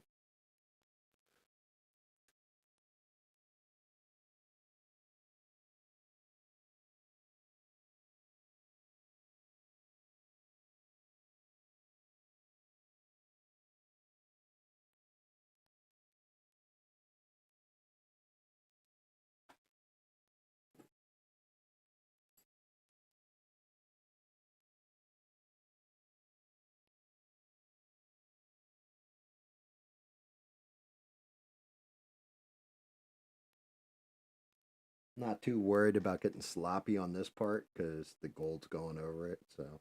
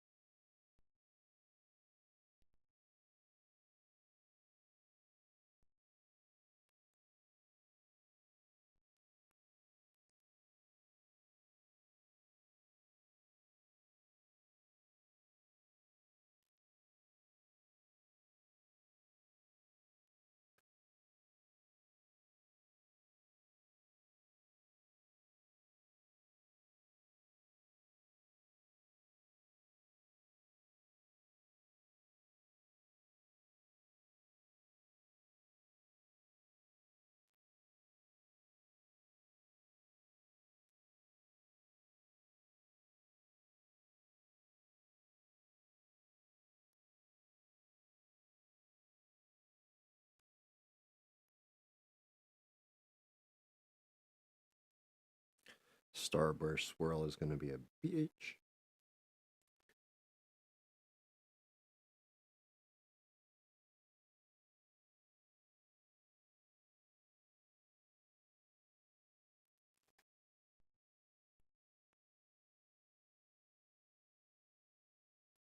Sheree, just make your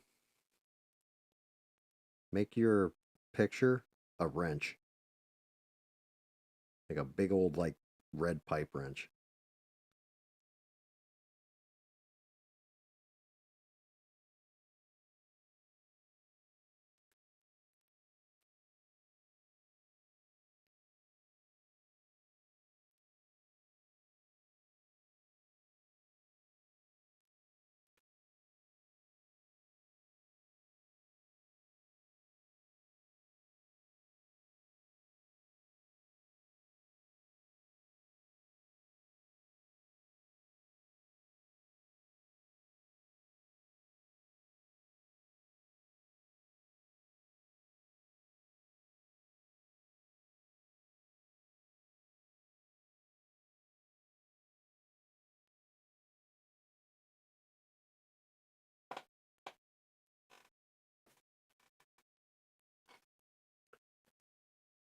Like, yeah.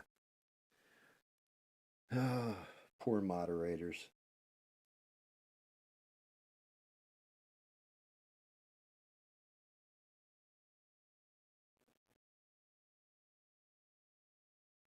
guys have such a thankless job.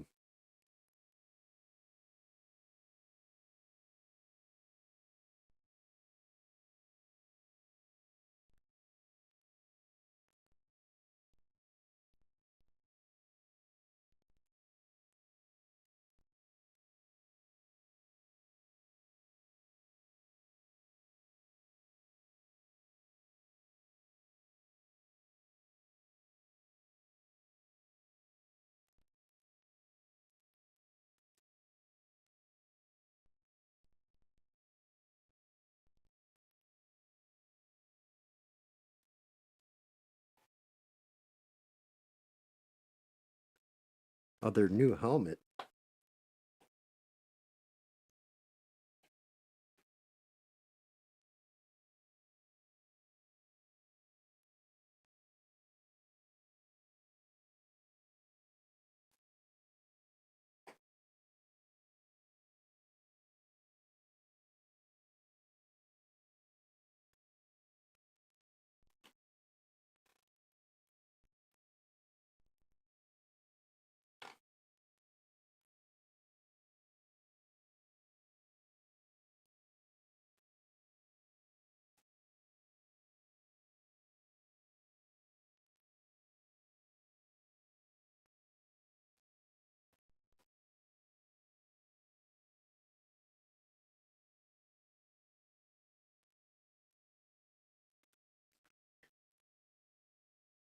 Starting to get there.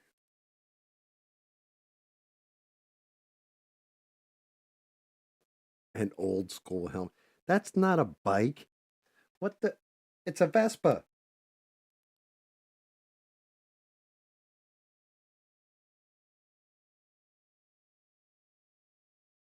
I hope if you bought a helmet for it, it looks like the one from Dumb and Dumber.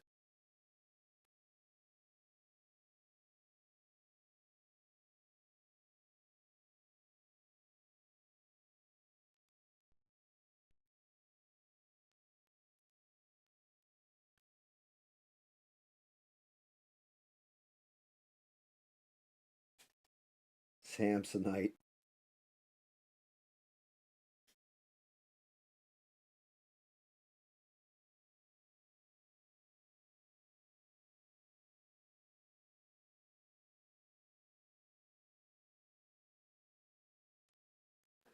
Here's a question for you guys.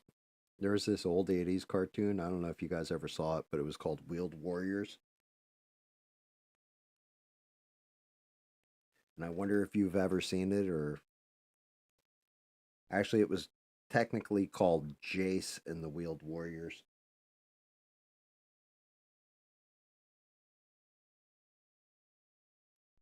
Some of the coolest toys.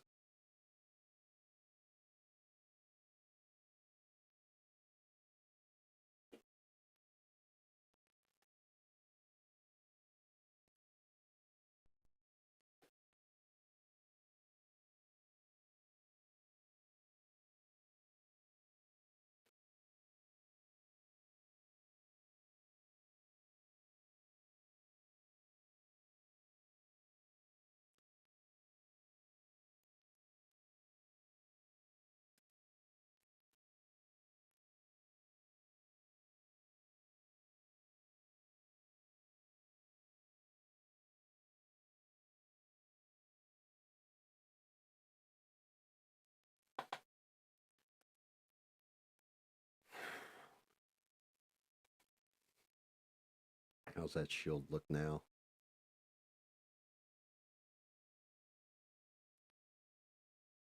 Let's hit the inside too with a little bit of silver on this.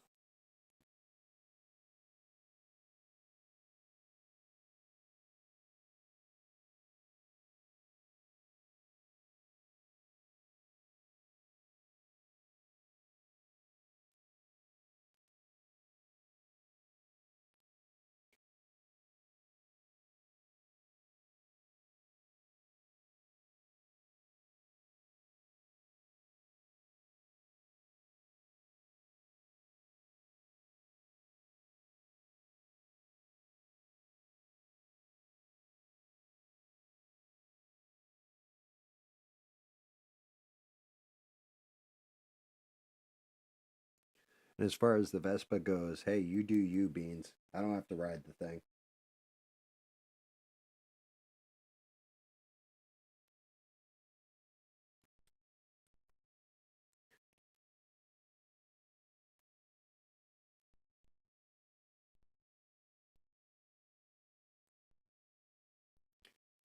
Everybody drives Vespas overseas. But we're not overseas. We're in America.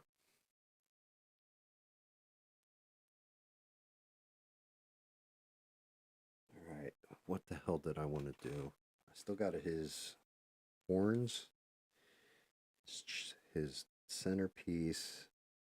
I got to touch up on the leather strapping. Got his hooves, horns. And I got the rock too below him. What's the matter, puppy dog? I love it when the puppy dog comes over just out of nowhere. What's up, puppers? What's the matter? You okay?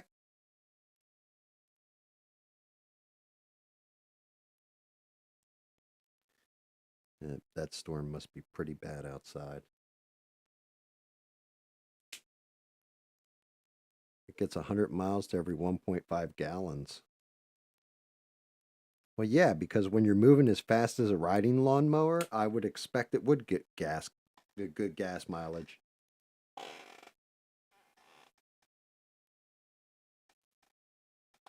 My dog? No, well, technically he's named after an Irish legend.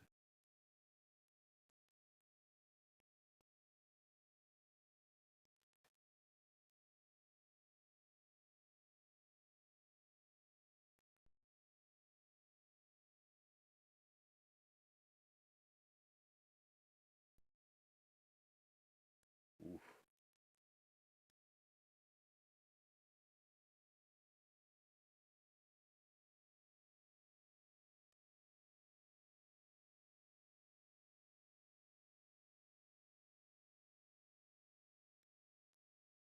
Brushing that copper in there is a pain.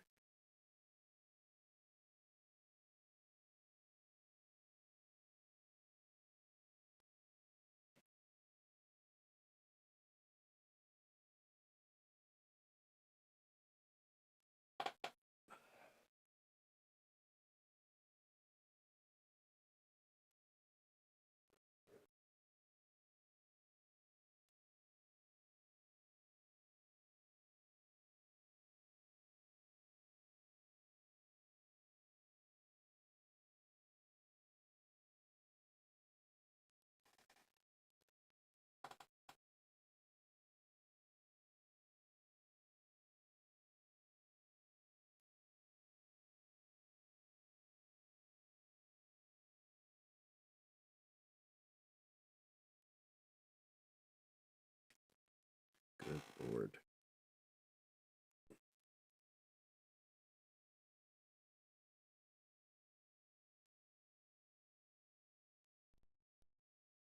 I'm going to definitely have to touch that one up. No, Finnegan.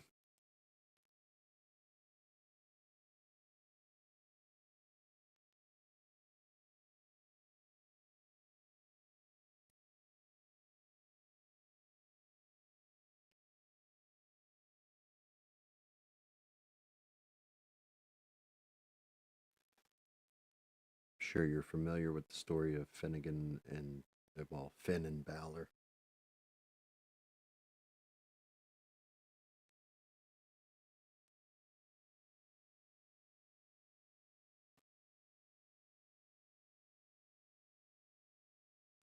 Well, that was not a good noise.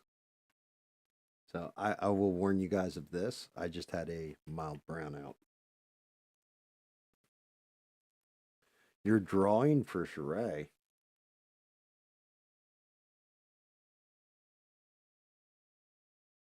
Oh shit. Okay. Beans. I think you were the one who kind of went off about it. The ABL clone. I can't remember what his name is. I'll never remember the guy's name.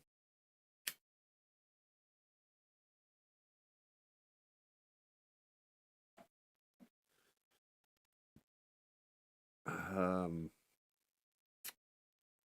whatever media network.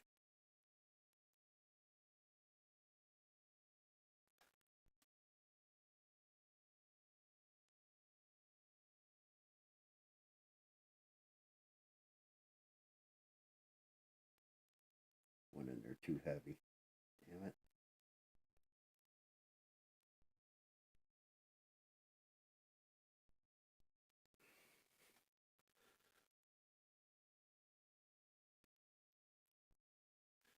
Oh, very cool. Yep, there you go. Yeah, see, Sheree, I don't know. The whole reason why I asked was because I had never caught one of the streams or anything else, and that's even the only reason I brought it up because in our Discord he'll hop in every now and again, like say something, and it just disappear, and like we never hear from him again.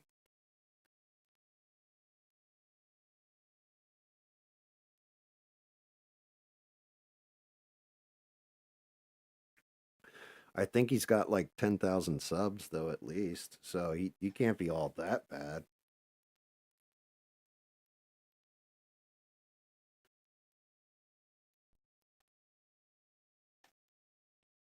Yeah, I don't know. Like I said, I don't know him well enough. I've never watched any of his content or anything.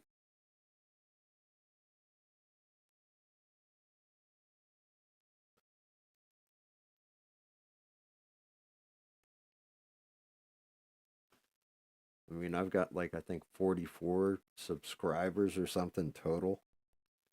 About it. He's got like at least 10,000, I think. I think that's what he said the one time.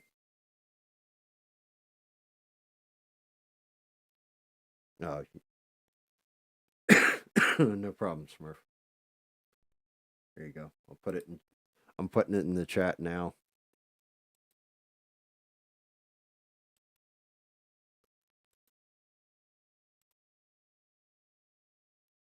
Yeah, well, I mean, so here's the thing, Mister. YouTube is a funny fucking thing, right? So you go on to something like an ABL, and he would get into the phone calls, and then you say, and like you can do it with other shows too, not just ABL. But if it's like a call-in show, and you say, yeah, this is my thing and everything else, the people there will almost automatically go subscribe to you to check out your content and see if they enjoy it, if they're into it. Sometimes they are, sometimes they're not, but most times people forget to unsubscribe. So you can get up a pretty decent viewer count. And I'm not saying they're all from ABL, but the other thing that happens is immediately, say, like all of a sudden I get 100 subscribers overnight on this channel, right? Like tomorrow we check it, it's 144 subscribers. I picked up 100. I'll pop up in more channels because the algorithm will then start suggesting my content. Right now, my content is pretty much limited to you guys, and I try to like I'm not worried about growing it or making it big or anything else. I'm happy that I just have you guys watching it even. Like when I first started tonight, I think it was like 10-15 minutes in before Danny even jumped in. He was the first one in, and it's like I'm thankful for my subscribers. But it's like like I've been saying, like a lot of people want to get on the internet and grift, and then like do hot button topics with crazy ass thumbnails. So you click on it, like Trump's fifth assassination attempt by Iran, and all this kind of stuff, and then like it gets suggested because that's a hot topic set of words. I'm just some asshole painting 3D prints and enjoying my conversation with people.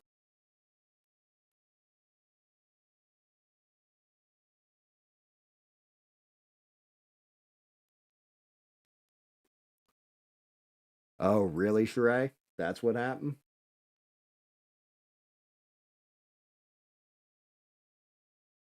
Really? I haven't heard him calling in a very long time.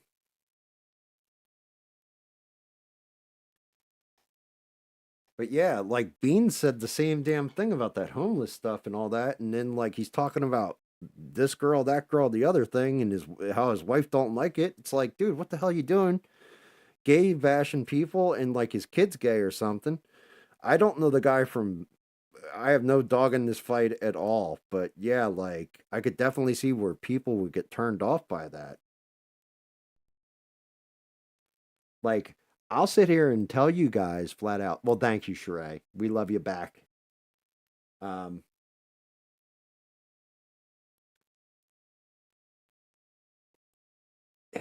I don't make fun of your moped. I just think it's funny that you ride one. Um, yeah, I just like I don't know. I'll tell you my opinion on something. You can disagree with it, and we're cool because you're entitled to your opinion.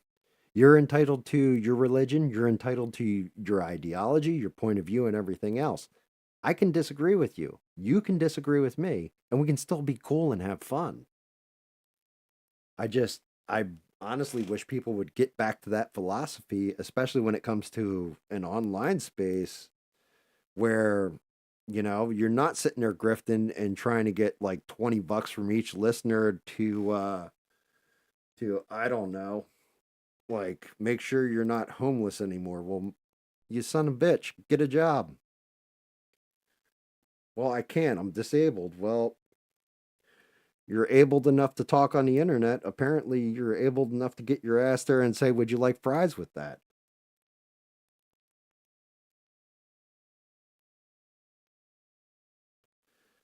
Like, and not just that, but like, you guys have been listening to me all this time, right? Have you ever heard me like I could be in a full-on fight with my wife? Do you think you would ever hear me say a bad word about her? You lost your damn mind.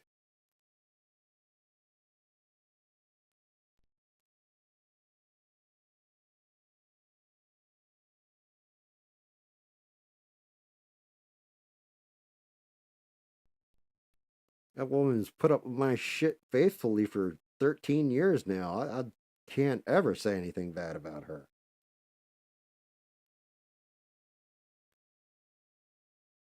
And like, even if I could, I wouldn't, because that's just, you don't do that. Like, dude, ABL went through a divorce, didn't talk shit on his wife or his ex wife. None of it.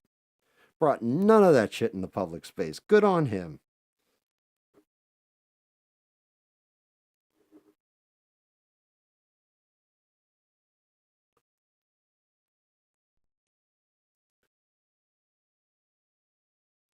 You know, I just,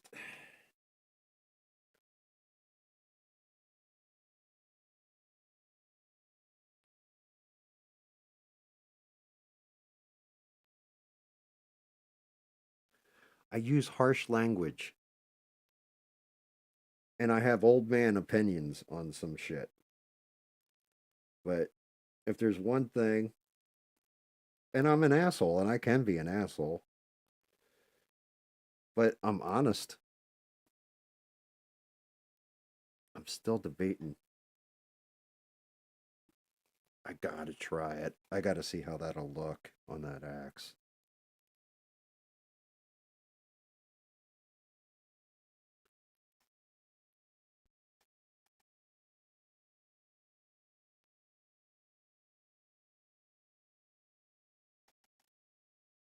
I'm 5'2". It had to be a scooter. My daughter rides, I think, a Honda. It's not a scooter, it's an actual bike. She's 5'2".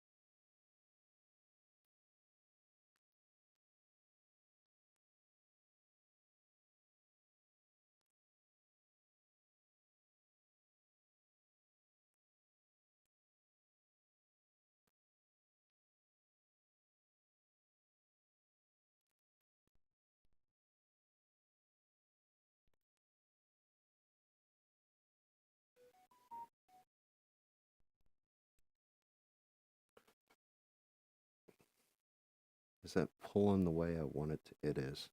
Good.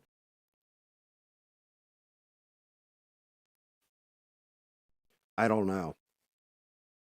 Probably. Or she'll lean one way or the other and just put one foot down. But I know she's got her own bike and she rides it. Also helps that I might as well just call him her fiance because like they'll eventually get married. He's a very good dude, and he actually is like a motorcycle mechanic or whatever. So they'll find like old bikes and fix them up and shit.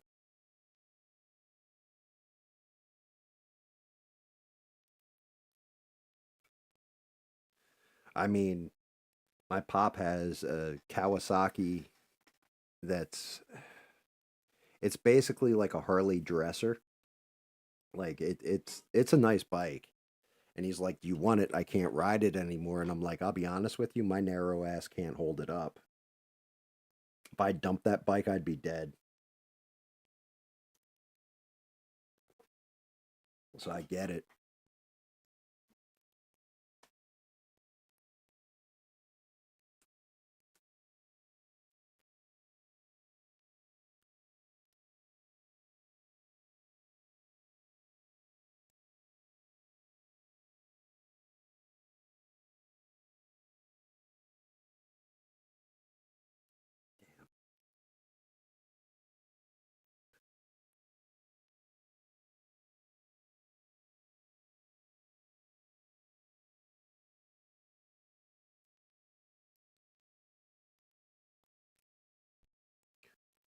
Yeah, I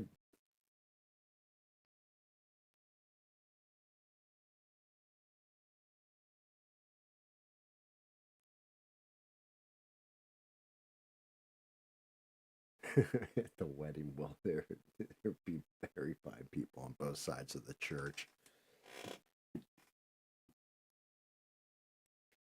So here's a question for you guys. Did you guys see the MSNBC interview she did? All right, and ring.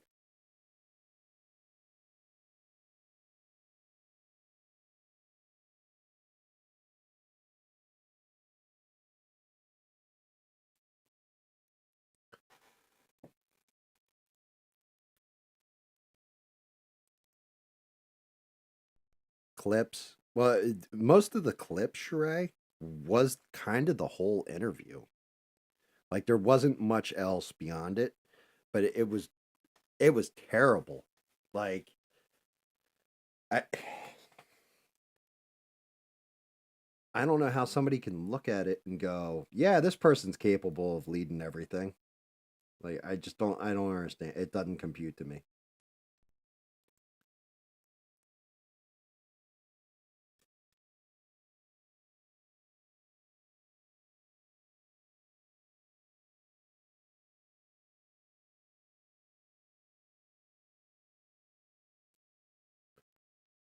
Does not compute at all.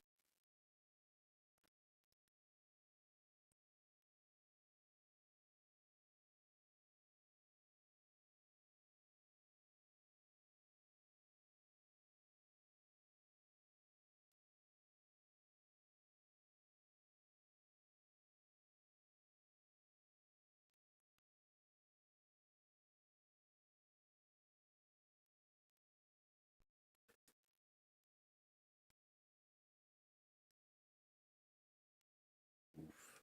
I got to finish out the copper on the other side.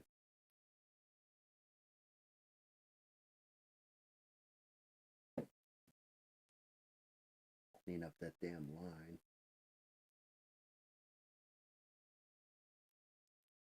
That's better.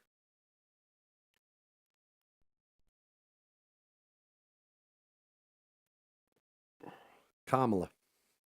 Kamala did an interview with the chick that was just on Bill Maher and said, "Well, she doesn't have to like give any answers to any questions. If she gave an answer you didn't like, would you vote for Trump?" And he's like, "No." But you're missing the point. She's like, "You got two choices." No, you got another choice. It's called, "I don't like Trump either, so I'm not going to vote." And Kamala didn't compel me, so therefore I'm just not going to vote. That's your actual choices.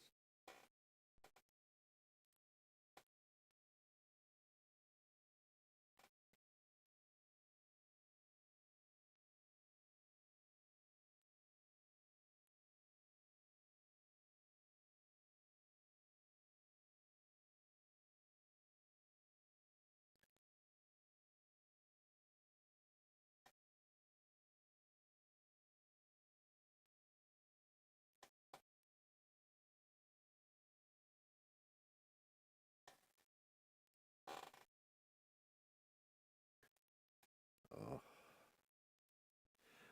Okay, so with these things going gold, the way I'm doing them, these little medallions on his belt.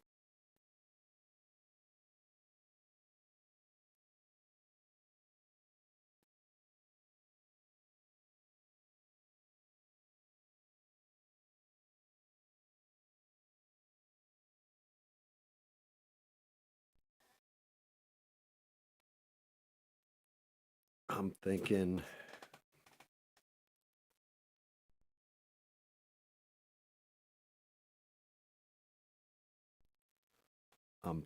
that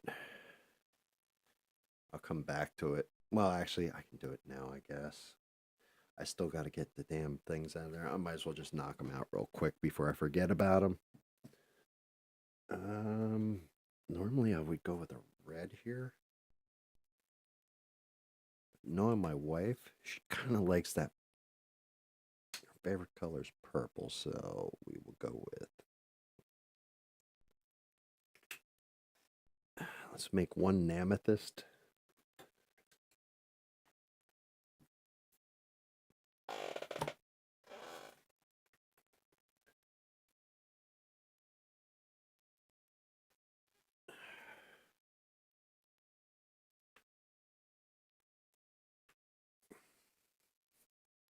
I haven't even used this color yet, so that's going to be a new one to open.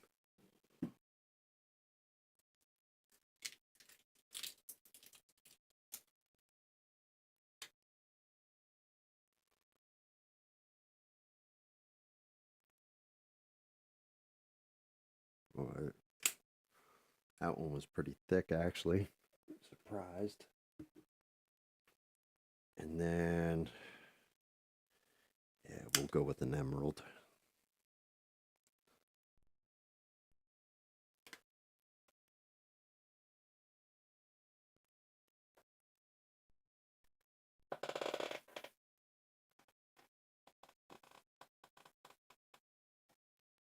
Good night, mister. Thanks for tuning in as usual, bud. Appreciate the hell out of you.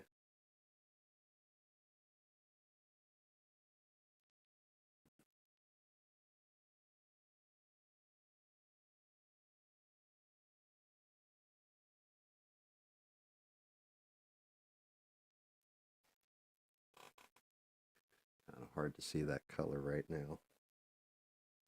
Alright, so we'll go with an amethyst. I need another cheat rag.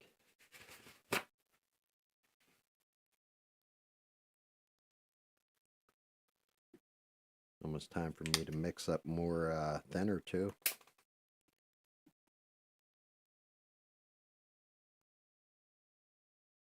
Oh shit, okay. There you go. So Smurf dropped something in the voice chat. Let's see what Smurf's got to say. Hey, yo, Cat, my friend, why are you shaking so much? You hitting the head too many times?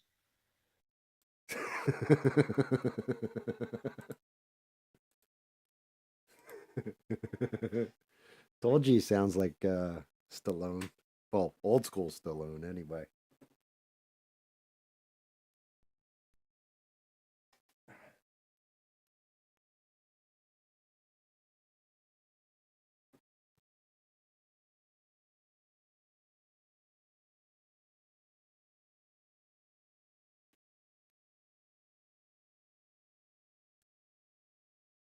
Won't you do it? Oh my god, I did it.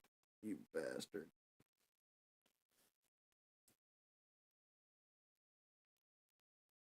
Paint all over two brushes. Great. Good job, genius.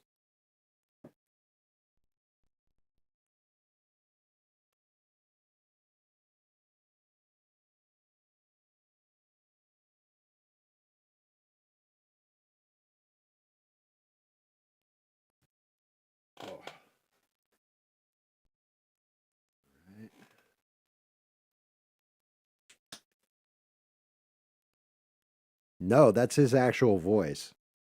Like Smurf, do another one and just talk.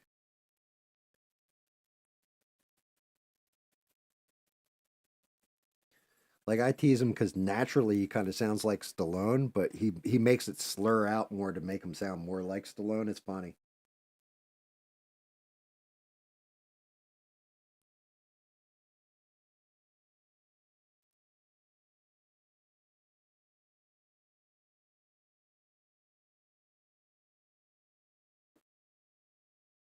There we go. Give him those 3 gemstones.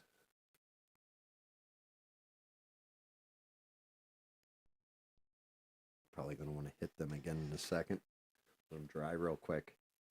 No, that's his legit voice though, Beans.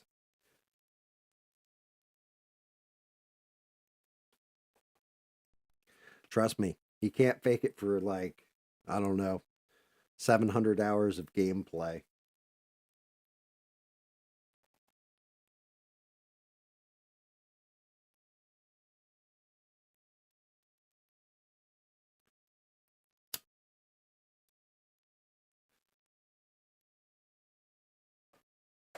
Looks like aliens running the late shift again. Wow, that was crazy.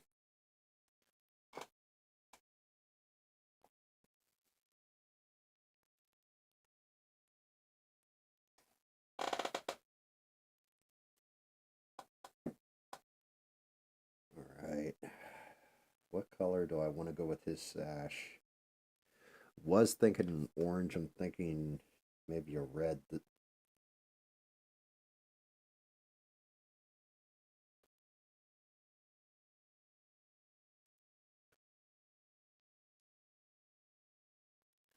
His eyes are definitely going to be red.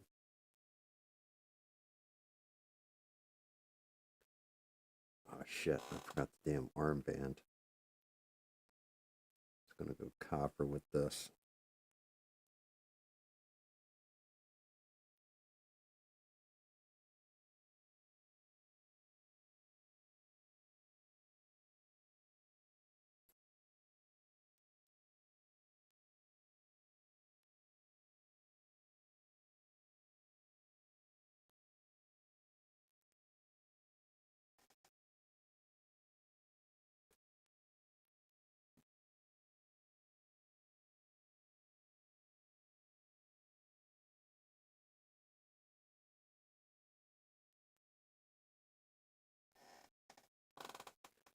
Okay, checking now.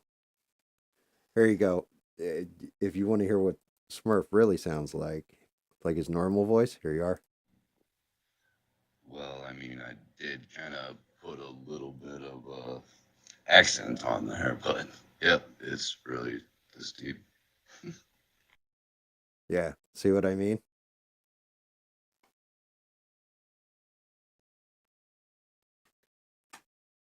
Yes, the Smurf has that deep ass voice.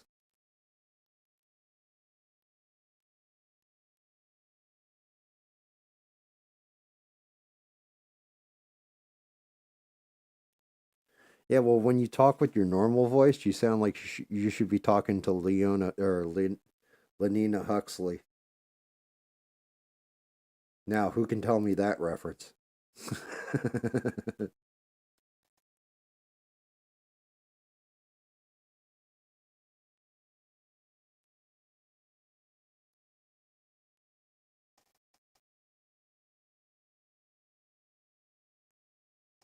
Dude, he does, and that's just it. When we were going to do the podcast the first time, we thought it was going to work out great because of that.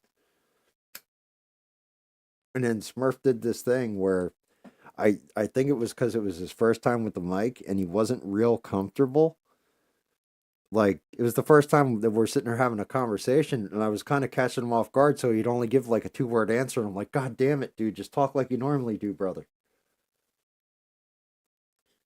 And he was just like, Yeah, I don't know. I don't know if I feel like doing it.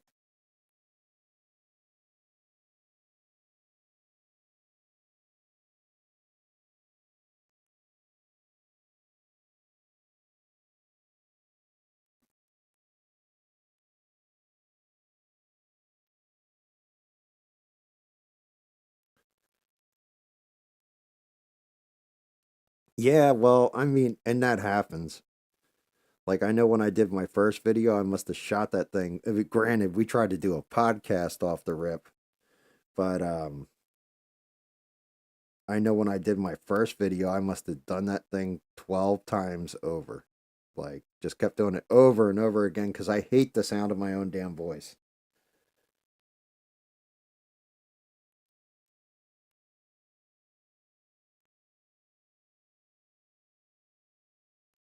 Like I really do hate the sound of my voice.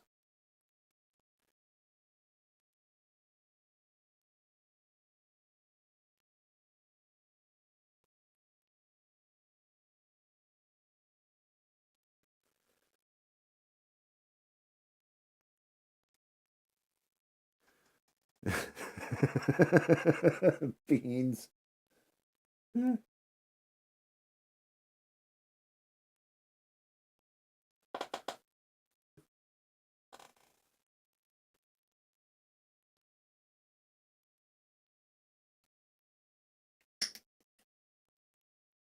Yeah, you well that's just it, Smurf. I think that podcast could have gone a lot differently cuz I kind of already played out in my head where I was going to go with it.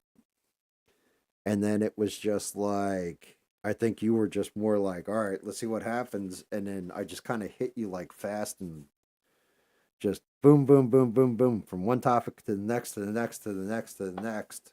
Because I was excited. So I think it's partly my fault because I rushed it instead of just chilling and talking.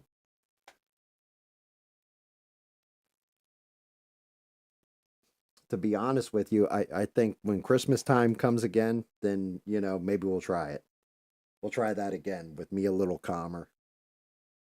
Like doing this, I have to calm myself down to paint and watch the chat and all that kind of bit. Um, so it's like I go into rants, but I bet you if you go watch my first one I did of these lives where everything was screwing up and trying to figure out camera angles and all this kind of other shit, that it's probably a lot of me like talking real fast and going off and just random tangent and let's talk about this now and that now.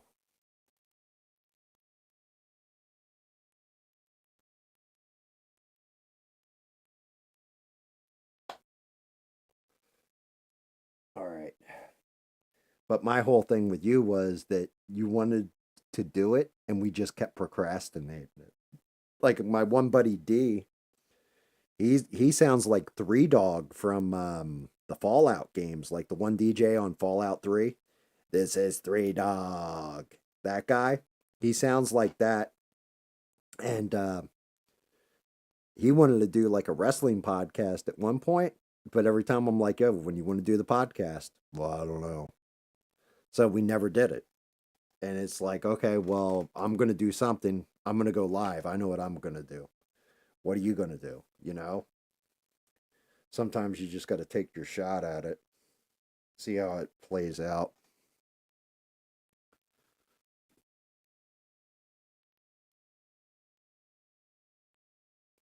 Now, we should play, or we should probably stream that one game with the tribe of people that like when we're in South America or whatever it is. And like they start singing like away, away, away, away. So I can be like, my, what a lovely singing voice, and then shoot him in the head with an arrow.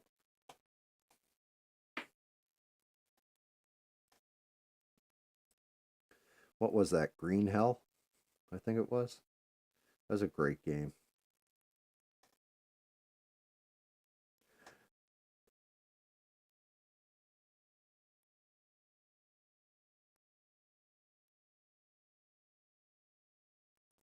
Well, so the whole thing is I make a fool of myself all the time. Just ask Beans or Sheree. They'll tell you.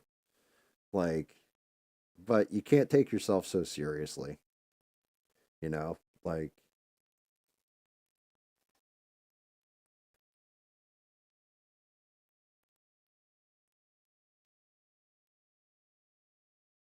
you gotta have fun with it.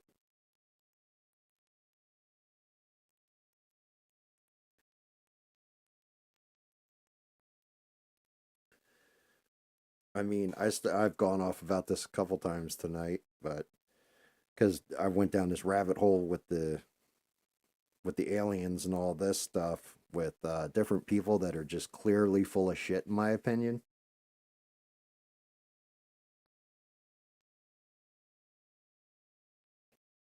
Yeah. Yep. The rhino penis tribe. Yep. Have to kill them off. Um, I like because Halloween's coming up, so I'm coming. Let me see. When is the next stream? Next stream is. God damn! I gotta flip my calendar. Okay, we're in September. So Sunday the 29th is the next stream, right? So Sunday the 29th, we're not in October yet, so I'm not going to get into my piney stories and stuff like this, like different stuff I've seen out in the Pine Barrens. But I also think that one of my streams actually falls on Halloween, and on that stream, I'm going to finally tell my ghost story to everybody. Just the creepy story.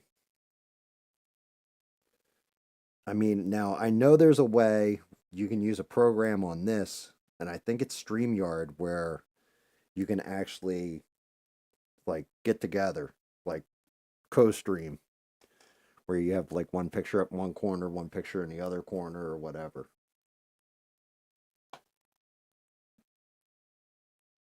But we can also do something like that. All right. I need to take a potty break while I'm gone, so I'm not just leaving you guys with open dead air. Let me see if I can't find. How about we play?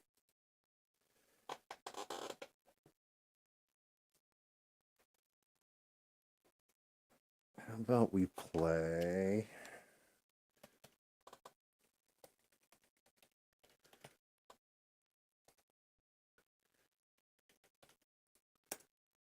See if I can find this. A minute 48 seconds should be fast enough for me to go to the bathroom and come right back out.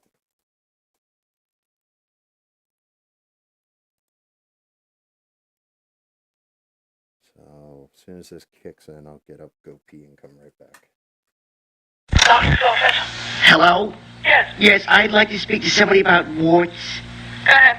I have warts all over my ass and genitalia, and I want to have them removed. I got warts in my everywhere. They're awful, and they're silly looking. Thank you. Can we have these taken out? You have to make an appointment. How does he do this now? How does he go about this? You cut them off. He cuts them out? I mean, because they're in there pretty deep. Would he use a shoe to go in there, like boot me in the ass or something? Hello? Yes. Could you please tell me how he does it? He cuts them off. Use a knife and cut them off. Are you, oh my God, would he slip with that knife and hit me somewhere else? No. Oh boy, he sounds very scary to me. Don't they burn them out using like hot pokers or something like that? Don't they burn them away? Yeah. Oh, so he wouldn't burn them in my ass because that would probably seal me up for good, right? I guess so. I can't have that. So, is he there? Let me speak to him. He's with a patient right now. Oh God, is he burning him up? Do you want me to have him call you? Make him call me right away. My ass is like all knobby with all these warts. I got warts all over in my ass. What's your name? I always rub them and they would never fall off. What's your name? My name is Sal Rosenberg. Hello? Hold on. Please. Oh. What's your number? Oh. What's your telephone number? It's 212 4590, please. What? 4590, thank you.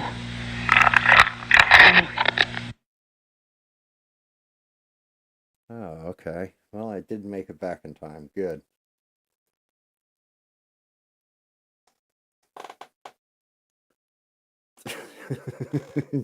You got a Saul Rosenberg.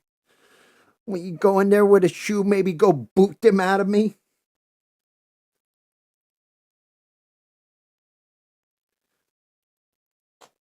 The best is one of the names they used was Frank Rizzo. Rizzo. And Frank Rizzo was actually like a Philadelphia politician at one point. And like it because they're in New York making those calls.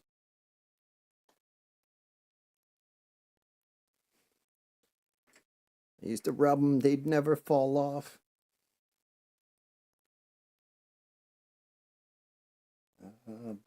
Oh yeah, brown.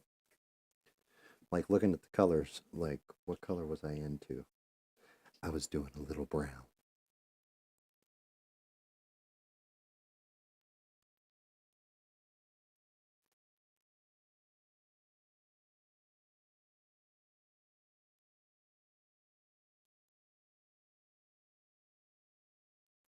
Yeah, Jerky Boys were classic.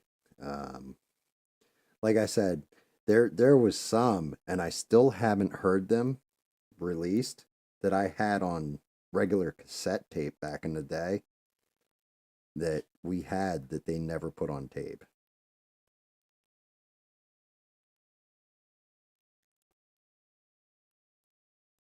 Or they never put on their CDs. I think they had like 5 or 6 volumes.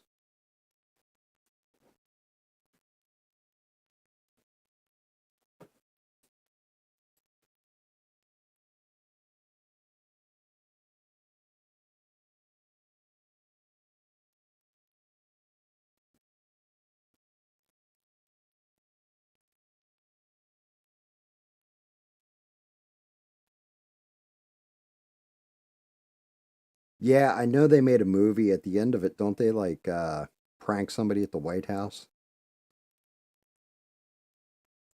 The movie did not do well.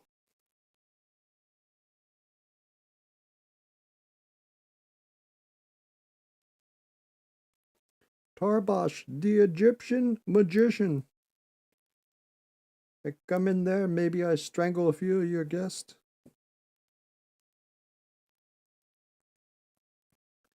Jerky Boys are definitely classic.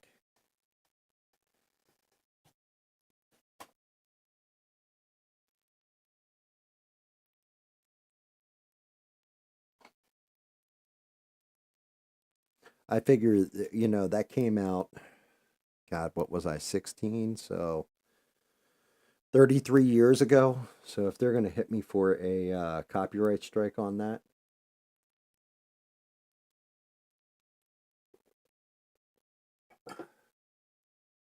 then YouTube, you can kiss my ass.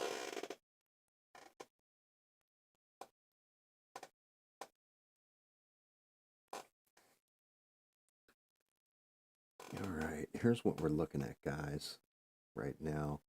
I know I've got to get into the leather again, the leather straps. Might go with maybe a linen color for the contrast on it. Got to paint all this stuff. I'm just debating what color I want to do it in. Shield, I think, came out all right. I don't really like this part, but that's because it's battle worn. So if it wore down, it would be the metal underneath, not the overlay. His horns got to get painted. I got to dot out his eyes, his nose.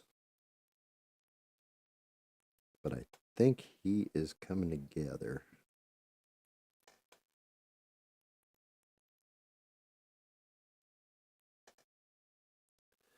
I do have to touch up right inside this chest line.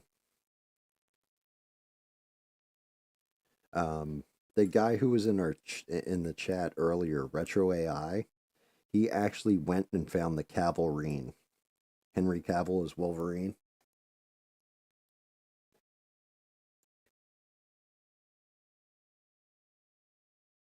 They want like $25 for just the model, though. And the sculpt on the face wasn't that good. And then there's another guy who did the sculpt of the head and the face, and it's really good, and that's like $5.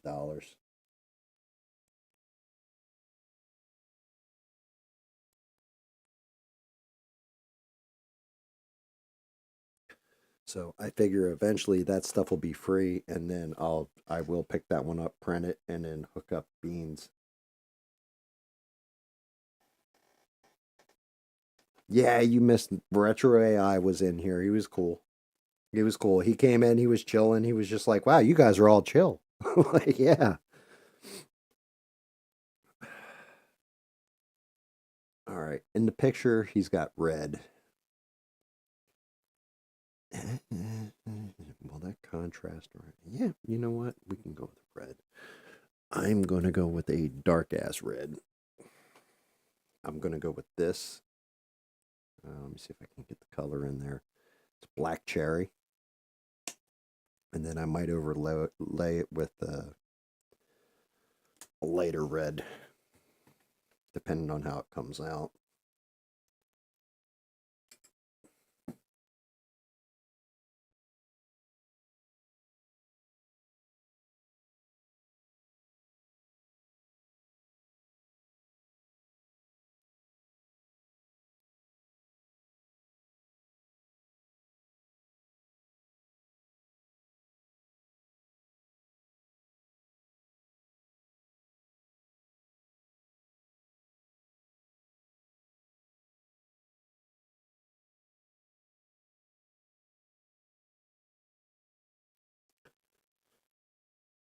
I think I'm digging that.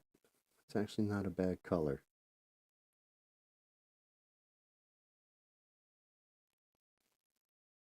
I think that kind of works on them.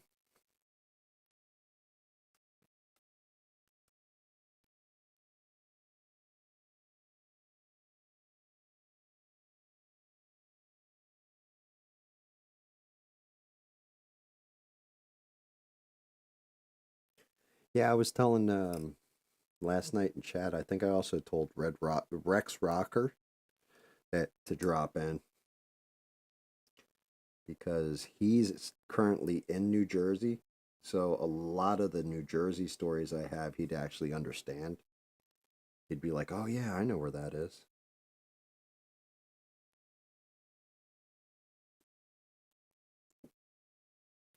Yeah, I think red's the way to go with this one. I think that definitely, actually the darker red too. I might not even go with too many highlights, maybe very minor ones.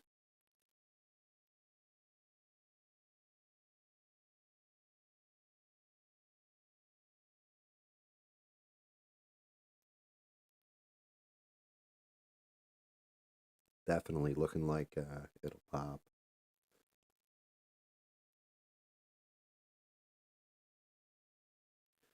So one of the other rabbit holes, well, I started to listen to the guy. And unfortunately, I don't even remember what the channel's name is. Um, I don't know if you guys have ever listened to a channel. I'm pretty sure Smurf has. I don't know if you have Sheree or you have Beans. Um, but Mr. Ballin, everybody pretty much knows who the hell Mr. Ballin is, right? When I was making my videos about cryptids and stuff, that's who I was afraid I was going to sound like, was Mr. Ballin. Because to me, I think everybody should do their own thing, should kind of be original and everything else. And Mr. Ballin, I think he did that lane and did it best. And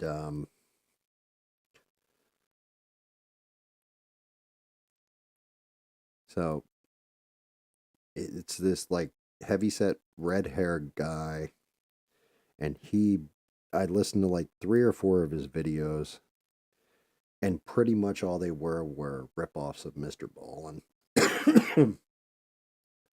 Like almost down to the point where he was saying the strange, dark, and mysterious, but instead he said the strange, dark, and unusual in story format. And I was like, yeah, bro.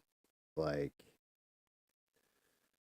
don't emulate somebody else, do your own thing. It's kind of why I don't know if you guys have ever watched the Y Files. He's more what I appreciate because the research is solid on them and he debunks at the end.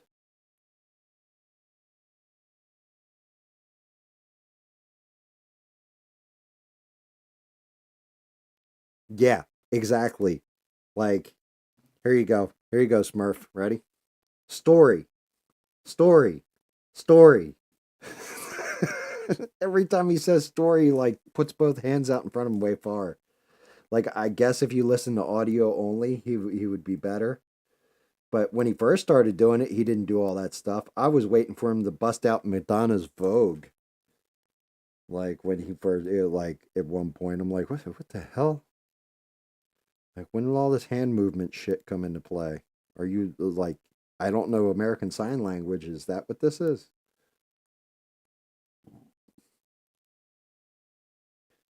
But yeah, he does. He talks with his hands way too much. But he's a great storyteller. You can't knock him. I mean, 95% of what he only tells you part of the story, too. He doesn't tell you the whole damn thing. And maybe that's because it's not YouTube friendly. I'm not sure. But yeah, this other cat was, he pretty much, he had like 85 or no, like 850,000 subscribers or something. So, I mean, people definitely like him, but I'm just thinking to myself, like, have you never heard of Mr. Ballin? Because that's pretty much what this guy's doing.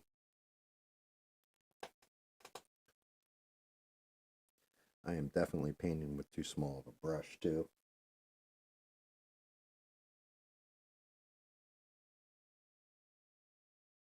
Like, getting inside with it or whatever was one thing, but now on the outside, trim, not so good.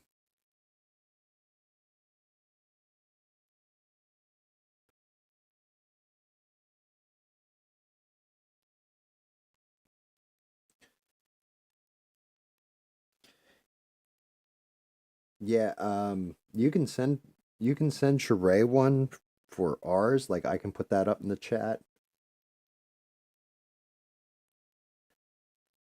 I can do mine, but for the ABL one, somebody else is gonna have to send it to her if she wants to get in the ABL one. I figured Smurf doesn't even know who ABL is, so it wouldn't really make sense.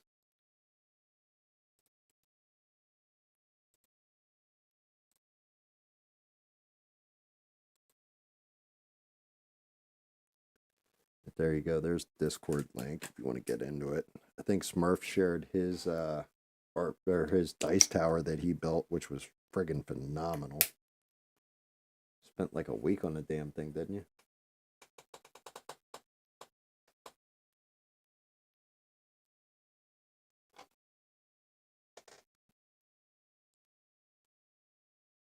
Definitely got some richness on this red. Just very nice. Actually, this red is going to be great for when I do like Freddy Krueger or something like this, and they're bloodstained. I figure I'll knock out a lot of the horror ones during October.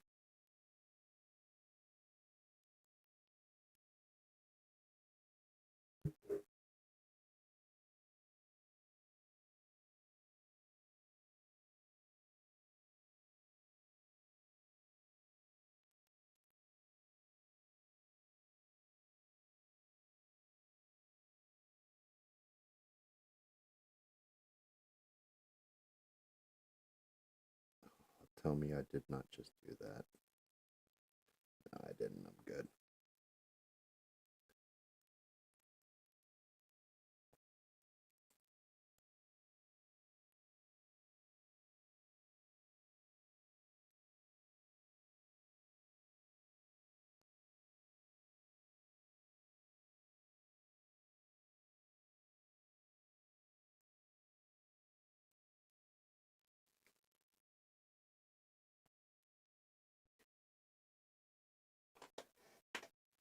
Yeah, Dice Tower was.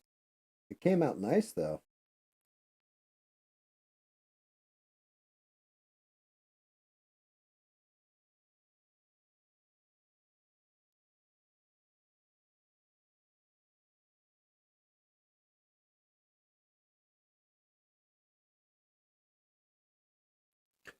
Beans did this really cool thing where she resurfaced like a table using comic books. Poor comic books, but came out pretty damn cool. I don't think she ever put the pictures up though.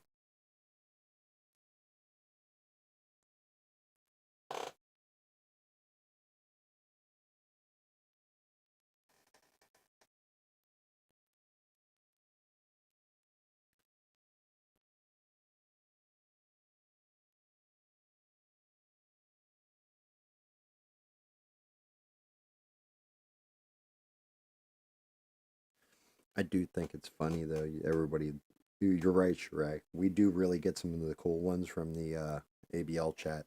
Like to come over and just chill.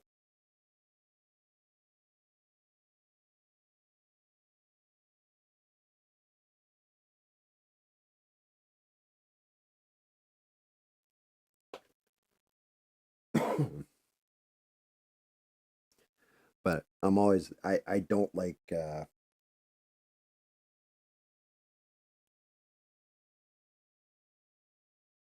in a way, even though like last night I was like I even said it, I was like I kind of self-promoted a lot last night because I was like, oh yeah, dude, go to the chat. I'll be streaming tomorrow, blah blah blah blah blah.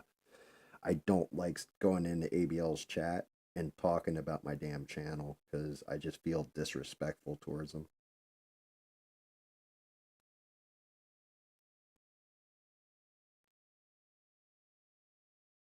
Very cool. So now Sheree has a picture for her little avatar.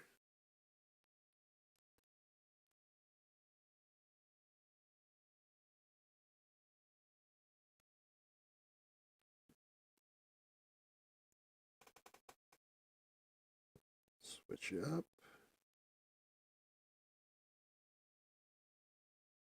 Get this damn line done right there.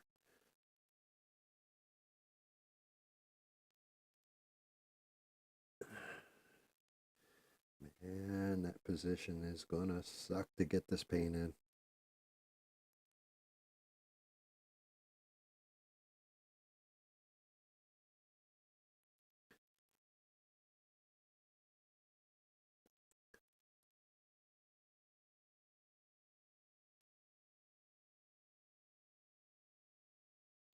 I definitely think this is the come sit down a while, have a chill stream.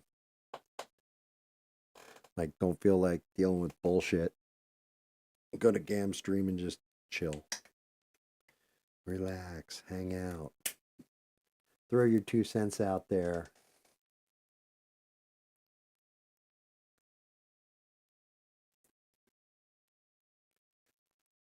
Clean out this other brush. Still got to go back over. I think I'm actually going to step that gray up to a linen on the straps.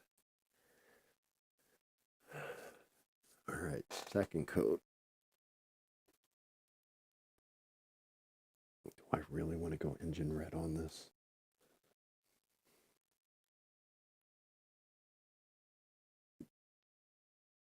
I'm going to go a step down. I'm going to go to cardinal red.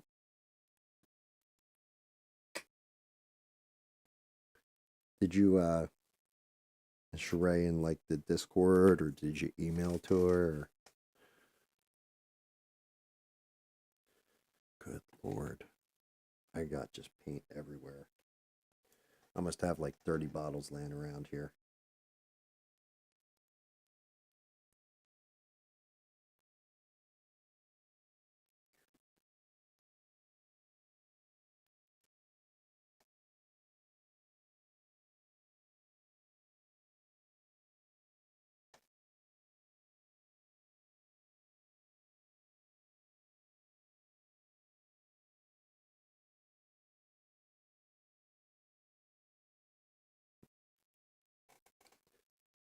So, are you actually in the Discord, Sheree?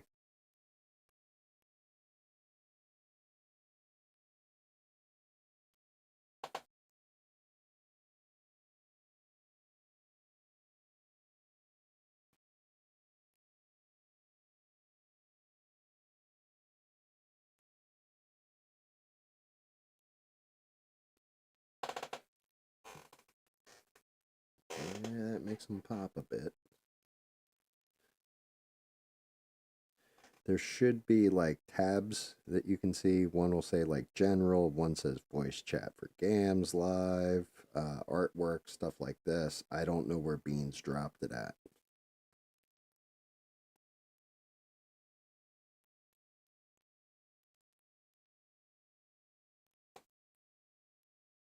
This is gonna suck if I screw up.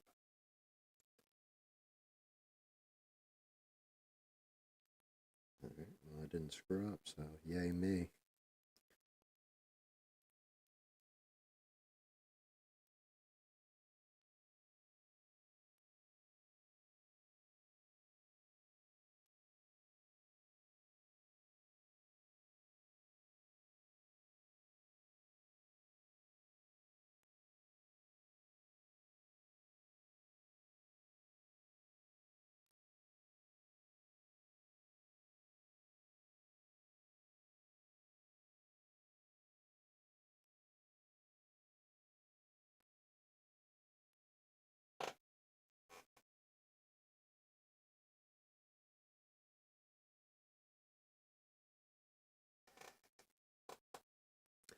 That'd actually be a pretty good color mix for Superman's cape right there.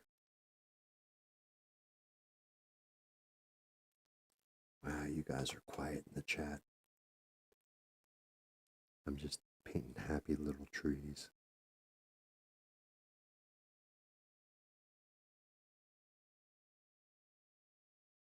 Making happy little accidents.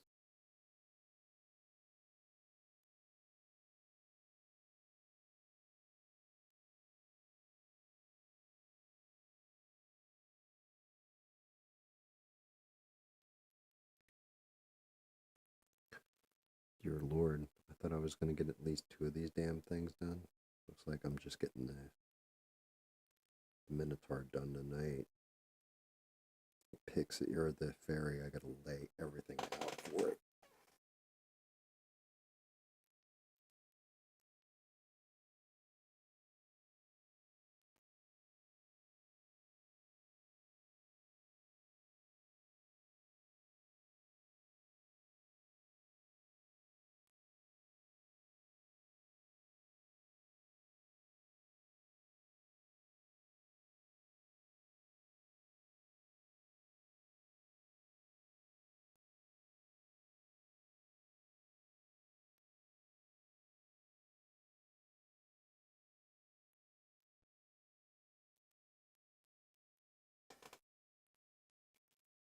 Stop it, Bob.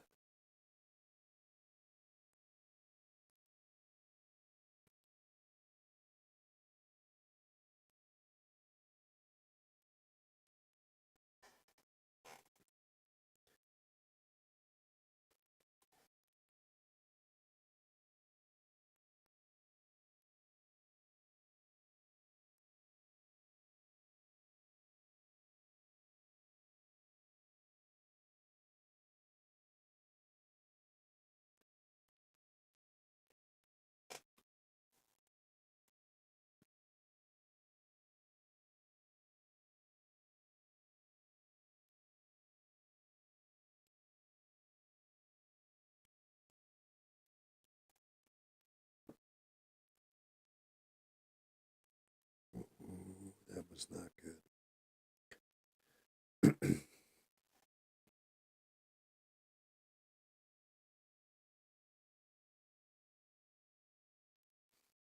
I hit way above where I was aiming with that one stroke. I'm gonna have to go back in, fix it.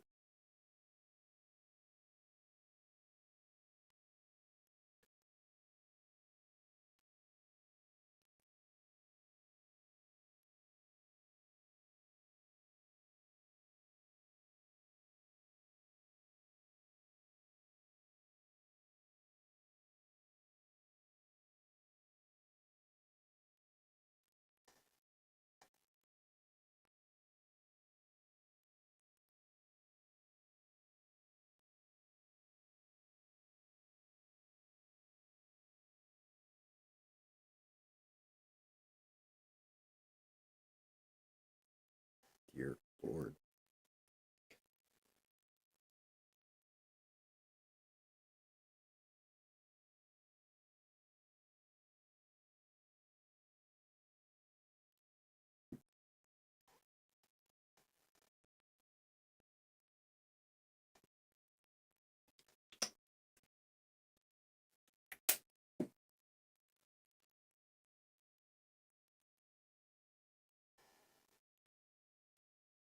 You wouldn't think this stuff would take all that long, and yet here I am.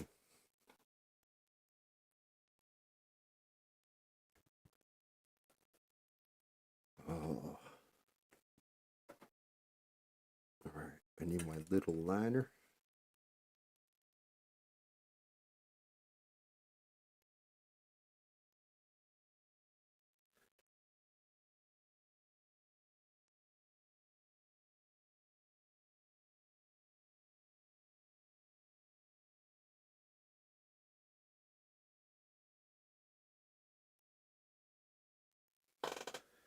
Had to go back there and fix that little blowout.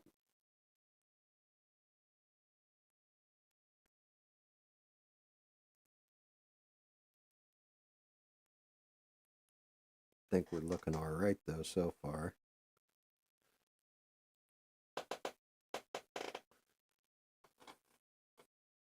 Oh, poor Sheree.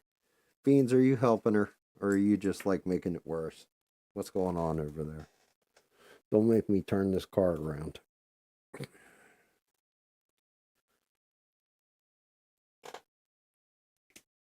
Alright, I'm headed into the linen strap. Oh my god. Alright, let me get these reds away because we're done with them. I've got just paint everywhere. I honestly was not expecting to do this much to this.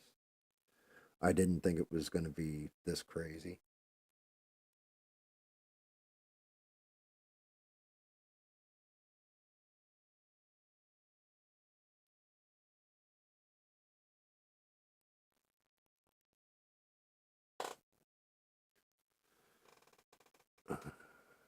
Too bright.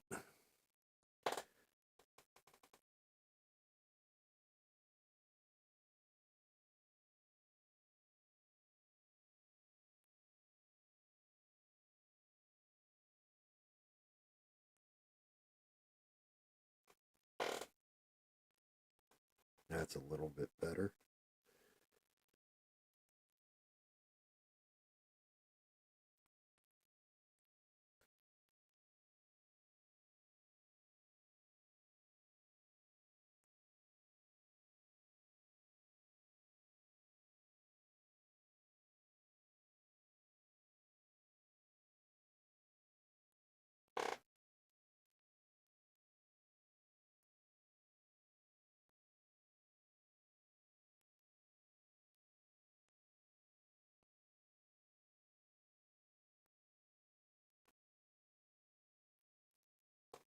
Everybody hanging in there? Everybody good?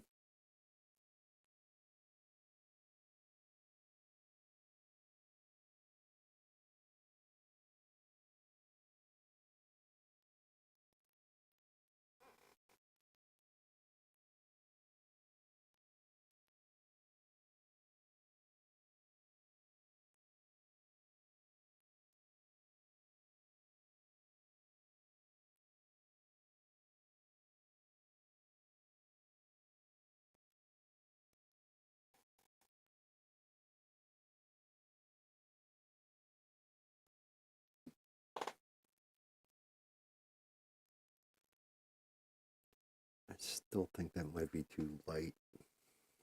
I might want to hit that with a little dark.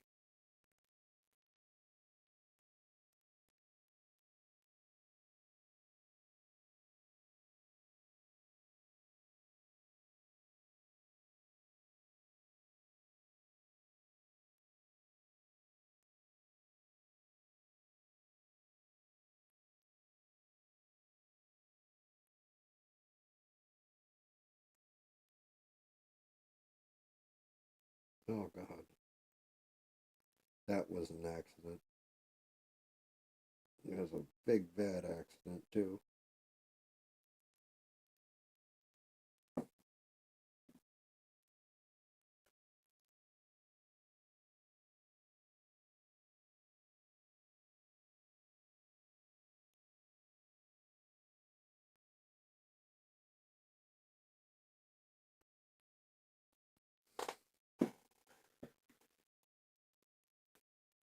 Okay. What did I use before? I think I used iced coffee. Was that the color?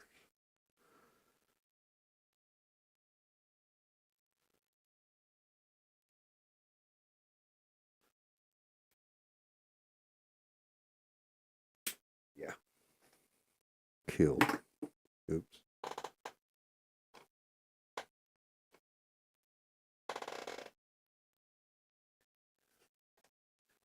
Vina, are you sending people videos again? What did I tell you about that? Oh.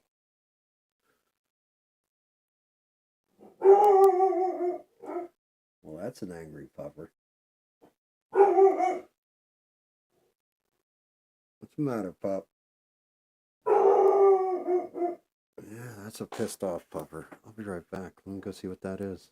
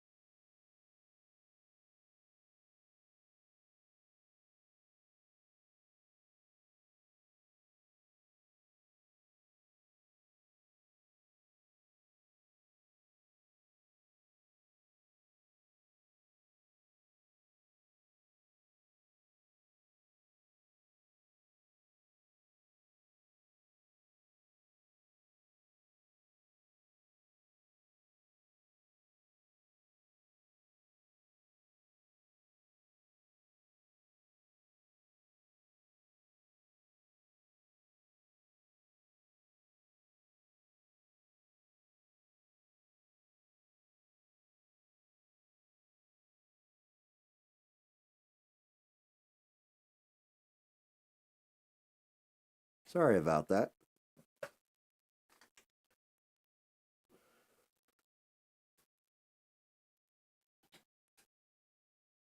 Very nice. Very nice.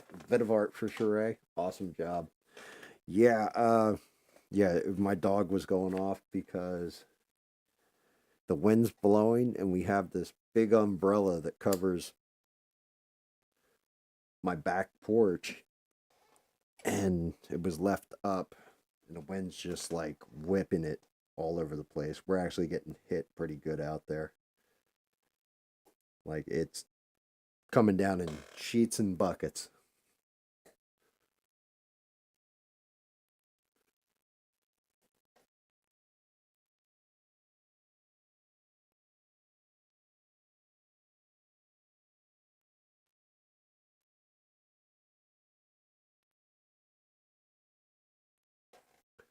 I'm just hoping I can make it through this damn stream before I lose power or internet.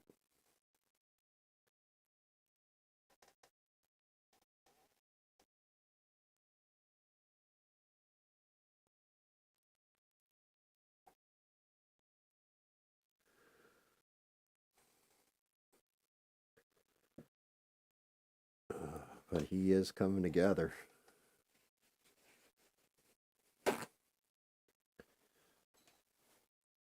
Look at you, Beans. Inspiring people.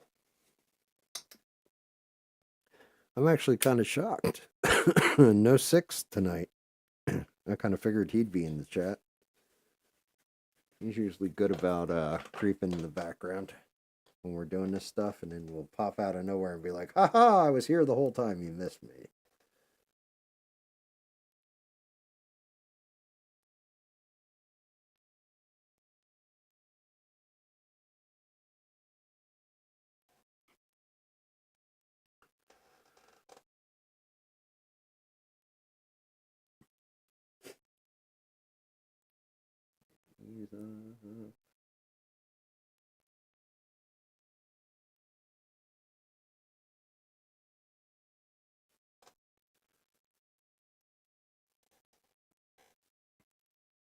A little bit on the other arm.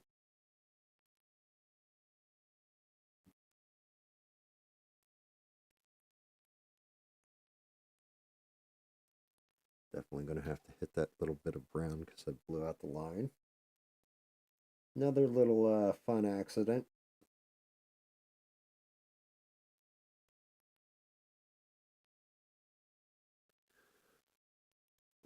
This damn shield. So much fun to work in. Yeah, I don't know. Smurf, are you still in the chat?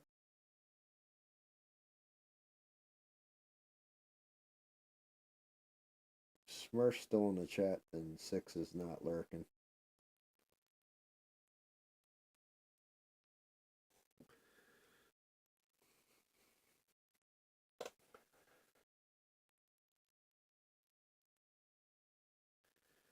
Something else I noticed while I was painting up this stick arm. That's what I thought.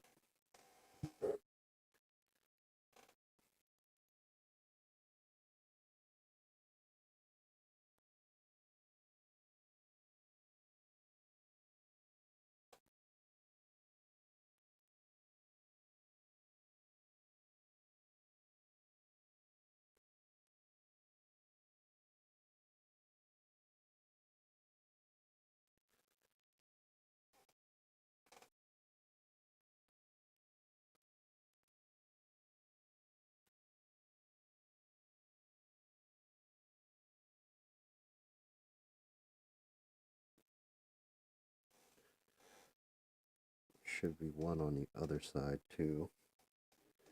It'll be in a very fun place to paint for somebody with shaky ass hands.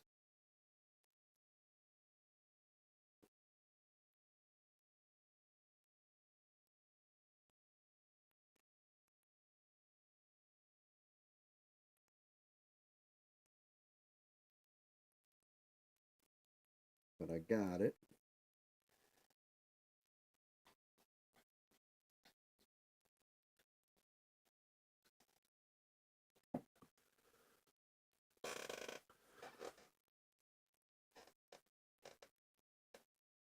Yeah, Smurf is an artist too, and he's like, he gets very stuck on it. So if it's not coming out the way he wants, he'll work on it for like 12 hours straight until he gets it like completely like, this is exactly what I envisioned in my head. He's a decent artist. That's what I mean. I think it's weird. I think the Discord that I've set up, hopefully, even if it inspires one person to just either express themselves, show off some of their art, share a story, whatever, share their YouTube and get a subscriber. I don't care what it does. But as long as it's a community that's actually in it for the right reasons, not, hey, you know, I owe $50 to my Uber driver. Can anybody help me out here? I think it's a net positive there. At very worst case.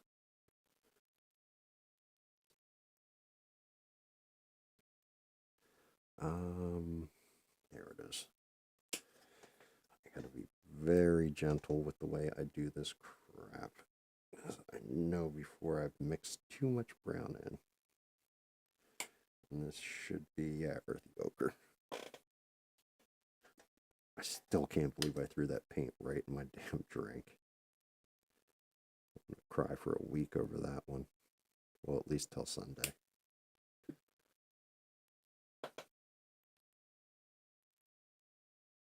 So, question for everybody who's still in here watching. Do you like the camera angle better at this angle? Lower, deeper in? Than what it was?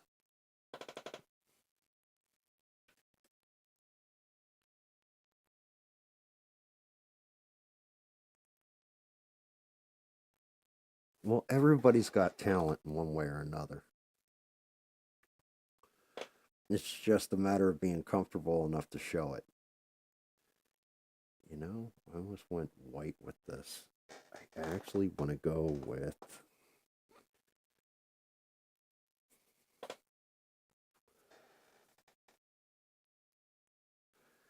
That should work. Another new color. See how she looks. I mean, that's just it. It's also about being comfortable enough to share it with everybody. I think that is a big part of it, to be honest with you, Beans. I think everybody's kind of gotten comfortable with one another.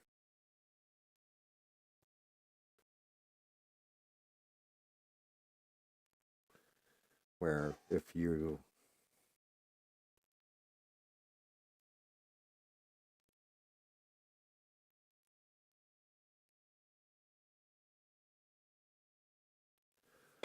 let me look at that color. No, not what I was going for. White and a little bit of this yellow mixed in.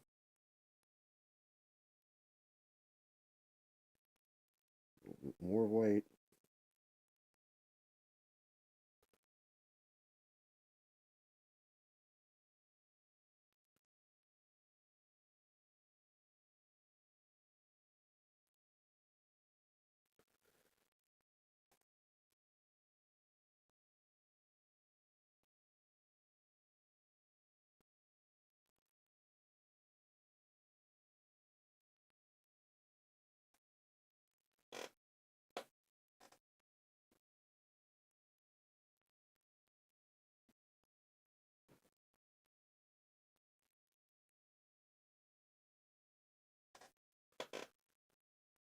And I still don't like it. No, sir, I didn't like it. Not one bit.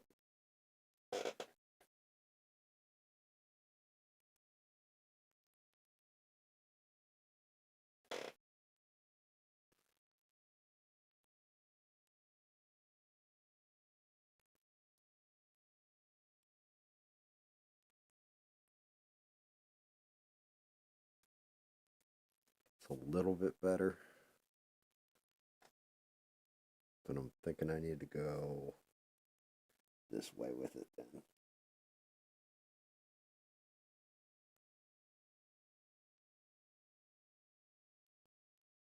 That's the way it's coming out.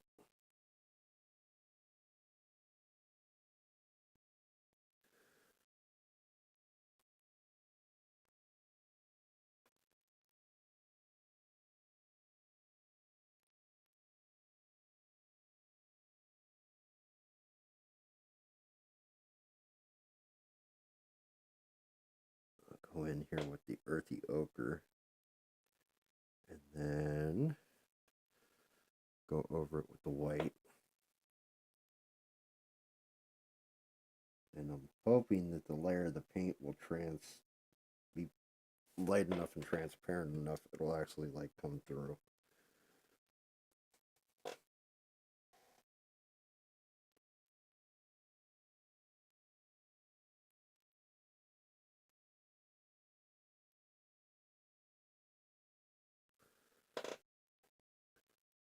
Also half tempted to go back and hit black back in there.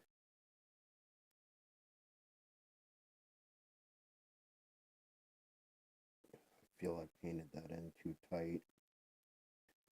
I think the break in the black in the hoof looks a little bit better. I don't even know if you guys can see what I'm talking about.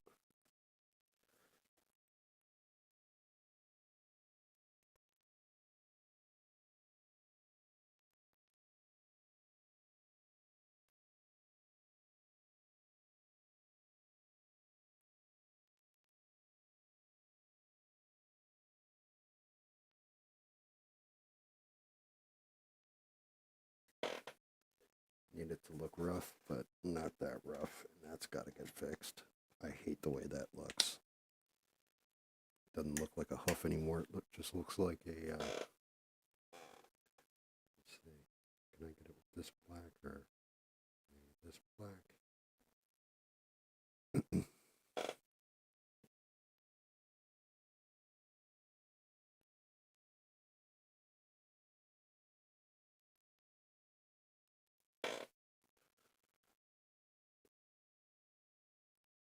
That's better. Now, if I'm right about this, I should be able to overlay it with a white and kind of get the effect I want.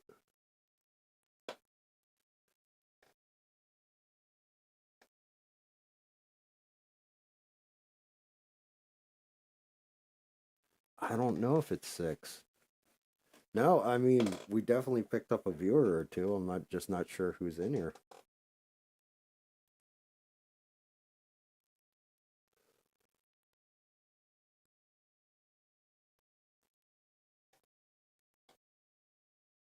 Oh, that's awesome. You made her a USA wrench? That's fucking cool. Good shit, Bina.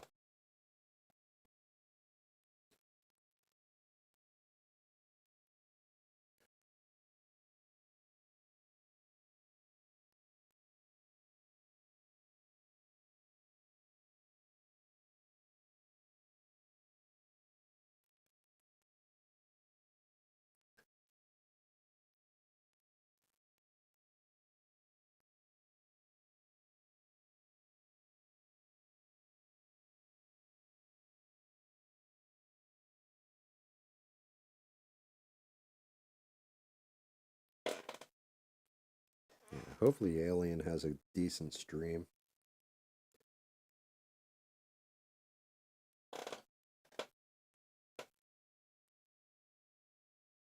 Oh, 6? Yeah, 6 is, he's a good dude. Definitely knows his fear and loathing in Las Vegas. He does, that man.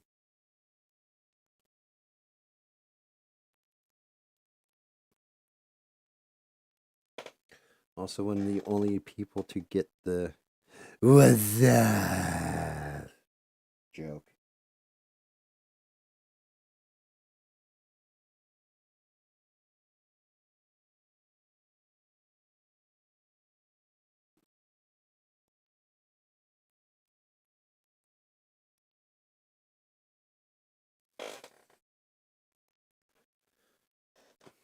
I still don't like it. I gotta figure out. Thanks, Beans. I don't like the feet. I don't like the hooves. I gotta fix that. And I gotta do the same damn thing with the horns. So once I figure out one, I'll figure out the other. And we'll be good money.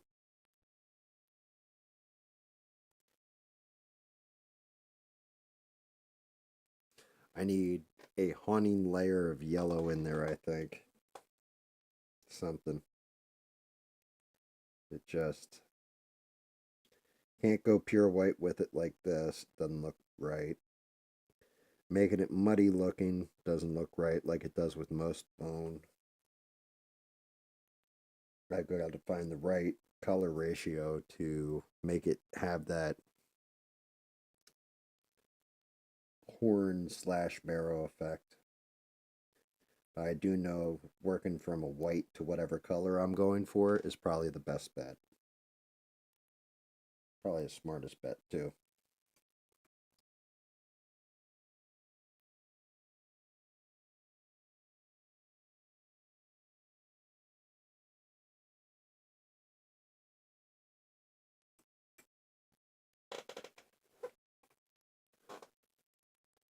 Yeah, I mean, everything else has pretty much come together from the inlay on the axe.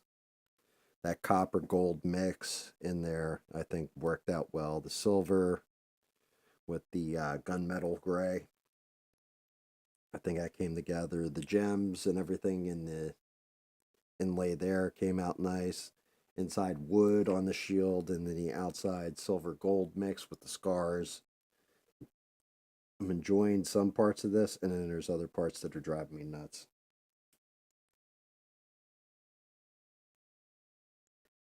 And the bones in the horn are going to be one of those things that's going to make me go just crazy.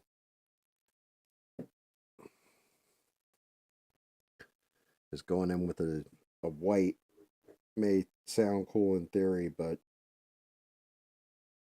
in practice, looking at it, it looks foolish. Doesn't look quite right. Looks a little off.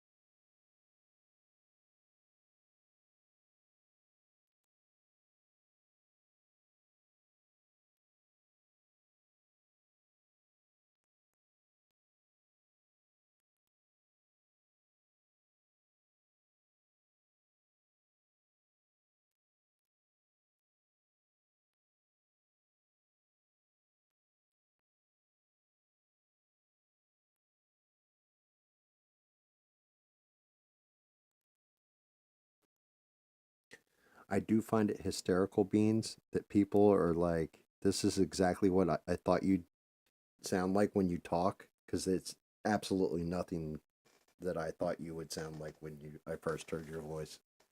Threw me for a loop for a second.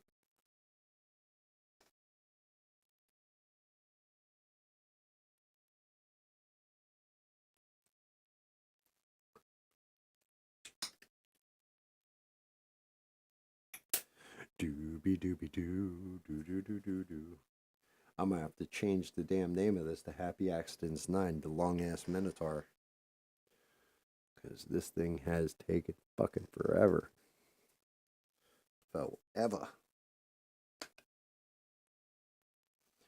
Honestly, because you said your voice was messed up, you also told me what your, languages of origin were. I thought you would have a deeper voice. Like, no, not that severe, but definitely like ABL trying to do an impression of a Russian. There you go. That's a good way of putting it.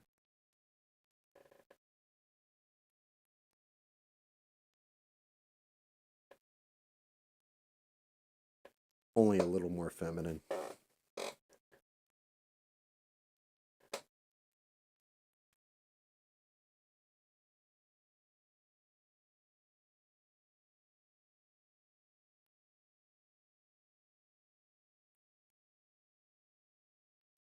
Instead, you sound like friggin' Harley Quinn.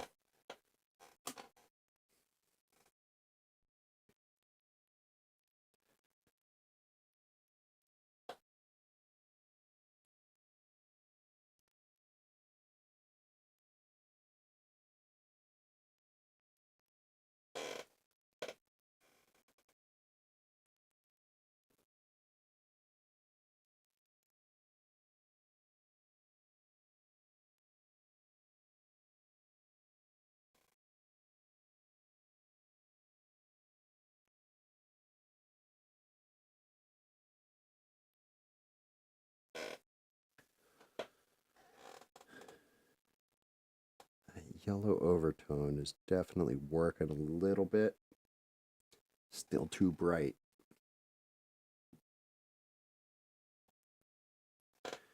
Yeah. Yeah, me too. I mean, it's a pleasant surprise. Like, still waiting for people to call in, like, pop their voice up there and be like, "Hi, my name's Michelle."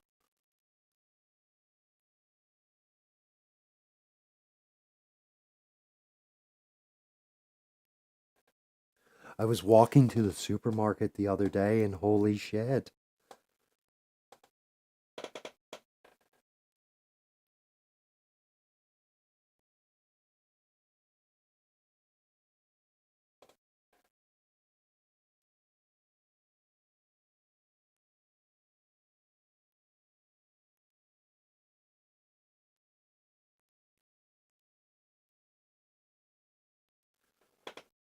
You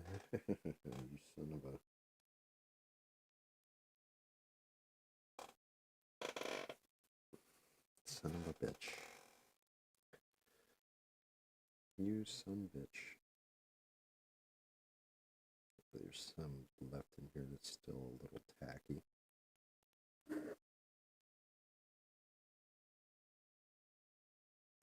Yep.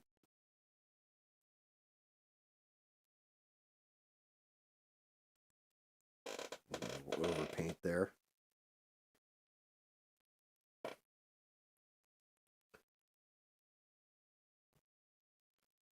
Yeah, I mean, it's funny because when Smurf and I first started talking, like just by our voices and never seeing pictures of one another, when we finally did get to see what each other looks like, we were both like, dude, I wouldn't picture you looking like that. And like Smurf's like, I wouldn't picture you looking like that. Well, here we are.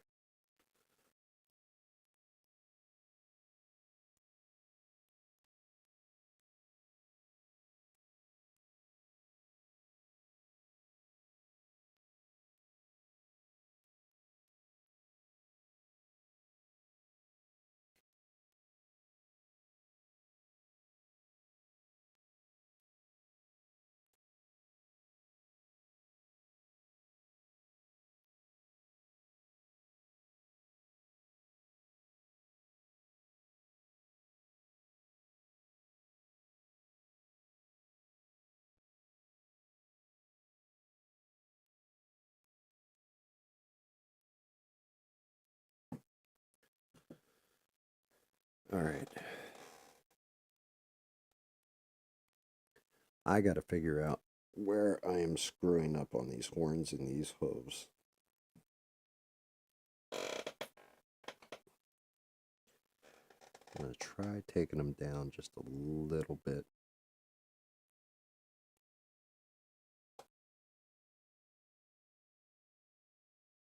I think they're too bright.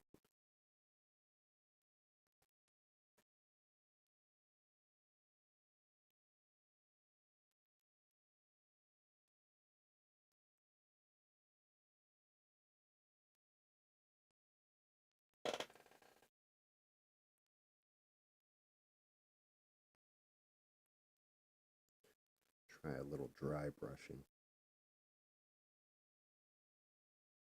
I think that's doing it. I think that's starting to look a bit better. What do you guys think?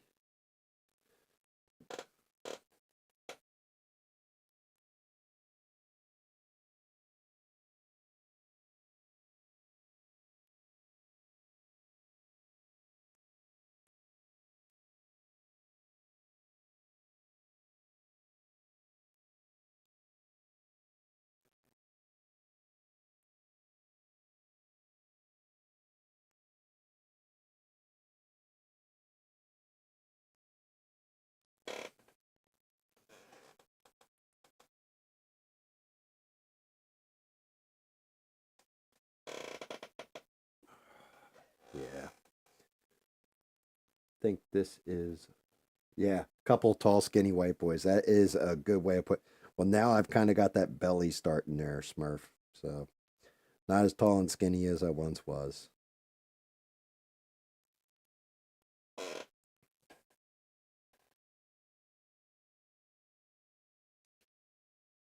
Craziest was one time we all turned on our stream just to show what we looked like or shared pictures of ourselves. There's a whole bunch of us chatting or whatever, and we all kind of like already had a conception of what we look like. But there was this one dude, and he played with us, and he was a Barbadian, and his name was Carlos. And Carlos talk like this. He talk very high up. I send you the fiber GAM of the coconut fiber from my fiber optic because your internet is shit. And he talked very like high pitched.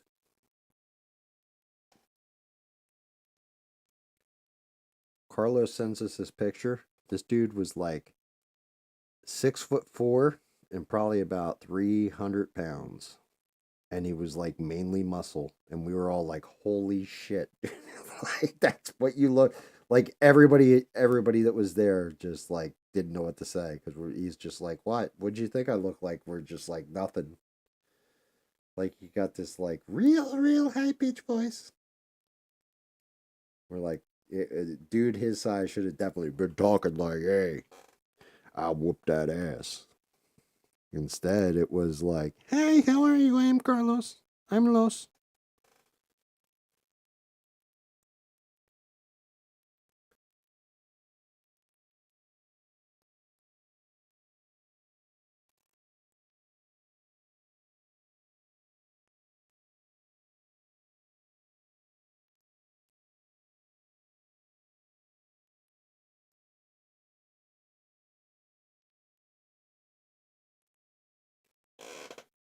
I think that might have his horns right.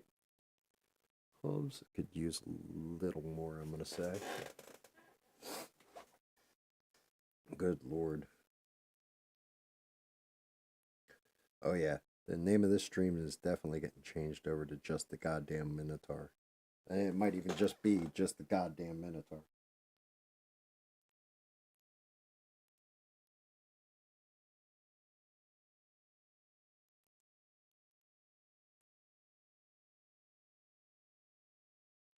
Because now, the more I'm looking at it, I just realized I still have to paint the ground beneath his feet, too.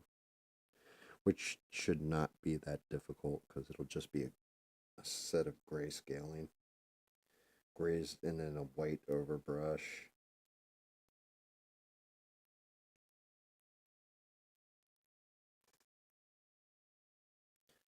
Also got to do his eyes,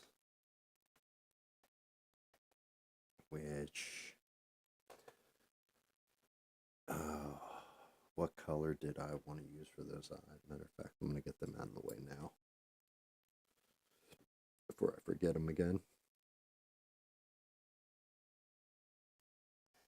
I'm going to go with a little bit of, I don't know if you guys can even see the coloring. Let's see if I put my hand behind it. No.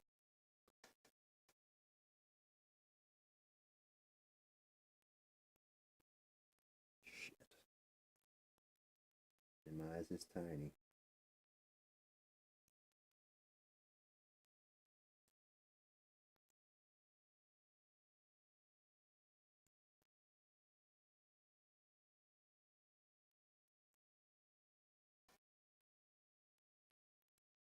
Right.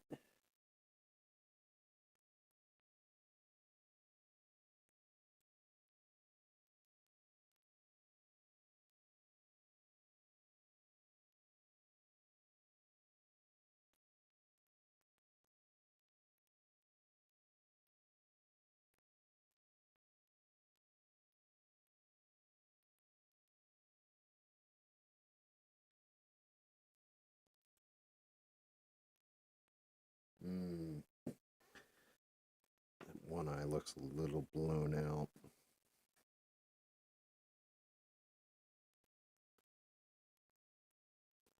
GAM and I.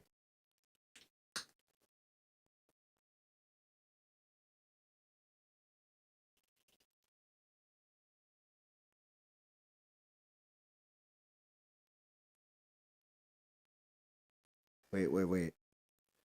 Are you asking me, Sheree, or are you asking the beans?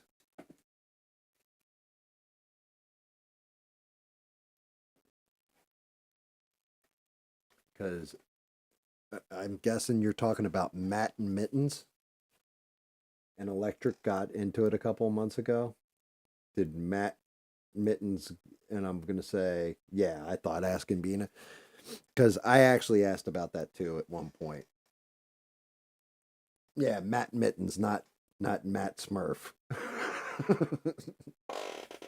Too many damn Matts. I was going to say, Smurf doesn't even go into ABL's thing.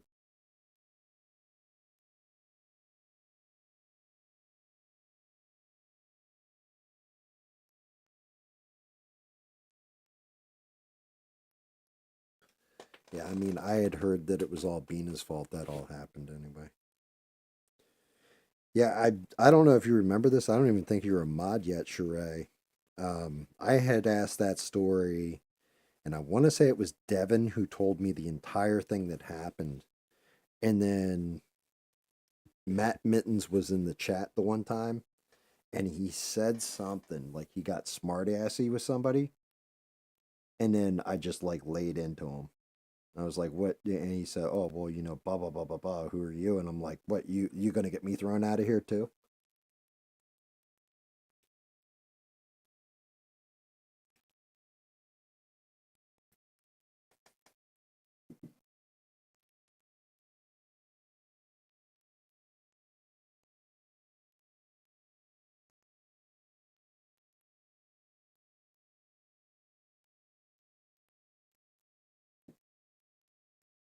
Mm, it's a rough one. I gotta fix.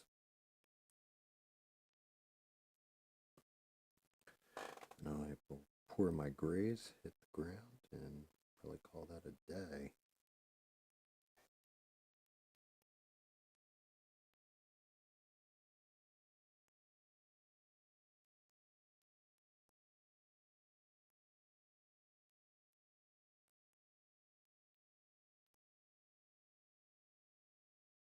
Maybe next time. What? So Matt Mittens is kind of a pain in the ass, but one of these days I will have to tell the story, and I'll have to wait till Smurf's in here again. Maybe next if he's in here Sunday or what have you. I'll have to tell the story of the biggest asshole that Smurf and I have ever met while playing video games. It's a guy named Godfather. Although Smurf was very fond of him too. Like they were like best friends for a while there. They used to hold each other's junk while they peed, that kind of friendship. Smurf's laughing his ass off right now. And he's probably going to kill me later. My God.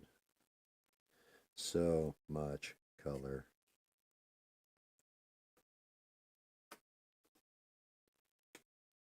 All right, that is too light. Smurf's like, what the fuck?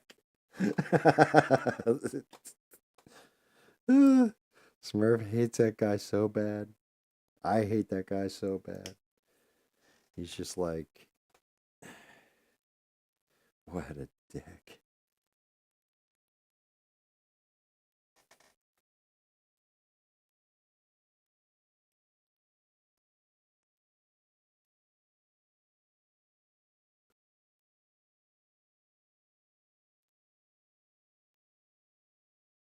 Matt's paying member and didn't want to offend. Yeah, but you know what? So here's one of those things with the paying members. I watched one guy talk all kinds of smack, and like I started laying into him. People in the chat were getting pissed at him, and he went and bought a membership immediately. Like, yo, I don't care if you're a paying member or not. If you're gonna come in to where I am and be a dick like that, like you gotta go. You gotta go. And definitely, if I had somebody who is a mod, I'm not going to take them over somebody else just because they gave me $5 or $2 or whatever it is for the month. Like, just, I don't know. I think that was kind of wrong. Oh, Smurf, by the way, makeup sponge. Just tapping it. Here, let me show you real quick. So, makeup sponge, paint, dipping it in a little bit, drying it out so it's just barely on there, and then tap applying. I don't know if you ever use this technique or not, but for stone and shit, look at the result. Yeah, I didn't.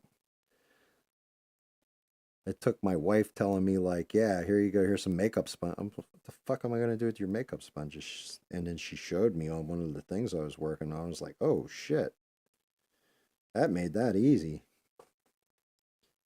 Definitely gives it a gritty, grainy feel.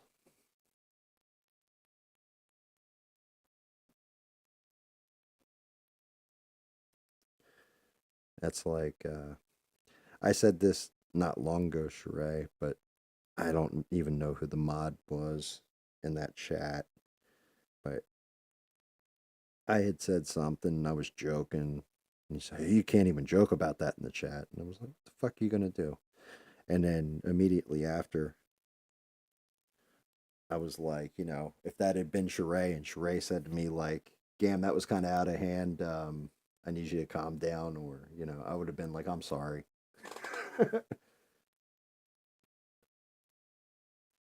I'll pop you with a highlight. How about that? Oh, shit. The figure or the ground, Smurf?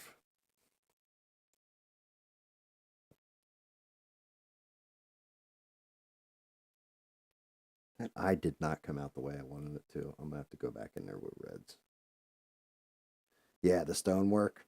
Yeah, that's why I put the second color down. I just want to look at them in general before I. But he definitely needs.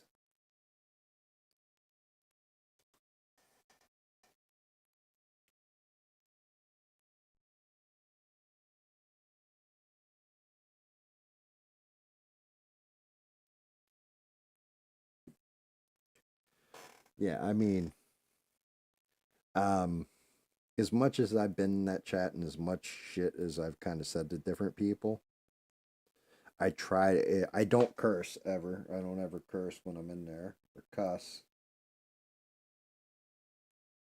I'm very careful about my language and the way I word things.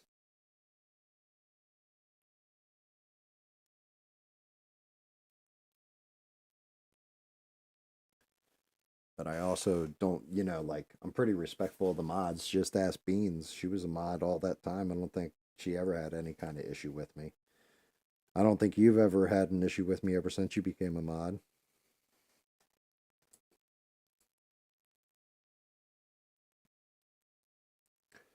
All right, second layer, second tier.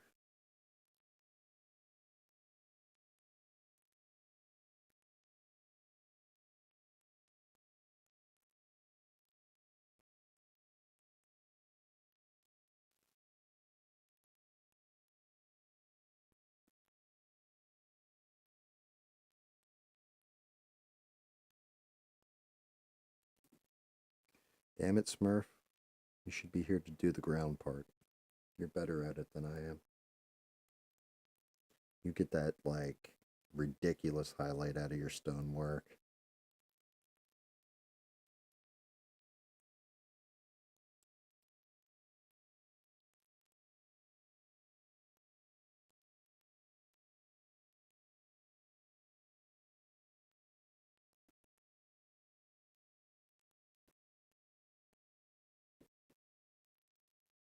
Damn, too much in there.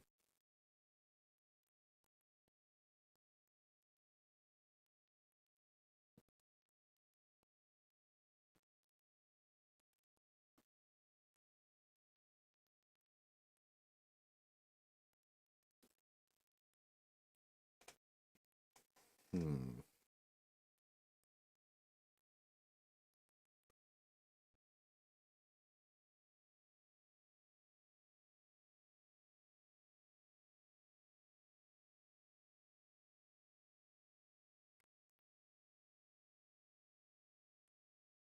Little brown, green, and white.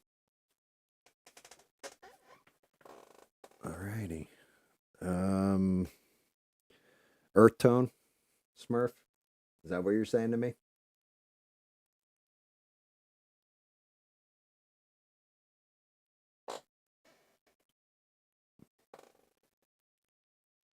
I mean, I've got all those colors, but I'm guessing you want an earthier tone.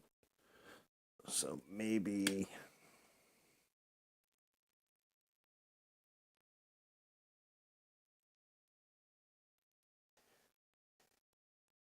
Yep. Earth tones. Gotcha. Gotcha. It's a good call, white man. I know you don't engage in acts of crackerdom, but just the same.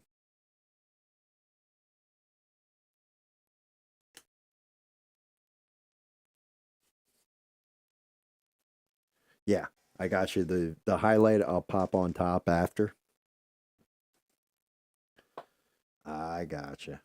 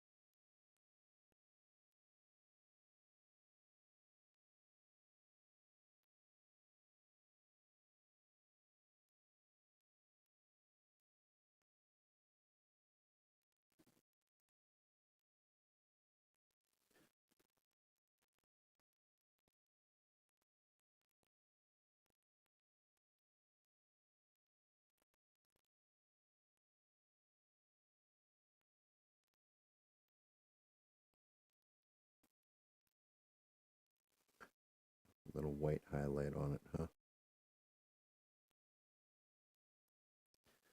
Get real dry with that shit. Do the highlight correctly.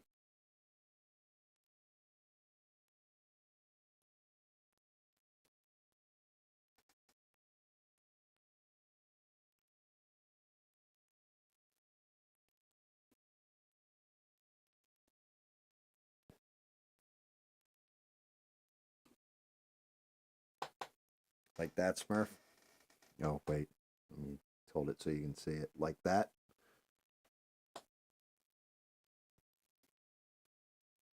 Or you think I should come in with more greens and browns?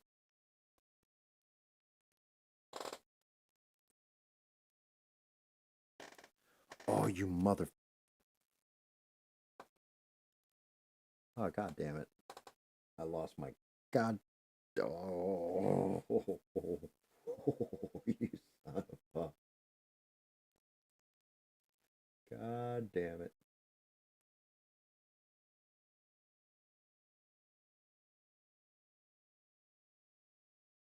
Do this. I can't believe I just fucking did that. Little green on my finger. Little green on his fucking nose.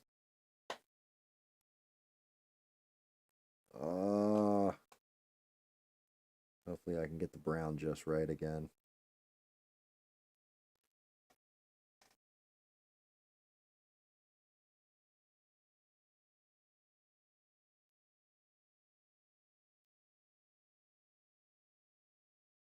Got it. Woo.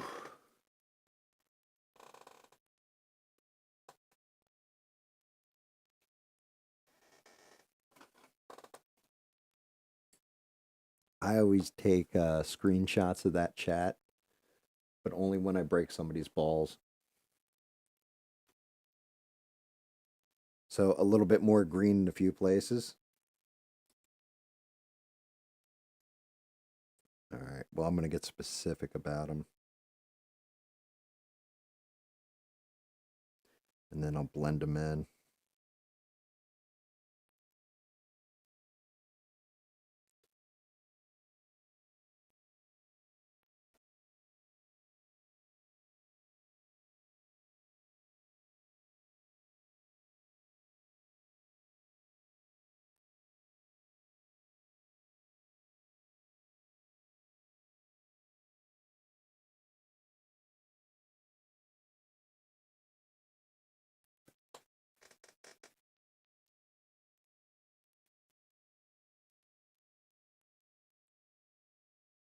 Yeah, like I was saying earlier, I try not to take the piss out of him all that much because he's actually a friendly troll. Like, he annoys people in the chat, but he's for the most part harmless. And when you lay into him a little bit, he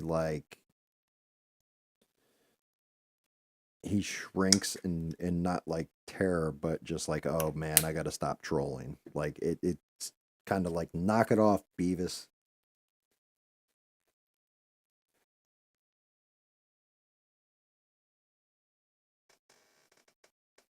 Yeah.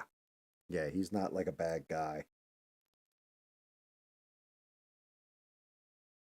I think that little edging with the... I just fucking touch his horn with goddamn green paint on my hand. Oh, you fucking bastard. Where the hell's the... Oh, oh, I could kill you. Not you, Smurf. Not you, Shrey. Not you, Beans. Not anybody else who's watching.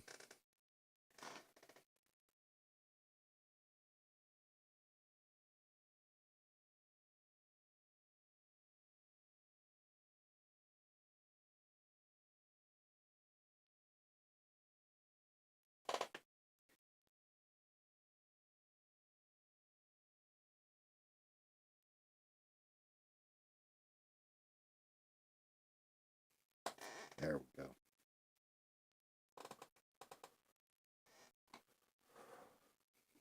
Clean up that damn horn. What do you guys think?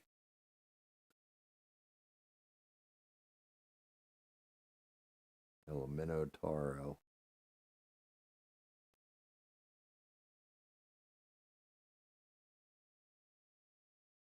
Got a big old have at the axe.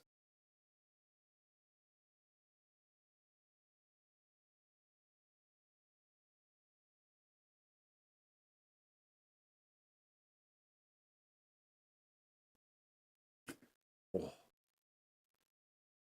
damn. I'm just knocking shit everywhere.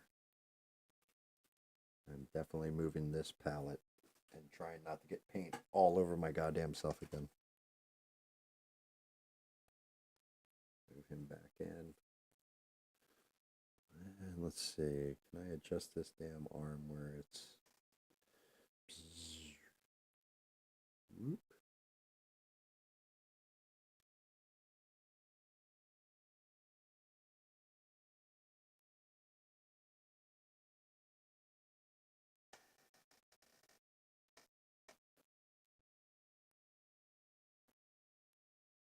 Pop that light off. How's he look?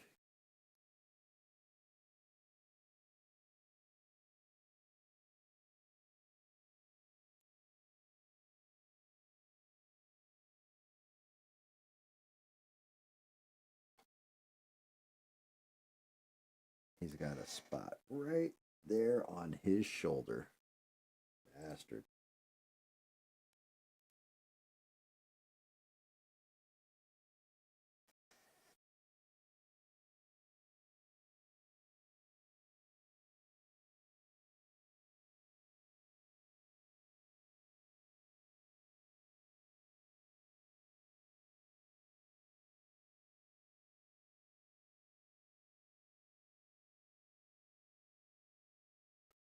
Ooh.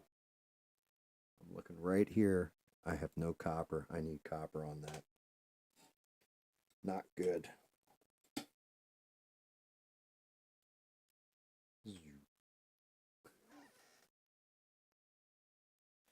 Thanks, Murph. If you're saying it's badass, I know this dude, like, because honestly, you've told me to go fuck myself before, so I know you're not lying to me.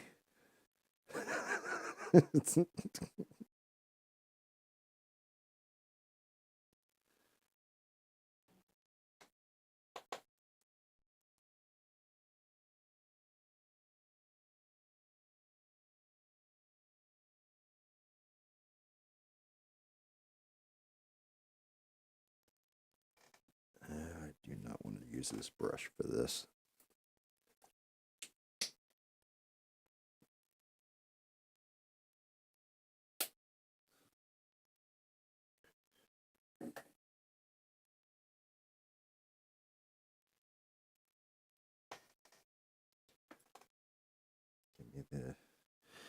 Give me the brush of no fuckery.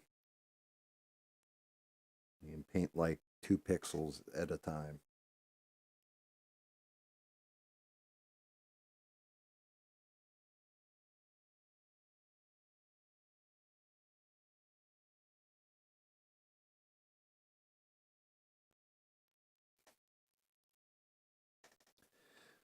Well, I mean, it's not like I didn't earn it, Smurf, you know. I know when I'm being a dick. I know when I've earned it.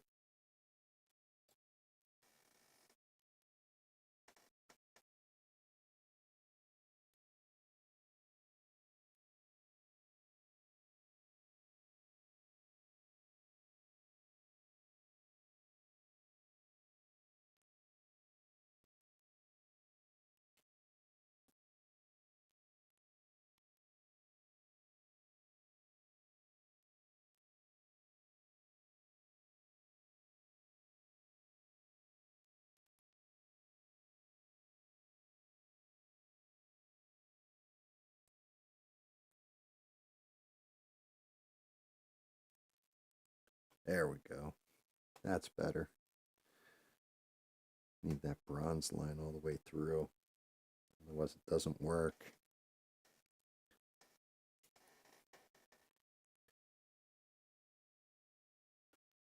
Oh, shit.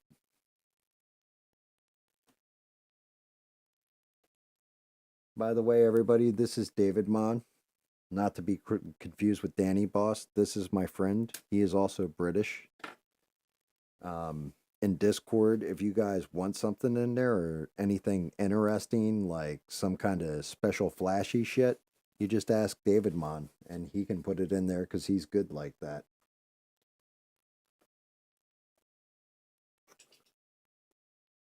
Well, David, you can always go into the Discord and leave a voice thing and we can read it and listen to it.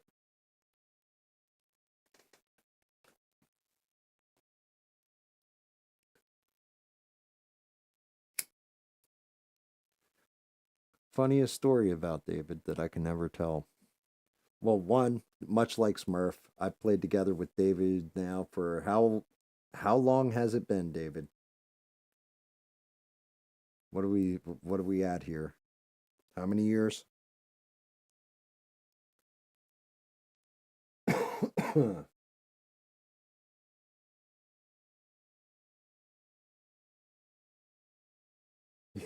Join the voice chat so we can all make fun of GAM. There you go.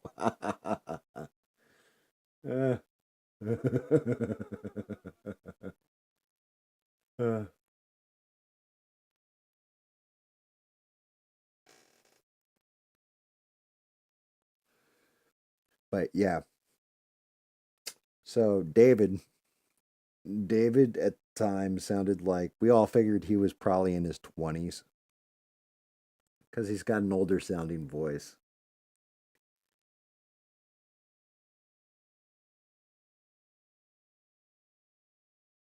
My stuff must be rewinding. Well, that's because I finally looked up from what I was painting to read it, David.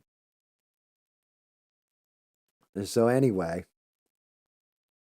David we're in this party and we're all playing this game together, and we figured David was in his 20s, and there was this one girl that was in this other group of people, and then my buddy's wife was with us, and they were talking about gamer guys and how gamer guys are scumbags. And I had this conversation before in the ABL chat where I was like, do guys ever like send you guys pictures or, you know, like D pictures or, you know, ask for weird stuff or anything like that? Because that's the conversation these two girls are having.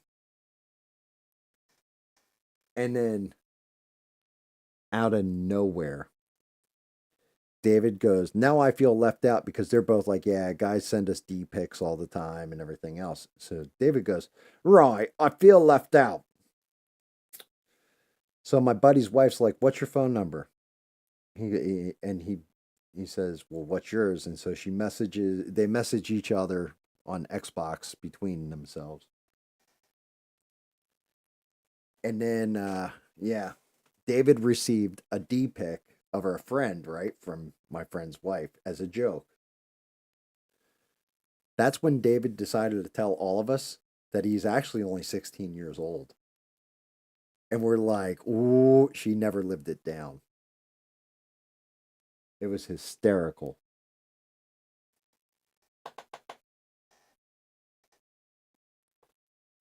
Hysterical. Oh, god damn. Yeah, David, you're literally tuning in at the end of the night, too.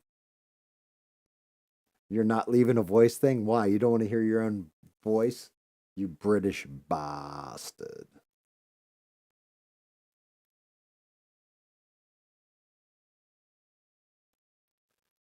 I mean, I'm probably wrapping up here in a minute anyway, David. Like, this guy took me way longer than I thought he was going to. I think he came out all right, though. I do think he came out okay.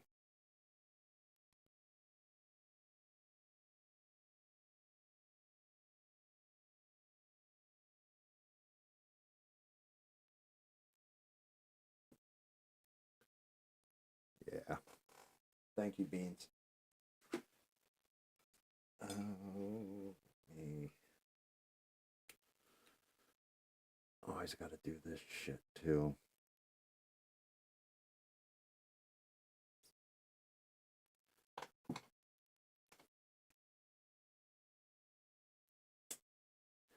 David doesn't like the way he sounds. Besides, he might say something in that voice chat that the British government will come and arrest him immediately. You think Danny Boss has stuff come out of his mouth about things going on over in the UK? You should hear David go off sometime. He's been saying it since he was like 16, 17 years old.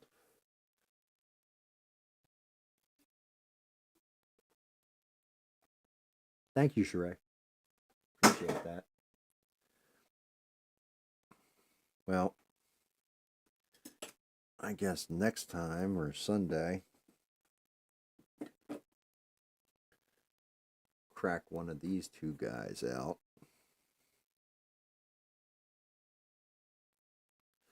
We'll have to go to the frog or the fairy. The fairy is going to be so tiny to do like all of her little features. The frog's going to be interesting because the color palette and the stripes and everything, striping going into them, coming across. Like that's just going to be wood. That looks like it is. That's actually metal. I don't think I'm going to go steel with it though. I might go with a dull gray.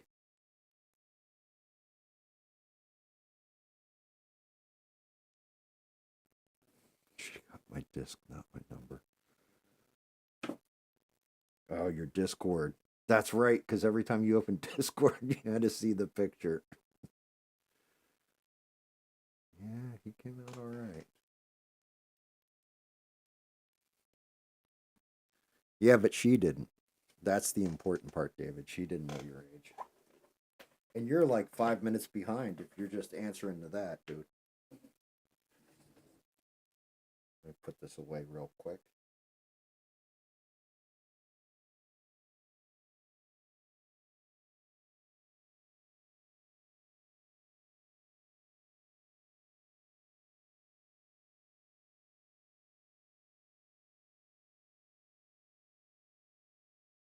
Start cleaning up this mess. Dear Lord. Oh.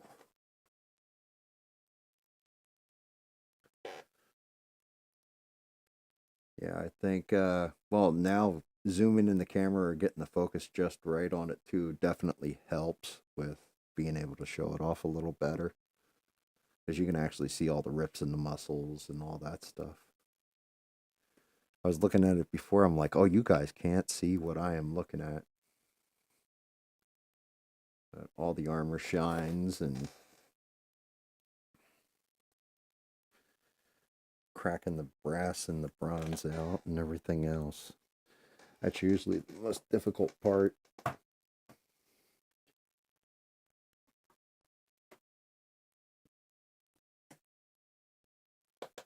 Good Lord.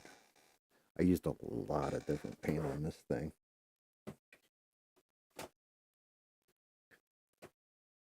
Just trying to establish the body color was difficult in and of itself.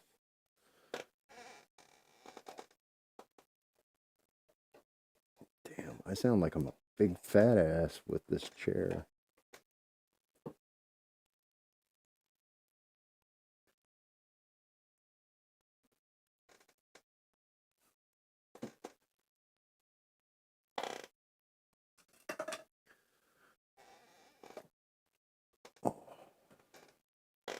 didn't even have to spray anything. Oh, you're skipping ahead? Yeah, he's lagging, he's lagging.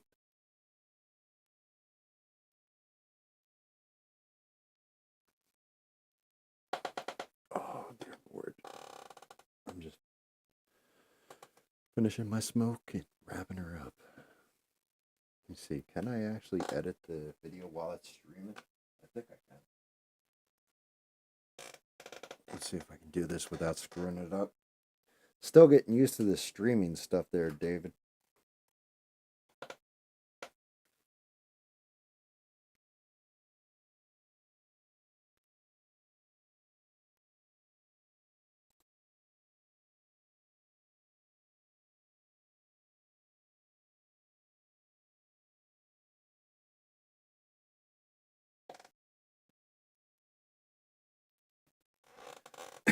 Conan, we played on official servers when it first came out, and then we played on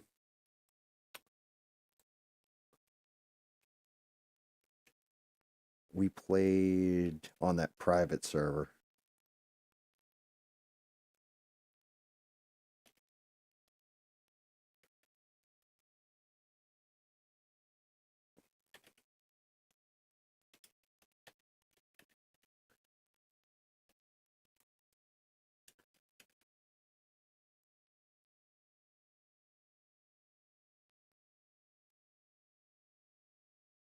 Okay, good night, Sheree. Yeah, I'm shutting down myself.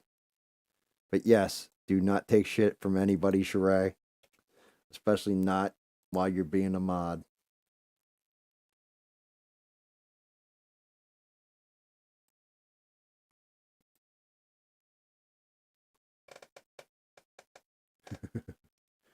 All right. I think that is... that's going to be a wrap for me.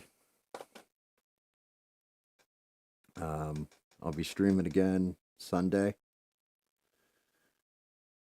One last look at the Minotaur.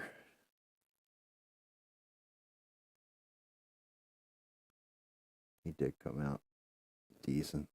I'm happy with this inlay work. Surprised I was able to get that much detail out of it.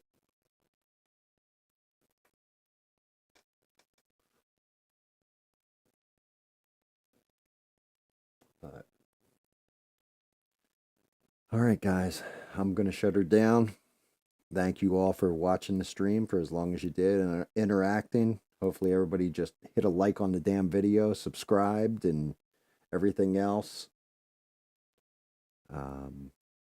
I'll be on Sunday, 8 p.m. Eastern Standard. And we'll see what we're going to paint then. So everybody, have a good week till then.